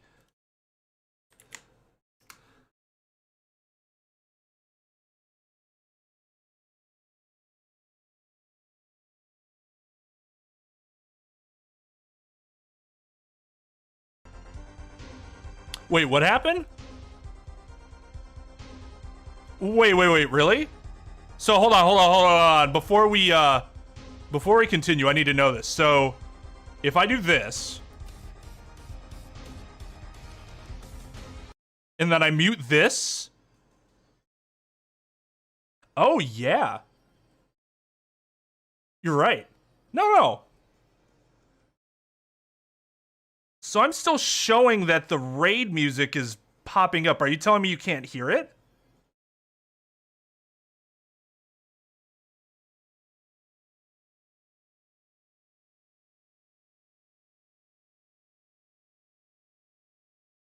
No problem. I try my best to make sure I get the names right.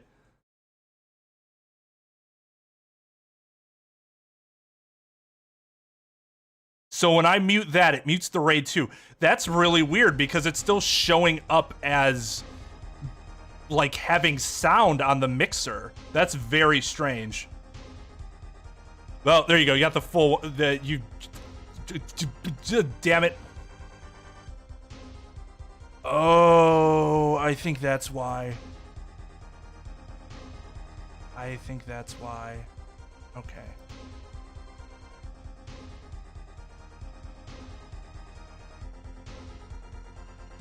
All right, one last time then. Play the entire thing.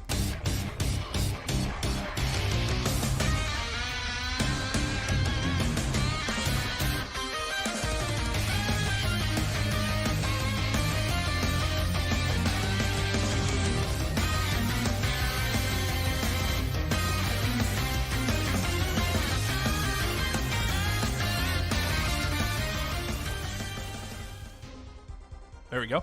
Hey, I'd prefer people let me know that it's not working. Like 100%. Hey, Kamikaze. Welcome. Yeah, if there's anything with like sound and stuff or like audio sync is off, I'd absolutely prefer people spam it to me that it's not working. Yeah, I don't remember what I did for 69 though. You're playing Splatoon. Nice. Very nice. Very nice. Were you playing with the viewers? The viewers?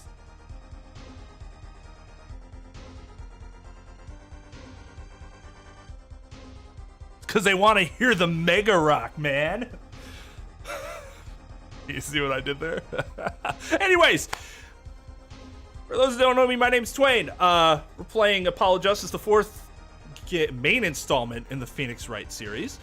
I tell really bad jokes. I'm also an attorney licensed in the state of Wisconsin, so I love telling you what is wrong with this game in terms of how it compares to the U.S. legal system, even though, to be fair to the game, it's not really based on the U.S. legal system. It is based on way more so on the Japanese legal system. But yeah, that's what this game is. You play as Apollo Justice in this game, not Phoenix Wright. You are a defense attorney going against comical prosecutors. But yeah, that's what we're playing. This is actually the finale. We're getting towards the very, very end of it. So, if you planned on playing this game, don't want anything spoiled, I completely understand if you have to head out. But thank you for coming in on the raid with zombies, and thank you again, zombies, for the raid. Okay, because your link got fucking buried there, so let me post that again. If you guys haven't checked out Zombies Go Nom, please go do so. There's the link to his channel. He's a variety streamer who plays a lot of fucking good stuff. For those of you who are also here for the Danganronpa streams, he is a big Danganronpa fan. Just to give you an idea of some of the similar games that we run. He also does stuff like build Legos, stuff that's really cool. But yeah, make sure to go check the guy out. He is much deserving of your attention. And thank you again for the raid.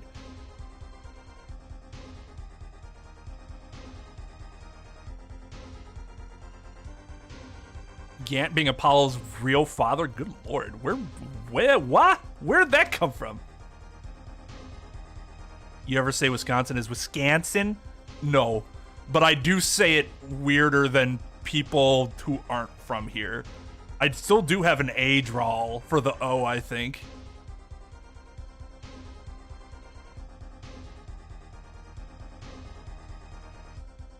Oh yeah, for sure. I used to love when we played Smash when good players would come in, even if they kick my ass. Like, that's how I would get better.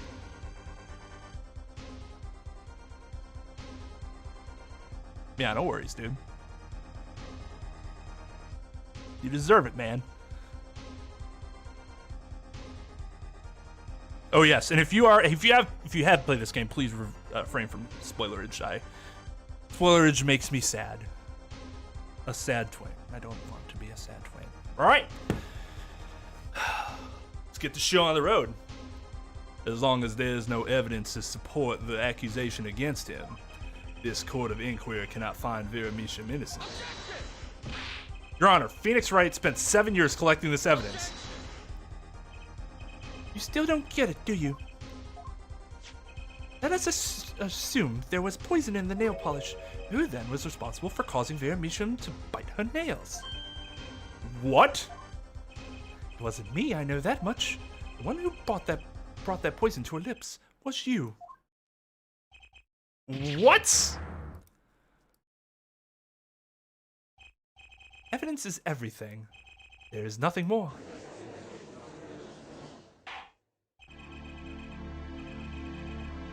Thank you, Judge, because that's some of the most horseshit logic I have ever heard.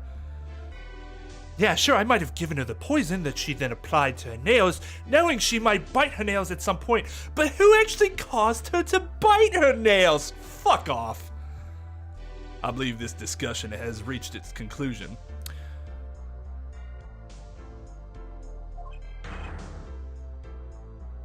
Your Honor, Mr. Justice, you have performed admirably well for a novice attorney. I respect your partner, Phoenix Wright's determination as well. However, without direct proof, you have nothing. Isn't that right, Clever? Unfortunately, yes, Kristoff, you're right. That is, you would have been right until now. What? Did the news not reach your desk in solitary? The eyes of the nation on this court today. This is the trial case for a new judicial system. That's right. I totally forgotten. The juris system. Juris, you say? The current judiciary system has been deemed too closed off from society. This new system attempts to inject the wisdom of common citizens into the law. Common citizens? Wisdom? Is this some kind of joke? What could we possibly gain by doing this? entrusting our judicial system to a mindless, emotional mob of irrational mouth breathers? Ooh. Get dunked on, common citizens. Oh, wow.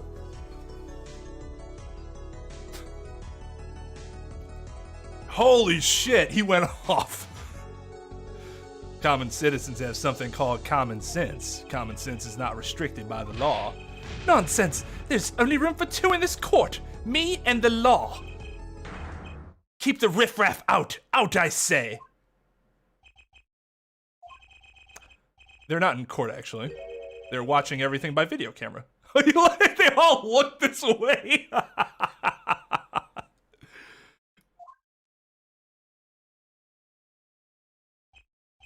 How can you allow this?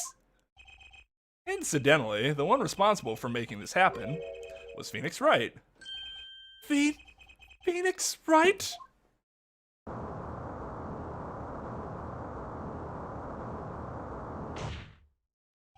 So, everything was leading to this, of course, right?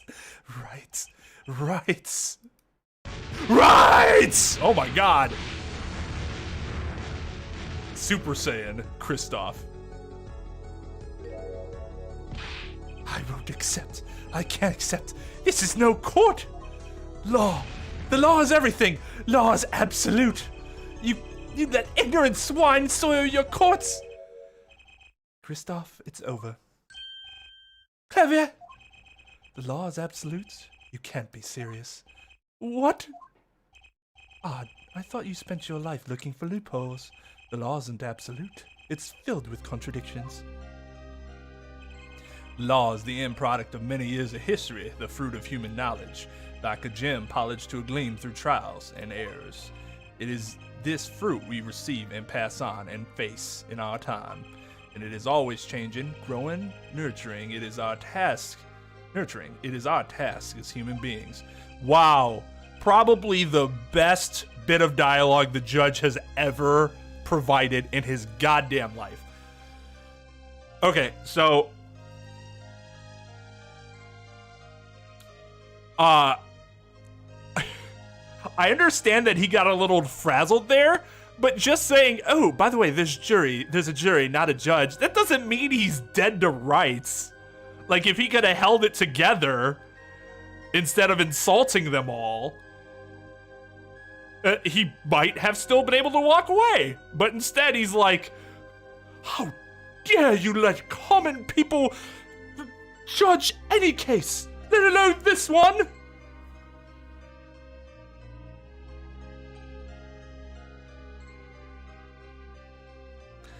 Except for you, Kristoff, you aren't changing. You've stopped. You're not needed anymore.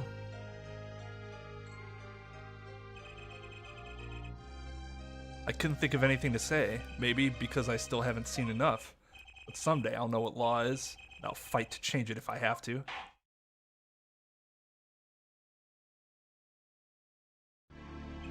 I see no need to further prolong this trial.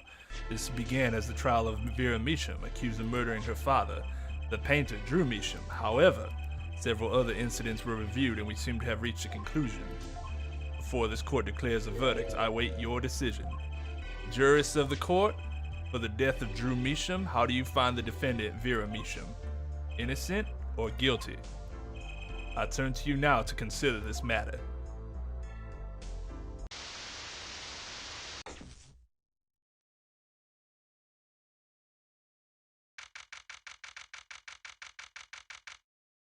To be fair, though, victory wasn't handed to them. This type of thing can happen in any jury trial, and probably has.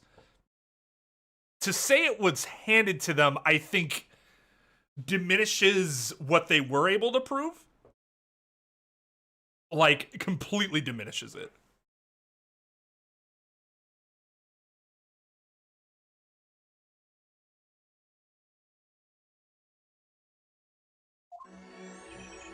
And yes, you're right. It's guilty or not guilty. It's not innocent or guilty.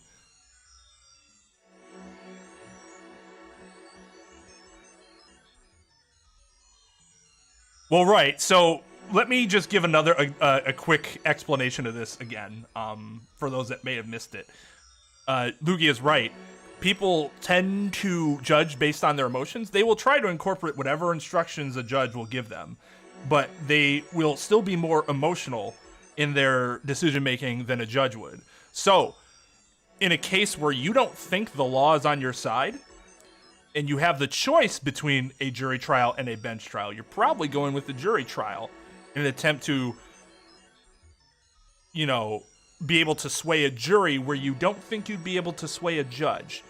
Conversely, if your case, you think your case is strongly has a strong case within, you know, the roots of law itself, you'll want a bench trial because the judge is less likely to get that wrong.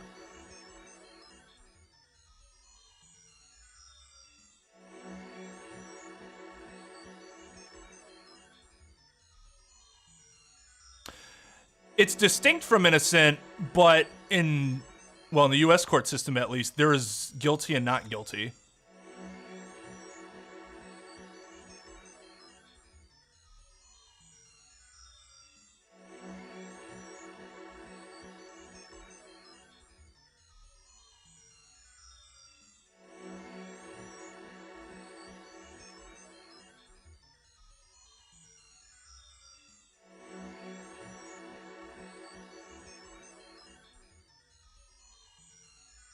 This particular trial, without being able to prove the motive very well, I also would have went with the jury if I'm Apollo. This ends the trial for this case. Only the verdict remains to be decided. Defendant Vera Misham is currently in intensive care. A decision cannot be reached today. It may never be reached. The factors involved are simple. Did the defendant poison her father that night? If so, she is guilty. Or was there another reason for Mr. Misham's death? Did another person poison him? If so, she is innocent. A panel has been provided for each of you to input your decisions. That is all. Please, wait! Yes, jurist number 6? There's something in the jurist handbook here. Persons involved with the case may not be jurists. That is correct. I've looked into all your dossiers. None of you were involved with the development of the case. With the development of the case, I see. Does that answer your concern? It's time for your verdicts. Make your decision in the case against Vera Misham. After 7 years, the truth is ready to be heard. Judge wisely, judge well. Oh, that's right! He handpicked the jury, didn't he?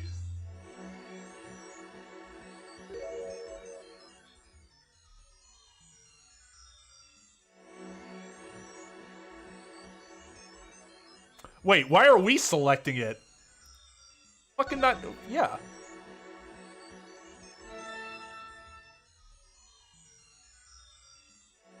Wait!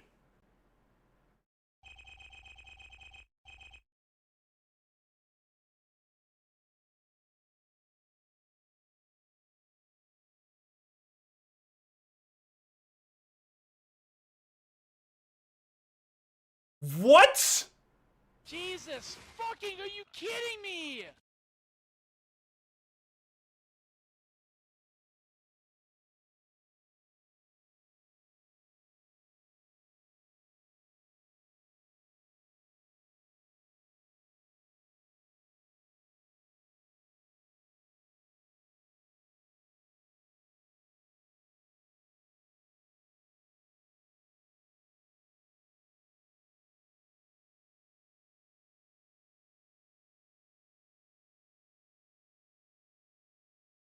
Apollo and Trucy being half siblings was one thing, but that bombshell?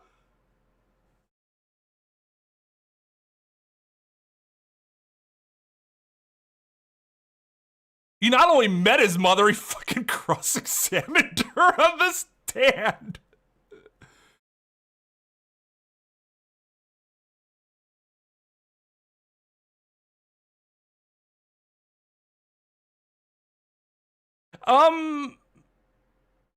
No. I wouldn't say she was involved with the development of the case. However, that's not how it would actually work in our system. You would not allow a juror to be the fucking relative of one of the people that are either the attorneys or the parties, the accused or the accused. Which in this case, she would fucking, oh my god.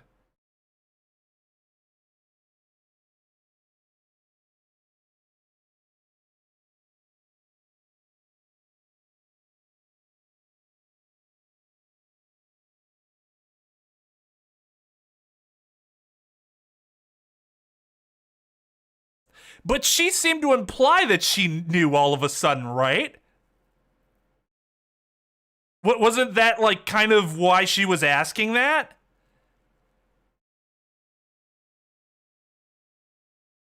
That's how I interpreted it, at least. Yeah, she's not assistant. I don't know why she would have been at. Well, it doesn't matter because Phoenix Wright was allowed to handpick his jury, which, oh my god, is that ridiculous?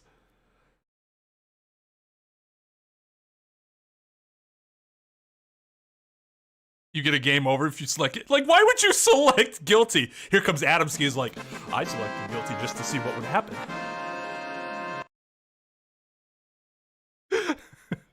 Hey, Keith, thank you for the $4.99, dude. Can I just point out that Justice for All is the only game so far that didn't hinge on another case 7+ years prior? That is a good point. I didn't even think about that. Yeah, because you had DL6, and then the Hawthorne case in Trials and Tribulations. The first verdict was under the jury system, innocent by unanimous decision. The record will show that when the verdict was announced, special witness Kristoff Gavin laughed, a laugh louder than any ever heard before or since. A laugh that echoed in the halls of justice, lingering for what seemed like hours.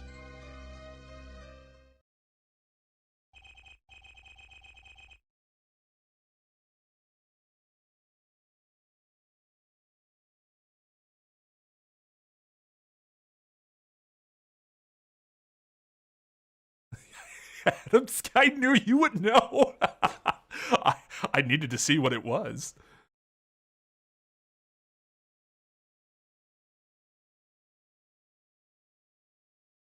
Yeah, that was a good laughing gif.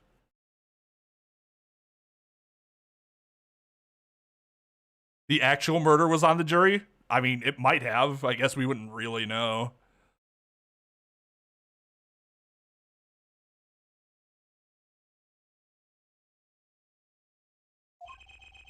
Intensive care where a true miracle occurred. Vera Misham opened her eyes. They haven't cleaned it since Phoenix was there. Vera, I'm so glad. Don't cry, Apollo. I'm happy too and proud. You did well, bro. Apollo, no, I don't know I might not know you're my brother yet, I'm not sure. When I thought about what if Vera, Hey now, don't you start crying too. Sorry you had to see us like this. Oh, pretty smile. Vera? Thank you so much, Apollo, thank you. No, I'm sorry. I shouldn't have pressed you like that. If I hadn't, you never would have bitten your nails. No, I was wrong. Staying locked inside like that, clinging to my good luck charm. Well, to be fair, Apollo, if you never did that, we might not have figured out what the hell happened.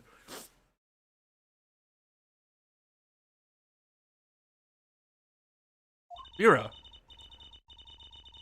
When I opened my eyes and saw you, I finally understood. It's important to be a part of the world. See things with your own eyes. It's like that poison had some effect after all. Are you sure you're feeling alright? It killed off whatever was holding Vera back from life. I knew you'd pull through, Vera. Oh.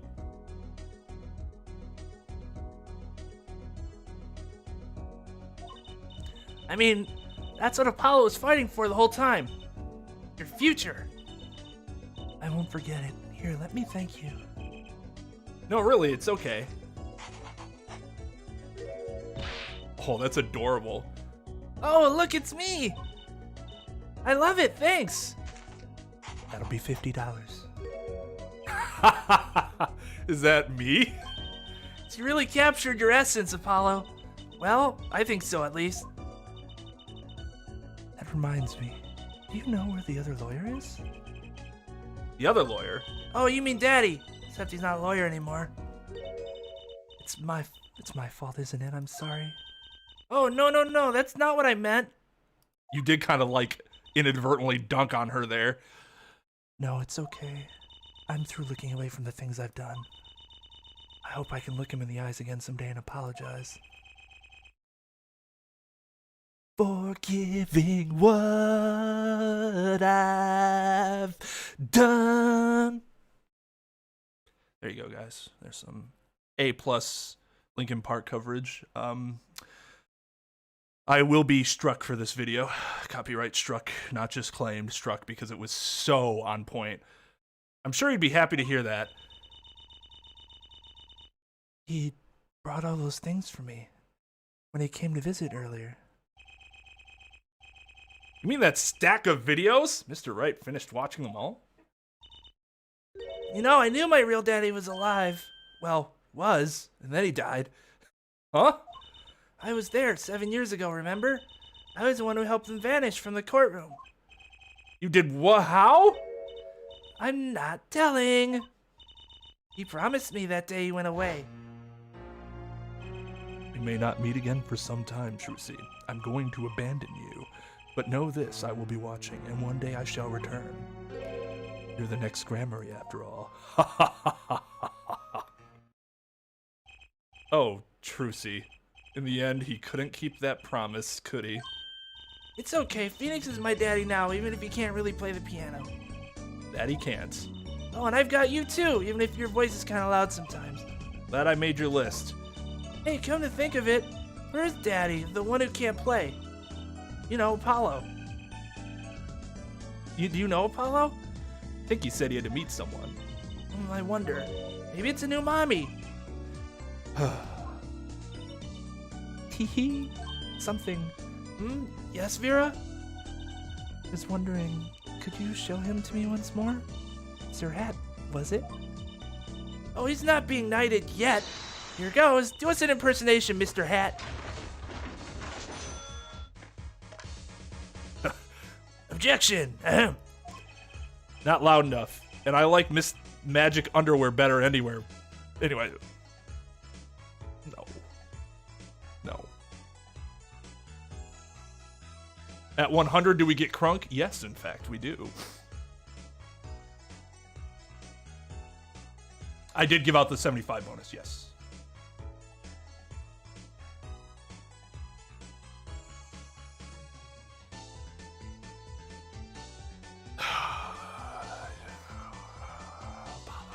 Apollo, couldn't keep it together. Couldn't keep it together. That's magic panties, Apollo. Bum.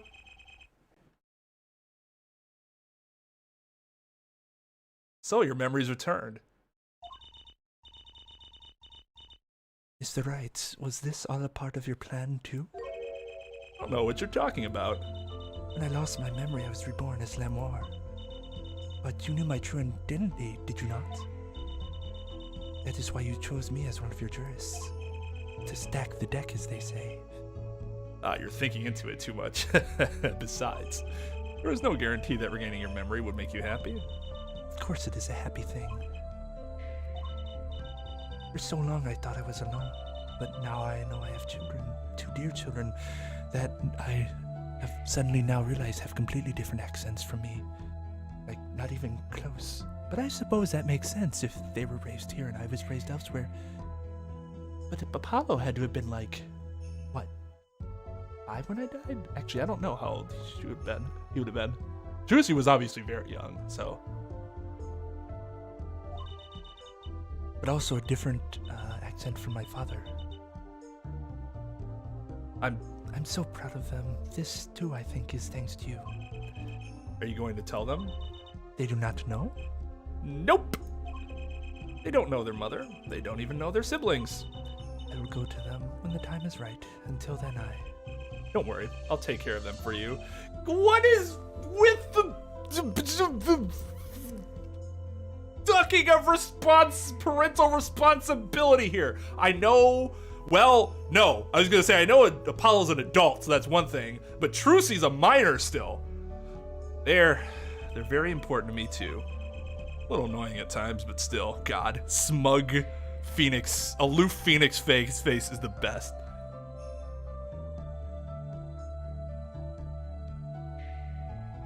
You can't adopt Apollo. Apollo's an adult. A competent adult, I should say.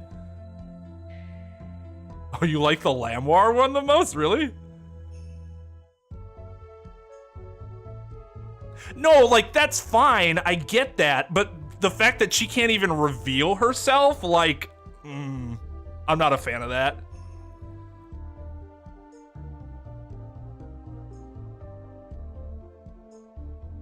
The floor is assuming responsibility for your kids. Oh. Yeah, it does undermine the whole fact of, like, he made it broken to beat another broken system. Like, it's still broken. Stacking the jury like that is ridiculous. That's the reason we have the system of voir dire as we do, so that both attorneys have a hand in how the jury is shaped. And they're fucking random to begin with. I have to keep an eye on her at least, because I'm the only one who knows how she really feels on the inside. Oh. Yeah, we never got her, like, coping with her dad's death. Your bracelet. Yes? I've seen a lot of mysterious things these past 7 years, but your bracelets were the strangest. Of all. I remember meeting him half a year ago now in Kristoff Gavin's office, and then I met you. Two fates destined to intertwine, and I was there when they crossed. And obviously, this must be an evil thing because this music started playing mildly inappropriately. I'll never forget that. Such a small thing, that bullet, yet it tore while I was away.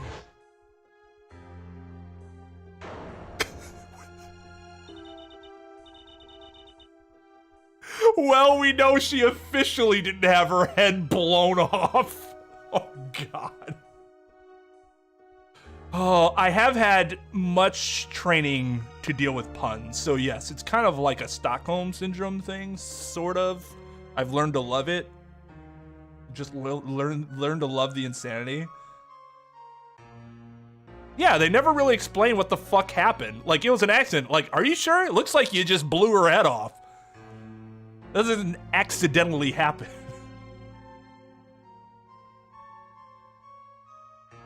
Heard that jury of one's peers originally meant people who knew the defendant personally. Really? I have not heard that, and that seems to be very counterintuitive, because aren't they going to be slanted towards the defendant always then? Okay.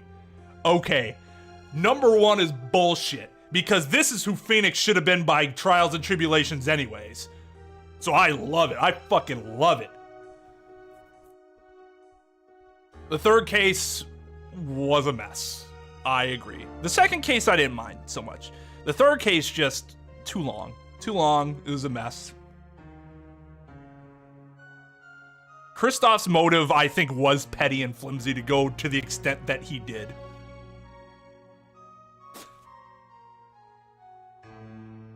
But, to be fair, wasn't Von Karma's, like, equally as petty? So I'm not sure any of the, like, real villains in this game have had super good motivations to be, you know, what they were. Apollo is outshined by Phoenix, but I also think Apollo showed himself to be better than Phoenix in most of the first 3 games. So I give him that. Like, the first case is insanely good.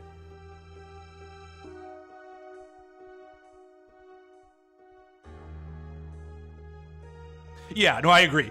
Kristoff definitely had potential, and he just kind of they didn't realize it, which is unfortunate. We never broke his Cyclops. We ran into Cyclops that we couldn't possibly. Yeah, there definitely is worse writing in this game than either of the first three. I'd agree with that. But this game does have its shining moments. I'll get into a review once we're done. 10 years ago, during a simple rehearsal, it was a miracle no one died, but I didn't survive that accident. That is why I left the troupe, my family. Now my memory has returned and I am myself once more. For the first time, I'm glad to be alive, Mr. Wright. Speaking of miracles, Vera Misham regained consciousness this morning. I can only hope she's as glad as you are. It is a strange thing, fate. Sometimes a life is taken, sometimes a life is spared. You know what I've been thinking? People don't die that easily, really. As long as they've got something worth living for. If only it were that easy. That's pretty much the end of my story. Okay, fucking Indigo Prophecy. I've still got a long way to go, and this power of mine, well, it needs some work. But there's hope now. We lost it, but somehow we found it again. That's why people are smiling again. Hope. Yeah, I think I'll keep at this lawyer thing for a while. Oops, training time. Gotta go. Cords of steel. Here comes justice. Why shouldn't they know that they're siblings? I don't get that. I'm glad you're staying with the agency, Apollo. It's like I found my long-lost big little brother. Oh, and don't worry about Troop Gramarye yet. Trucy's on the case. Now that I have this, thanks to Daddy. Trucy Gramarye, frankly, I got my doubts. But Hat Gramarye, now that'll pack him in. Trucy's fucking adorable.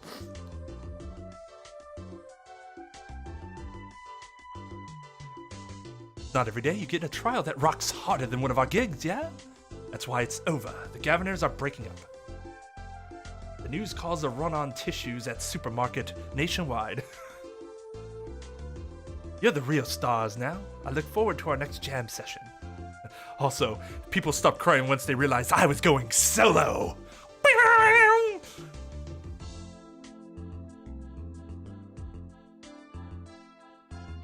Like, people were sad when Destiny's Child had broken up, and they're like, oh, Beyonce is going solo now? Oh, never fucking mind. Well, it's finally over. You know, thinking about it, been a piano player longer than I was a lawyer. For like double the time, actually. Now that everything's sorted and I've got time on my hands, maybe I'll take some lessons. Or maybe I'll take the bar exam again. Ha ha ha ha ha.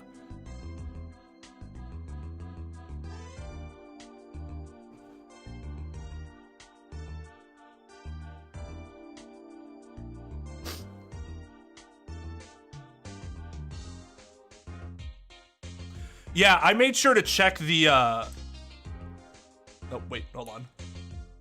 So I was standing around eating Snackos the other day when I got this crazy idea.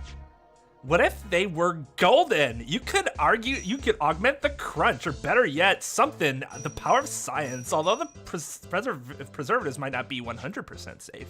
As long as they're fucking tasty.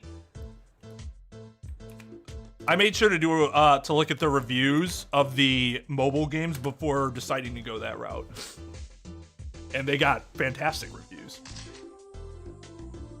In unlikely event you are watching Russian feast, come to Borscht Bowl Club. The only thing colder than the but the greater challenge is being required. Then come to the hideout. You know who to ask for. Forgot what her voice was when she changed.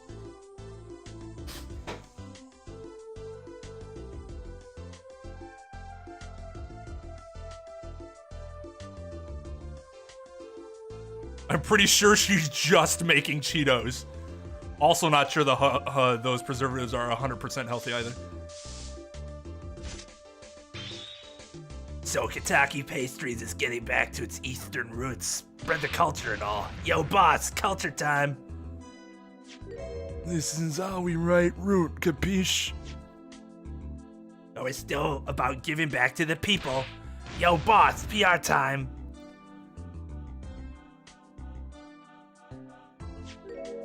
And this is how we write people, alright? Not that Walkie's paying any attention. Oh, kids. Completely forgot those were eyebrows on him. Completely forgot.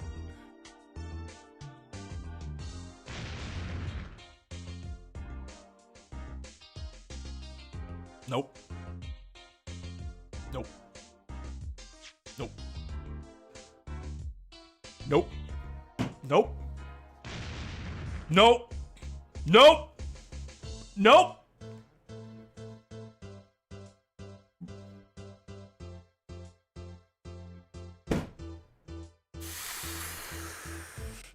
It's almost over. I don't know where all this talk about food is coming from. If you ask me, there's only one food, and that's noodles. Noodles forever. I got a new one, too. See, this time I just put a big chunk of salt in a bowl. I pretend. Elder Noodles is about the salt. Salt forever.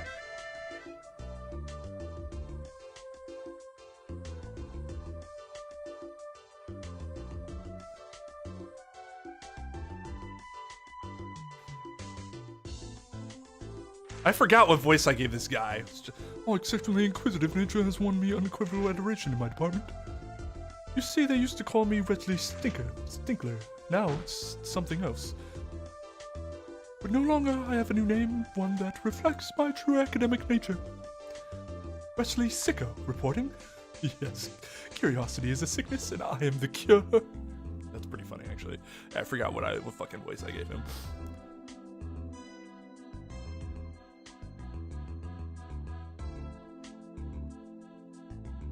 Yeah, he could get a lifetime supply of salt from Kristoff.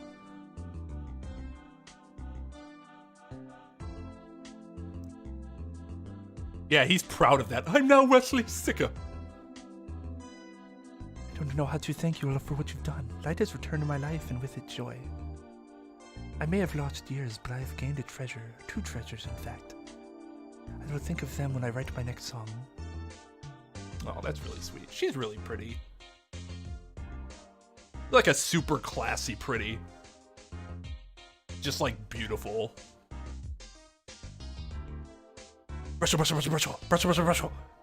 Brushel here, back on the beat writing with another interview. Hey, how do I feel about how things turned out? No scoop yet, but journalist confidence in mint condition. Ha ha ha, end quote.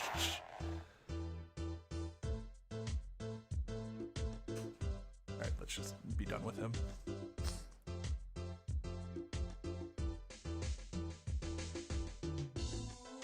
I've decided to keep painting. Originals only, of course.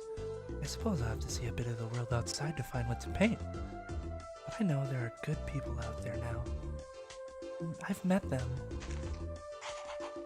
The door is open.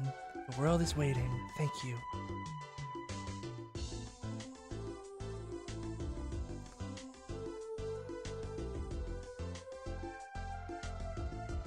I want to make her grin face, the grin face emoji for our Discord.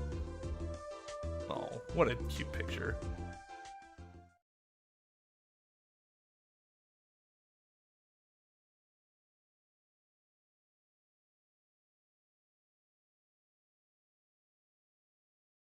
I do feel better about Brushel than I do about Walkie. That's pretty fucked up, isn't it?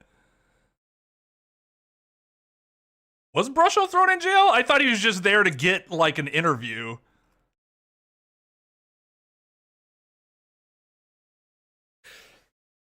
Excuse me. I believe I forgot to take my allergy medication. It's gonna fuck me up tonight. Oh, God. All right, hold on. Let's play some smooth jams while I muse at the end of the stream.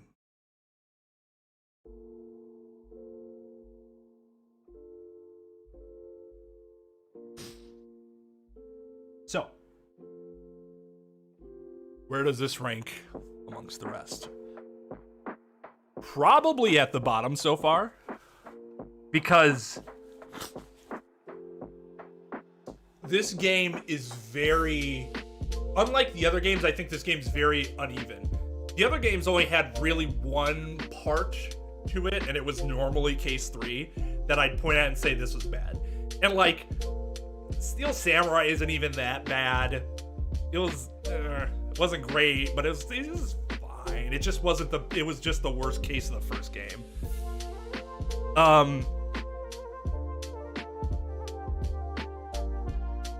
The first case is one of the best. Phoenix's transformation is a good thing, not a bad thing. We have been due that transformation for, I would argue, since maybe like midway through Justice for All, maybe even earlier. So I just feel like we got what we deserved to have happen long ago.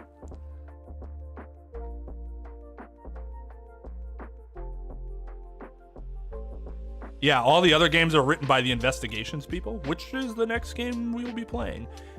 We'll be playing Ace Attorney Investigations 1 and 2, and then going to Dual Destinies and Spirit of Justice. He was a useful witness. I mean, he was disgusting, but I thought he actually played his role really well. Fusky is...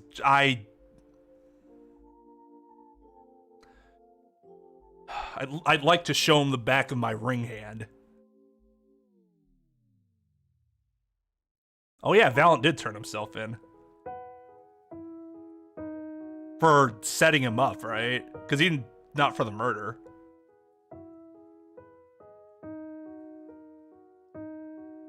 The second case I actually didn't think was that bad. It was, but it wasn't that bad. The third case is a mess.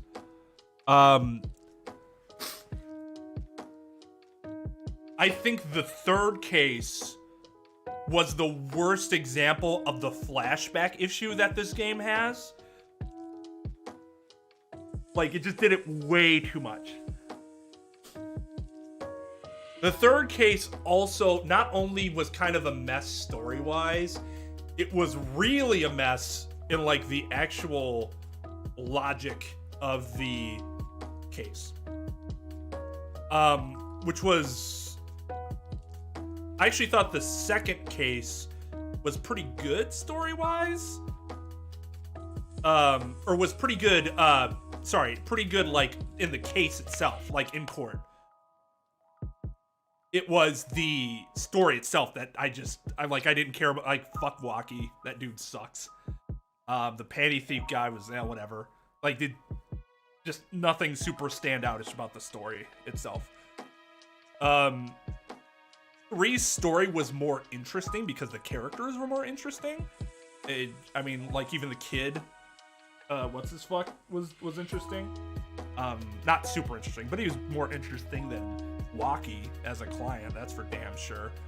Lamoire was I always said I really liked Lamoire. You got introduced to Valant. His role was interesting. The whole thing with the Gaviners in general. The murder itself was kind of random. Like, it was just this smuggling thing, and it's like,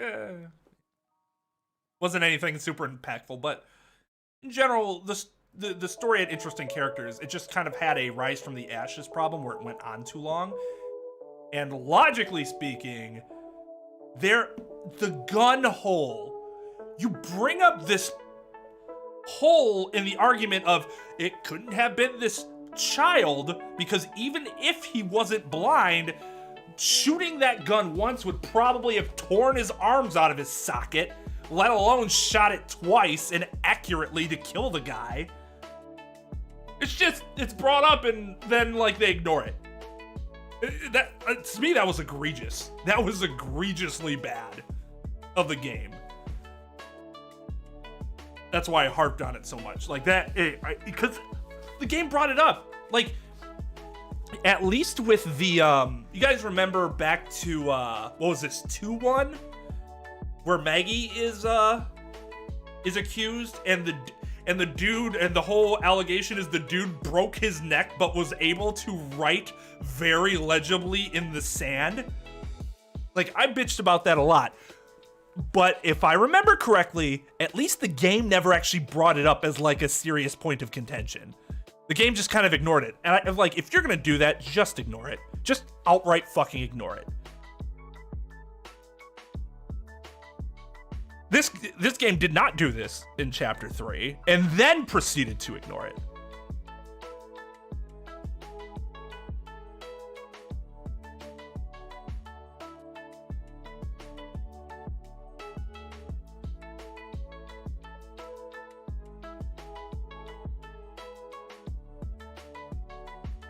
Zach is a jerk comic. Maybe we can do that for the next just talking or just chatting stream.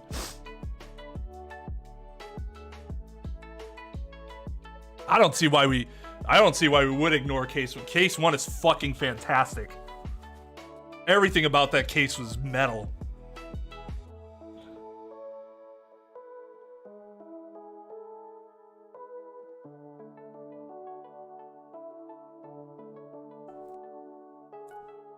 Oh, you're talking about Justice for All. I see.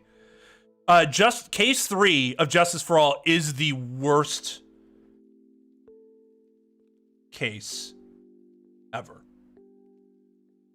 I will give this game that their case 3 was better than Justice for All.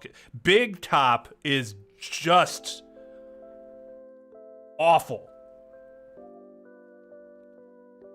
The problem is that cases 2 and 4 in this game don't really top anything else from Justice for All. Like, case 1 is probably better than anything in Justice for All, but almost the other 3 cases of Justice for All excuse me, rank somewhere here, or maybe not, like 2 and 4 rank like here. You have case 4-1, and then case like 2-4, 2-2. Then you have 4. I don't know. I don't even know where I'd put 2-1 in like relative to 4-2 or 4-4. But yeah, it's just 2-2 and 2-4 are better than anything this game has besides case 1.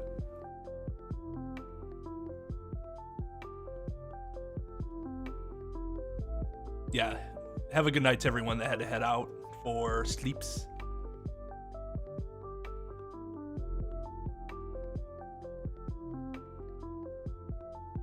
Like, I can see why people would like the third case more than the second. My focus, I put more emphasis, I think, on the actual,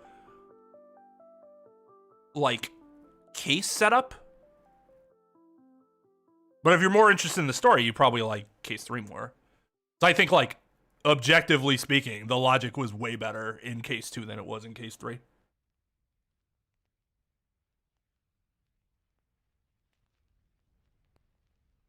Well, we don't know if he ever contacted them, right? It's just never mentioned whether he did or not.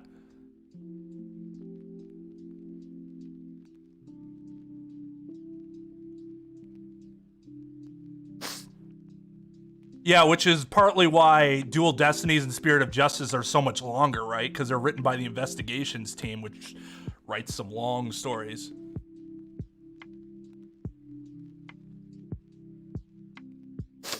His upbringing, seems like he's going everything against his parents tried to raise him to be.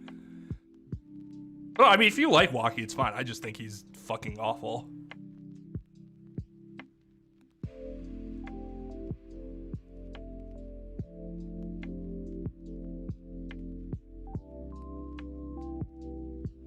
Yeah, we're gonna play Investigations 2 after Investigations 1. I just gotta figure out how to get the fan translation.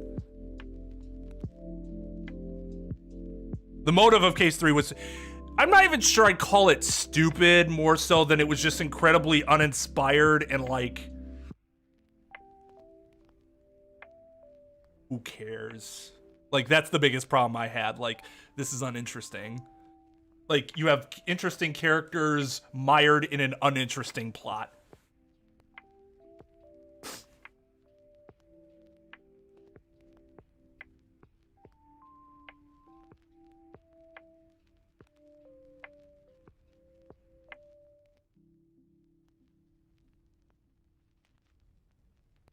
Yeah, I just have to find where the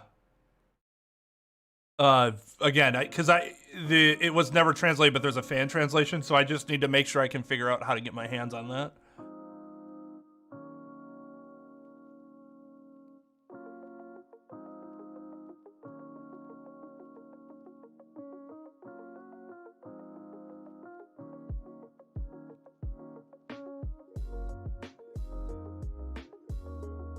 Even if they shoehorned Phoenix in,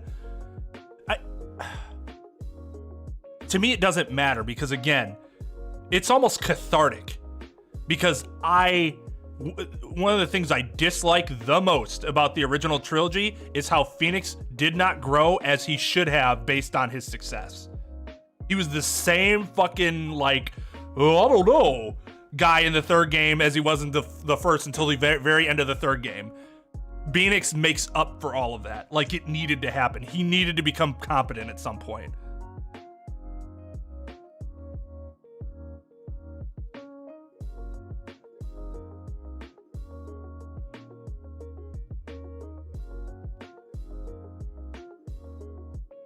So even if you think Justice, I guess it's what do you prefer then? So Justice for All is 50% bad cases. Let's say you assume 1 and 3 are bad cases and 2 and 4 are incredible cases.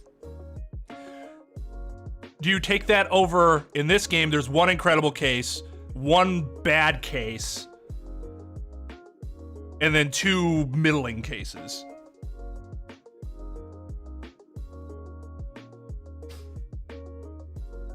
Like, I guess that's more consistent in that there's only 1 really bad case, but...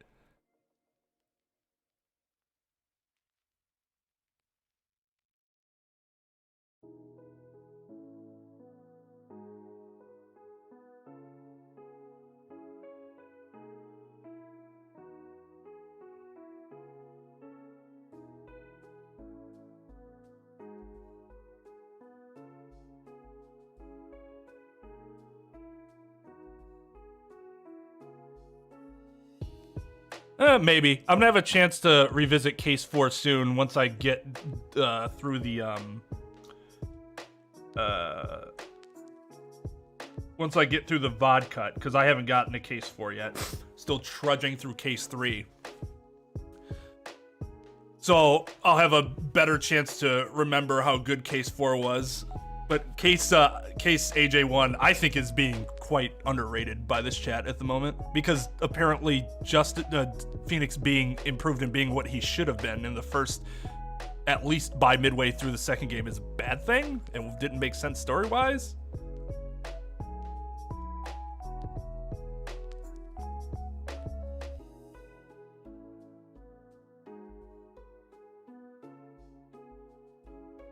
How's this finale hold up compared to the other 3s? I think this is the worst of the final cases. There are some nice story bombshells, but I think the 4 cases of the other games are better.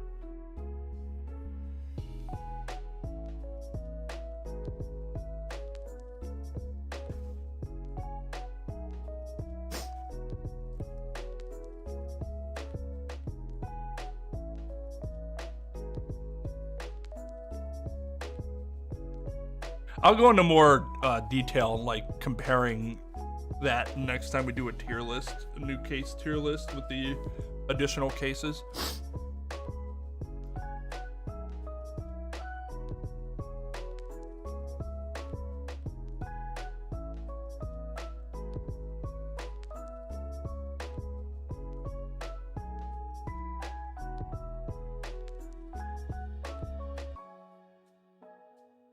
See, I don't think 2-4 is the best case.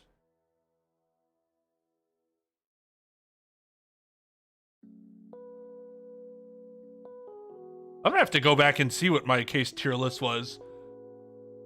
I don't remember. I haven't been able to read any see any more of it since the last time we talked about it, Ventus.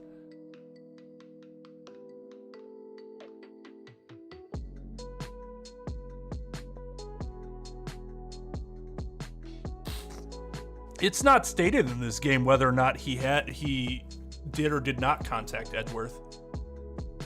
It's possible he did and just nothing came of it. Just because he contacts them doesn't mean that would solve his problem.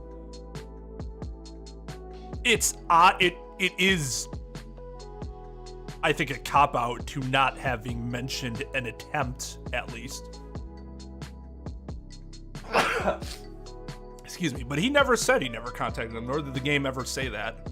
That assumption is I think, wildly speculative, without direct evidence from the dialogue itself.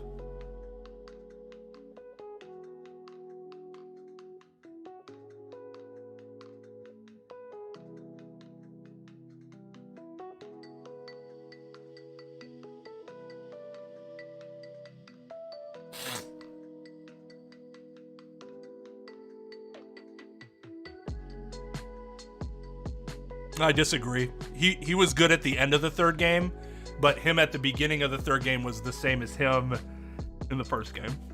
Like 100% in terms of how he approached cases, his lack of confidence, his inability to figure things out without having some sort of ridiculous assistance. Even though you, the player, are figuring it out. Like, there are so many times I'm sitting there like, Phoenix, it's this. And we're in game 3. Like, are you kidding me? He needs to start catching on to things faster.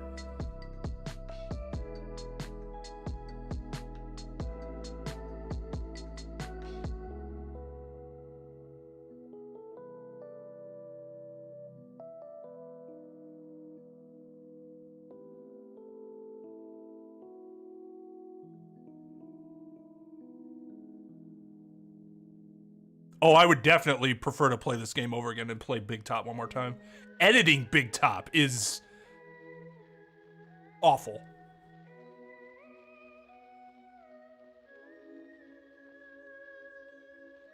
Yeah, that's true too. First cases are generally tutorial cases. That's one reason this case, first case in here is amazing, is it didn't feel like a tutorial case. It felt like it meant something.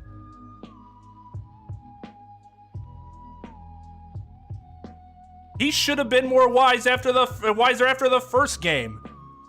Not necessarily a ton, but noticeable, and he wasn't. That will forever be my biggest criticism of the first 3 games, is that Phoenix did not develop as she should. And so it was jarring for suddenly, him suddenly being what he was supposed to be by game 3 at the beginning of this game. But when you consider that 7 years have passed and you had a lot of time to think about what happened, maybe it's not so jarring. It's just jarring for you because you had to experience this time skip without actually experiencing that time.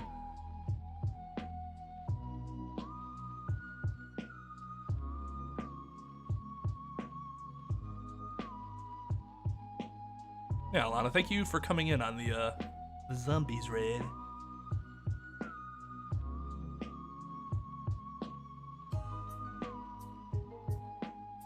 Tier list of punchable clients. We should do that next time. No, just tier list of punchable characters. No, it's fine, Ventus. I understand. You'll just have to understand that I have not had time to catch up with. I have not watched a new anime outside of the first 2 episodes of Demon Slayer, because my friend essentially hoodwinked me into watching those with him. They're really good. Don't get me wrong. But if I wasn't hoodwinked into them, I would have been doing other stuff that I needed to get done.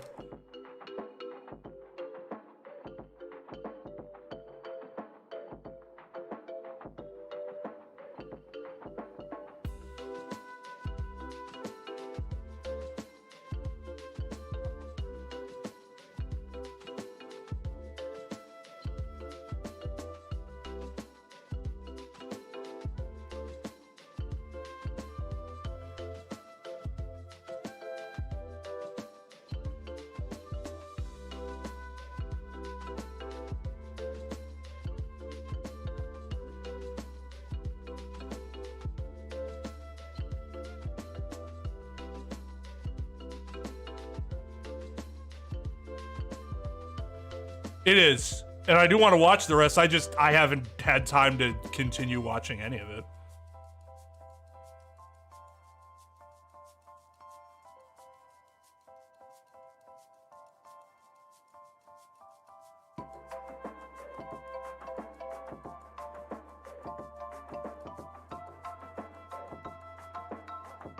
I appreciate your concern over all this, Trep, but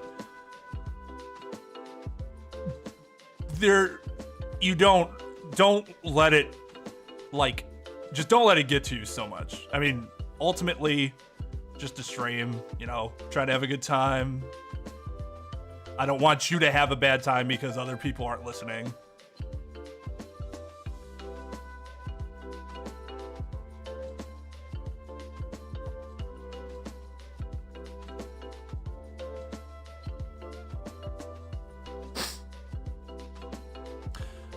That's the second time recently where I've had somebody who's like been around for a while do that, and I don't understand why. This happened with Xblood. He was doing something, and then JMT was here, and he's like, dude, stop doing that. And so he's like, I'm not doing anything wrong, and JMT's like, I'm gonna time you out. Then he did. And then he complains to me about it, and I'm like, dude, like, here's the deal. I have mods for a reason. If they ask you to do something, even if you disagree with it, you listen to them. If you want to come to me later about it, Discord, you want to PM me or DM me or something? PM. I'm on message boards here. Not Discord. If you want to DM me or something about it, then fine, whatever. That's not really great practice either, but fine. As long as we're not, like, bringing it up during the chat, right? Like, if you listen to what mods say, they're mods for a reason. You want to question what they did later, then DM me, ask me about it. We'll figure it out. But don't be defiant to the mods, because I'm not going to disagree with a mod timing you out or banning you or whatever, because you as a viewer should not be questioning the mod's authority. Because if you were to do that and I was just to be like, oh yeah, fuck them, right? Then that diminishes the authority of the mods in general, and then why would I even have them if I'm just going to let viewers undermine them? Like, part of this is I want to be able to tell mods, hey, this is what I expect, and then I don't have to mod. Like, that's the point of having the mods. I can play the game and not have to worry about telling chat what to do and what not to do. So I give them, let them do their thing. You want to talk to me about something after the fact? Fine. But don't... Why is there this need to have a pissing match with a mod during the stream? Like, what did Rido do? Rido was called out for doing something they weren't supposed to do, and then they got timed out, and they came back and said, hey, sorry, my bad. They might not have even agreed with it. They obviously didn't think it was an issue when they said it, but they took their time out. They came back. And they apologized. Like, I don't know.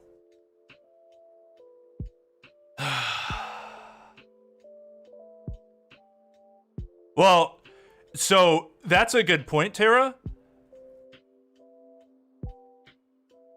I do keep an eye on my mods, though, and I also trust my other mods to keep an eye on those other mods. Like, if Chris, for example, who's been here most of the night, just kind of lurking, thought that Magic Dog was going crazy with power, Chris would DM me and say, hey, dude, I think Dog's going a little too far. Like, I trust them to overwatch each other to a certain degree as well.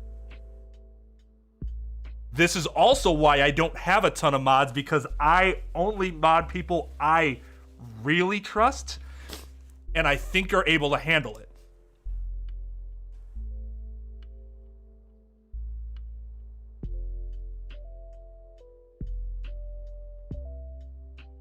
Yeah, that was some guy on Twitch, right? And then apparently he did something, and I don't remember if it was somebody started spamming the chat so I wouldn't see what he said. And I think, who was the mod at the time? Somebody went over to Twitch and banned him, I think. I think it might have been JMT.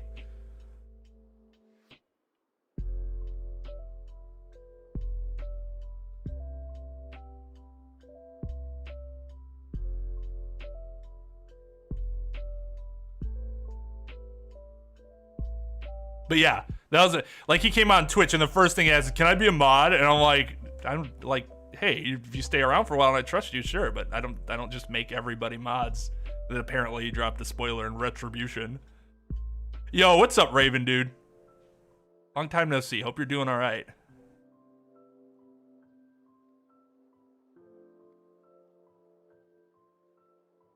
No, I understand, Trev. I don't want your enjoyment to be ruined. You know, like I said, I appreciate that you care so much about it, and I'm not scolding you or anything. I don't want your time to be ruined because of that. Where does Clavier ranks among the prosecutors? That is going to be something I can't give you an answer for right now because his case is very unique. He's not that cartoonish villainy guy, but he really is a breath of fresh air. But not a breath of fresh air in that the other prosecutors were stale or bad. It's just that it was nice to see something different.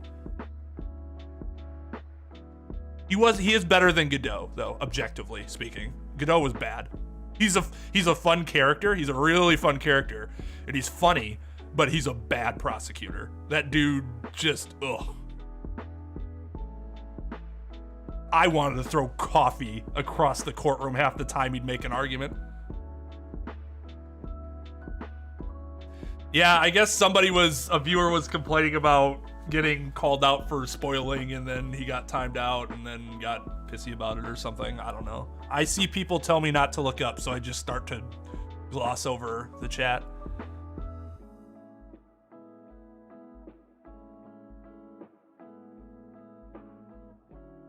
Well, that's the thing. Like, I put a lot on Dog here because, to be honest, I wasn't expecting... I mentioned this before. I expected that we were going to have less viewership than Trials and Tribulations. We've had like double, at least, the viewership of Trials and Tribulations. If I had known that, I would have added at least one other mod. Because people like Chris, Tal, JMT, Nintagus,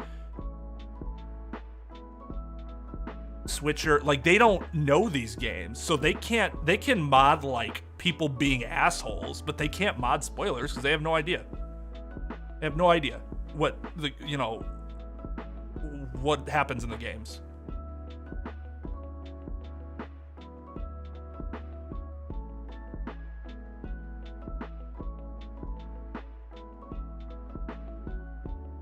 At least Younger Pain was like actually pretty competent. No, before I started playing the game, I didn't have any mods that knew. And I finally added Dog for Trials and Tribulations because Nin was actually like... Nin was like getting to the point where he was becoming furious during the Justice for All streams. No, it wasn't the Justice for All streams. It was the streams of the first Danganronpa game. Because like, he hadn't played the game, but like he saw that people were saying like, dude, stop spoiling. And so he would get mad. He's like, why can't you guys just not fucking spoil it? So I'm like, okay, I obviously need to get my mods help so that someone there knows and is able to deal with the spoilers. Because I think the other mods then feel bad because they can only be like a lot more reactionary in that they have to wait for somebody else to tell them that it's a spoiler before they can act on it. Otherwise, they have no idea if you're just speculating or if you really know what you're talking about.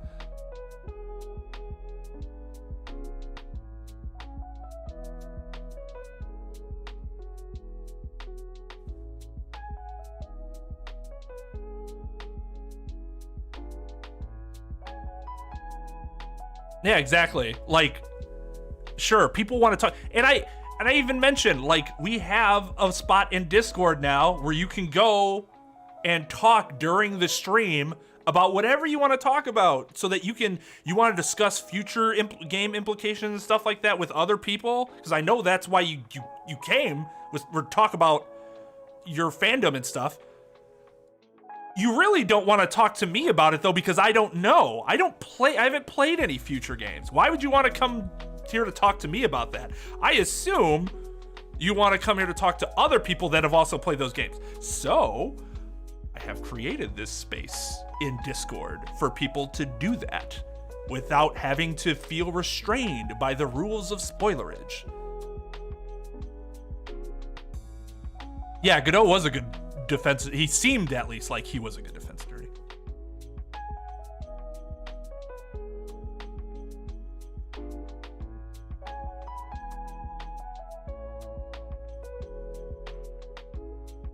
This is the issue though.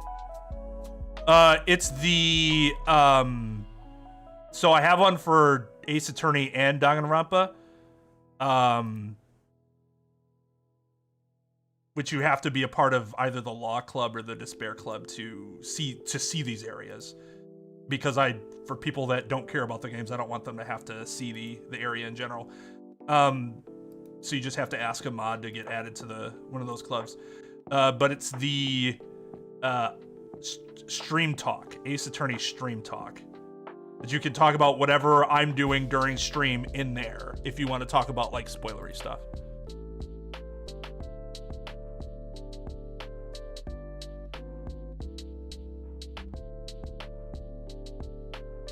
I think he was a bad prosecutor because he was too emotional with what he did, which he basically admitted to later. But I mean, that could have something to do with it. He just wasn't able to make the transition. Not all good defense attorneys are going to be good prosecutors and vice versa. Yeah, we'll probably get a second mod in there. I think we have to. I don't want Dog to have to be the only one that worries about it. I thought I gave you that role, Amiro. Oh no, I didn't. I could have sworn I did, because I saw your name there. I'm like, I will give it to everybody. Like, I'll do it myself for everyone that I know would want it, but maybe I didn't actually do what I thought I did.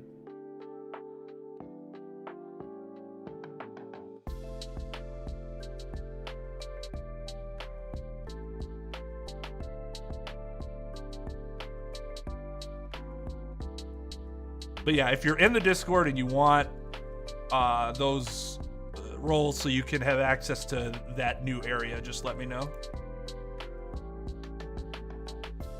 YOY should have the Law Club too. I gave it to Acid Rain.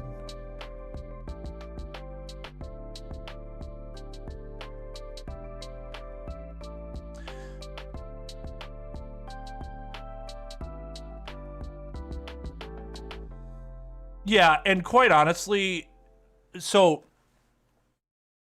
like, people are probably wondering why I only have one mod like that. Like I said earlier, I only really have people that I can trust and I think can handle it. So there will be people that'll be at a disadvantage from becoming mods on the channel. I worry if you're too young, because I'm not sure if you're gonna let your emotions get the best of you consistently. I have to be able to observe that you won't do that. If you have too many other responsibilities and you can't be here literally all the time to make sure that you are doing what I need you to do, which in this case is I need you to be here for the Phoenix Wright streams. Like, I absolutely need you to be here and know the story completely to be able to deal with the spoilers. So if you can't fit at least those two criteria, I'm not going to consider you for a new mod ship, because I have enough other general mods that are here for the other streams that don't have as much going on. I'm less likely to do it now if you're a content creator for the time reason. And even though I would love to rely on other content creators, because content creators more so than anybody understand how annoying that shit is. But Obviously, I can't really do that because they're doing, they're streaming, so can't really rely on them. So, and there's a lot of people that, which don't get me wrong, I'm not scolding anybody for this or lamenting or complaining or anything like that. This is just a fact. As we all know, a lot more people come to these streams than they do for like other streams that I do. And so it took me a while to trust more of the regulars for this stream because I only saw them during the Phoenix Wright streams or only during the Danganronpa streams. So that wasn't enough.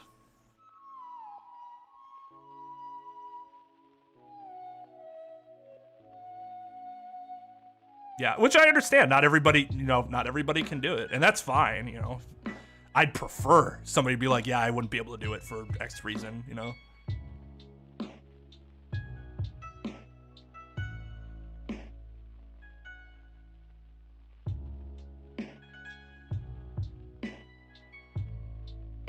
Yeah, I agree, dog. I think it's more just people, there's more of an established precedent. Because before I played the Phoenix Wright games, I didn't have any issues with this sort of thing because I never played a game where it was really like a thing.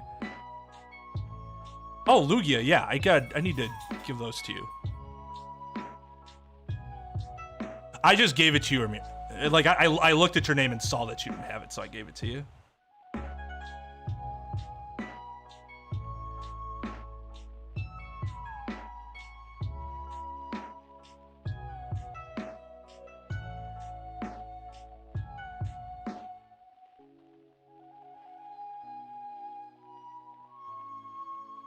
But yeah, so I will give more. I'll give.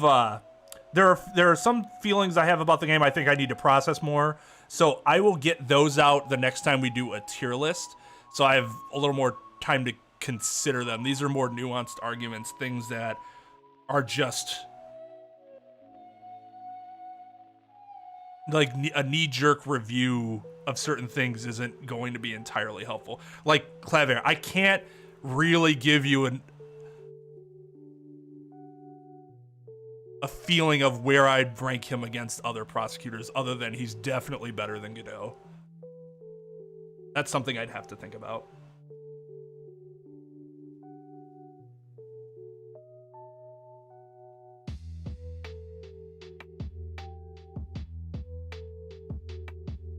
But yeah, it's really late. I'd raid somebody, but I don't think anybody's, at least nobody that I know I can raid available right now. But yeah, I'd like to thank everybody for coming by and watching the finale. We will we'll start Ultra Despair Girls next week. I'm moving COD to Friday, and then I don't know what I'm gonna do Saturday. Maybe I'll go back to Fairy Tail just for something fucking chill.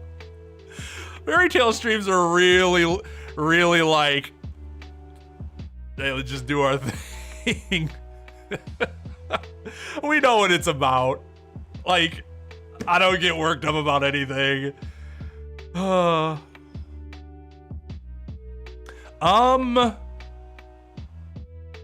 Yeah, probably Sunday.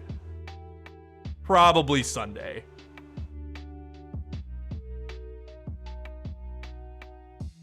All right, later, JV.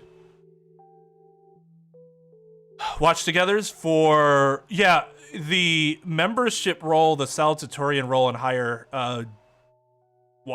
We have anime nights. Yeah, Fairy Tail, the anime events.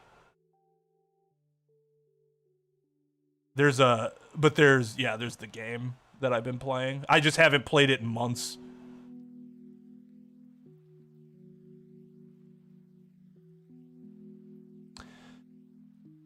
But yeah, thank you for watching, everybody. These streams were really fun. The support has been awesome, obviously. I did not expect that and can't thank you all enough. Whether you chatted or lurked I appreciate you all being here and hanging out and watching. ReZero's on my list. I have not watched it. It is on my list. But yeah. You all have a good night. We'll be back with Ace Attorney Investigations 1 starting in April. But I hope to see you all at some point before then. Just look out for the update video that I'm going to be releasing. Like I said, I need to reshoot it. But you'll see why you'll see why I wanted to wait and redo it. So be on the lookout for that. I'll give you all the details about what's going on with the channel elsewhere and stuff like that. So, but yeah, good night, everybody. Thank you again to Zombies for the raid, and thank you to Keith for the dono, and thank you to everybody else that followed and subbed and hung out. So yeah, everybody, you have a good night. See you next time.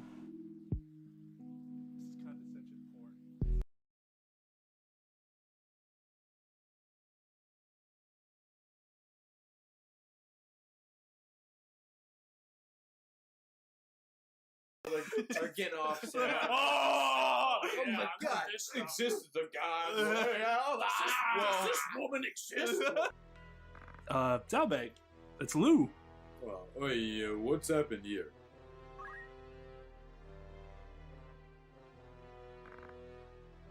You are unwell. What's wrong?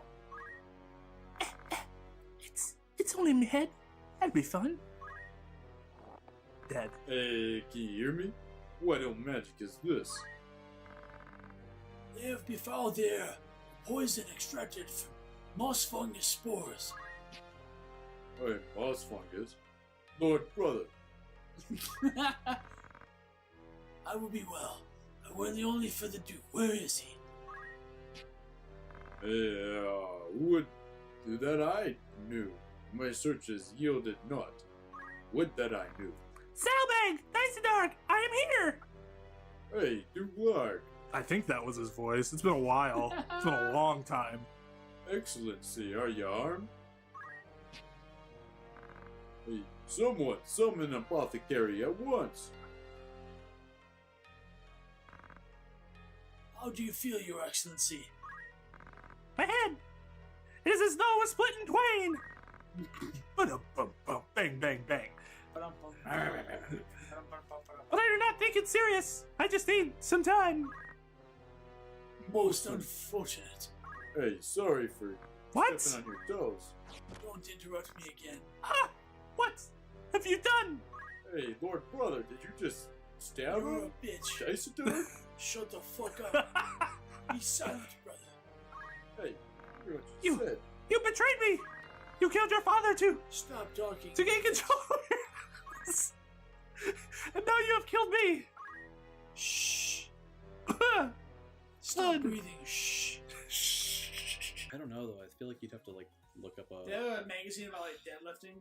Yeah, they got iron They used to have dumbbells. dumbbells.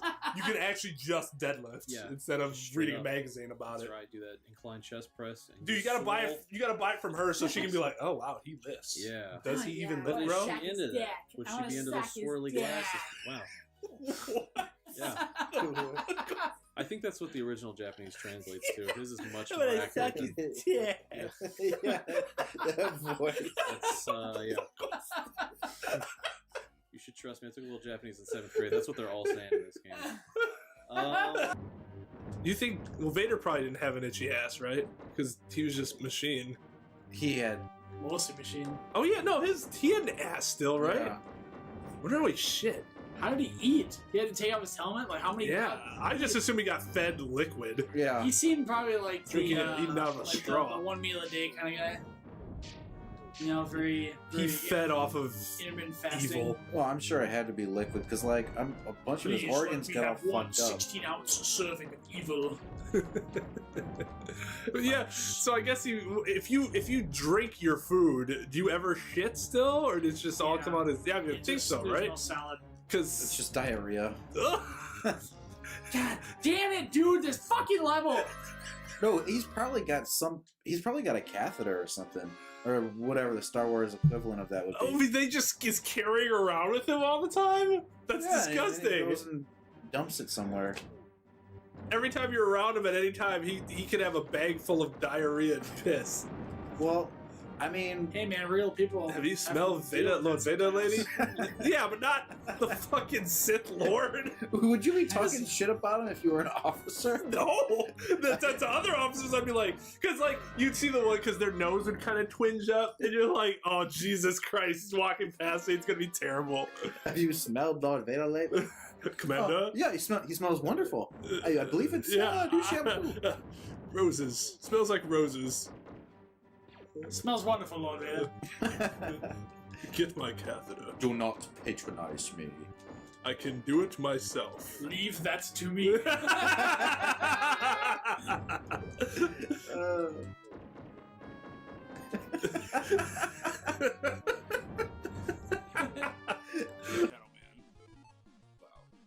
Oh, because you can.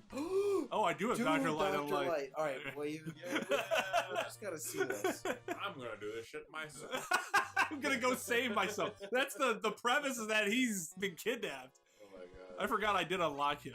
I'm his clone with a gun. Bang, bang, bang, bang, bang. I'm What a the cowboy. heck? Yeah, ugly looking. I think. Bang, bang, bang, I bang.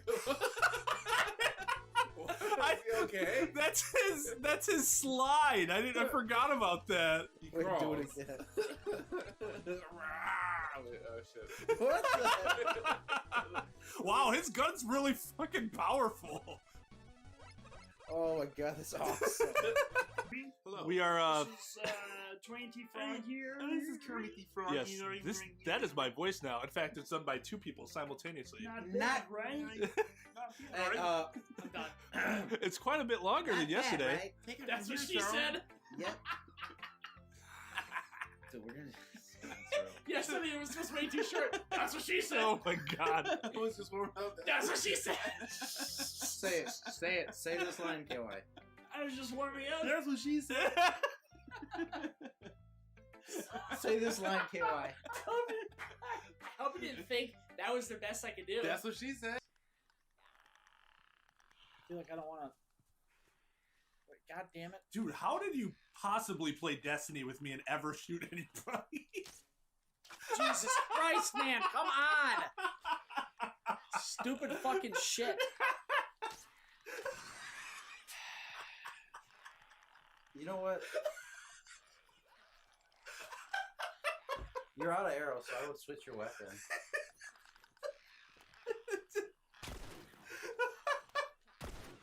Oh man. Let's fucking hit him, maybe. Come on, man. I didn't want you to get curious about our demon hunting thing. So that's why. Well, I'm pretty relieved then. All it was demon hunting. That's Relieved. it. I thought it was something much worse. I thought you two didn't like me anymore, but it turns out All you that do were wasn't fucking true. hunt demons. Jeez. Oh. Anyway, if you can see the demon, then you could be of some use after all. Excuse me. You may even have some demon hunting potential. Hey, Hodai, would you be willing to help us out today? And then someday maybe we can do this as a demon hunter. What? Whoa, what the? Where did this come from? Hey, Oh, look at her touching her fingers all Versus, shy. like, maybe you can well, be I of some kind use, of then. have something I have to do today, so Yeah, right. But you're not going to help us. Yeah, look, it's not gonna work out. I gotta find some other I women. can't because Sorry. I'm looking for my true love. Oh my god! What are you mumbling? Oh, sorry. What are you mumbling about now? They seem to get along fine with you, right? Are you happy if another person decides your life for you? Just think about this for a second. Who do you like the most? Who do you love the most? That's not a lot of time to make such a life-impacting decision. It doesn't matter. Fine then. Fine, go fuck yourself. If that's the way you're going to be, Hodai, then just go away. Oh, harsh.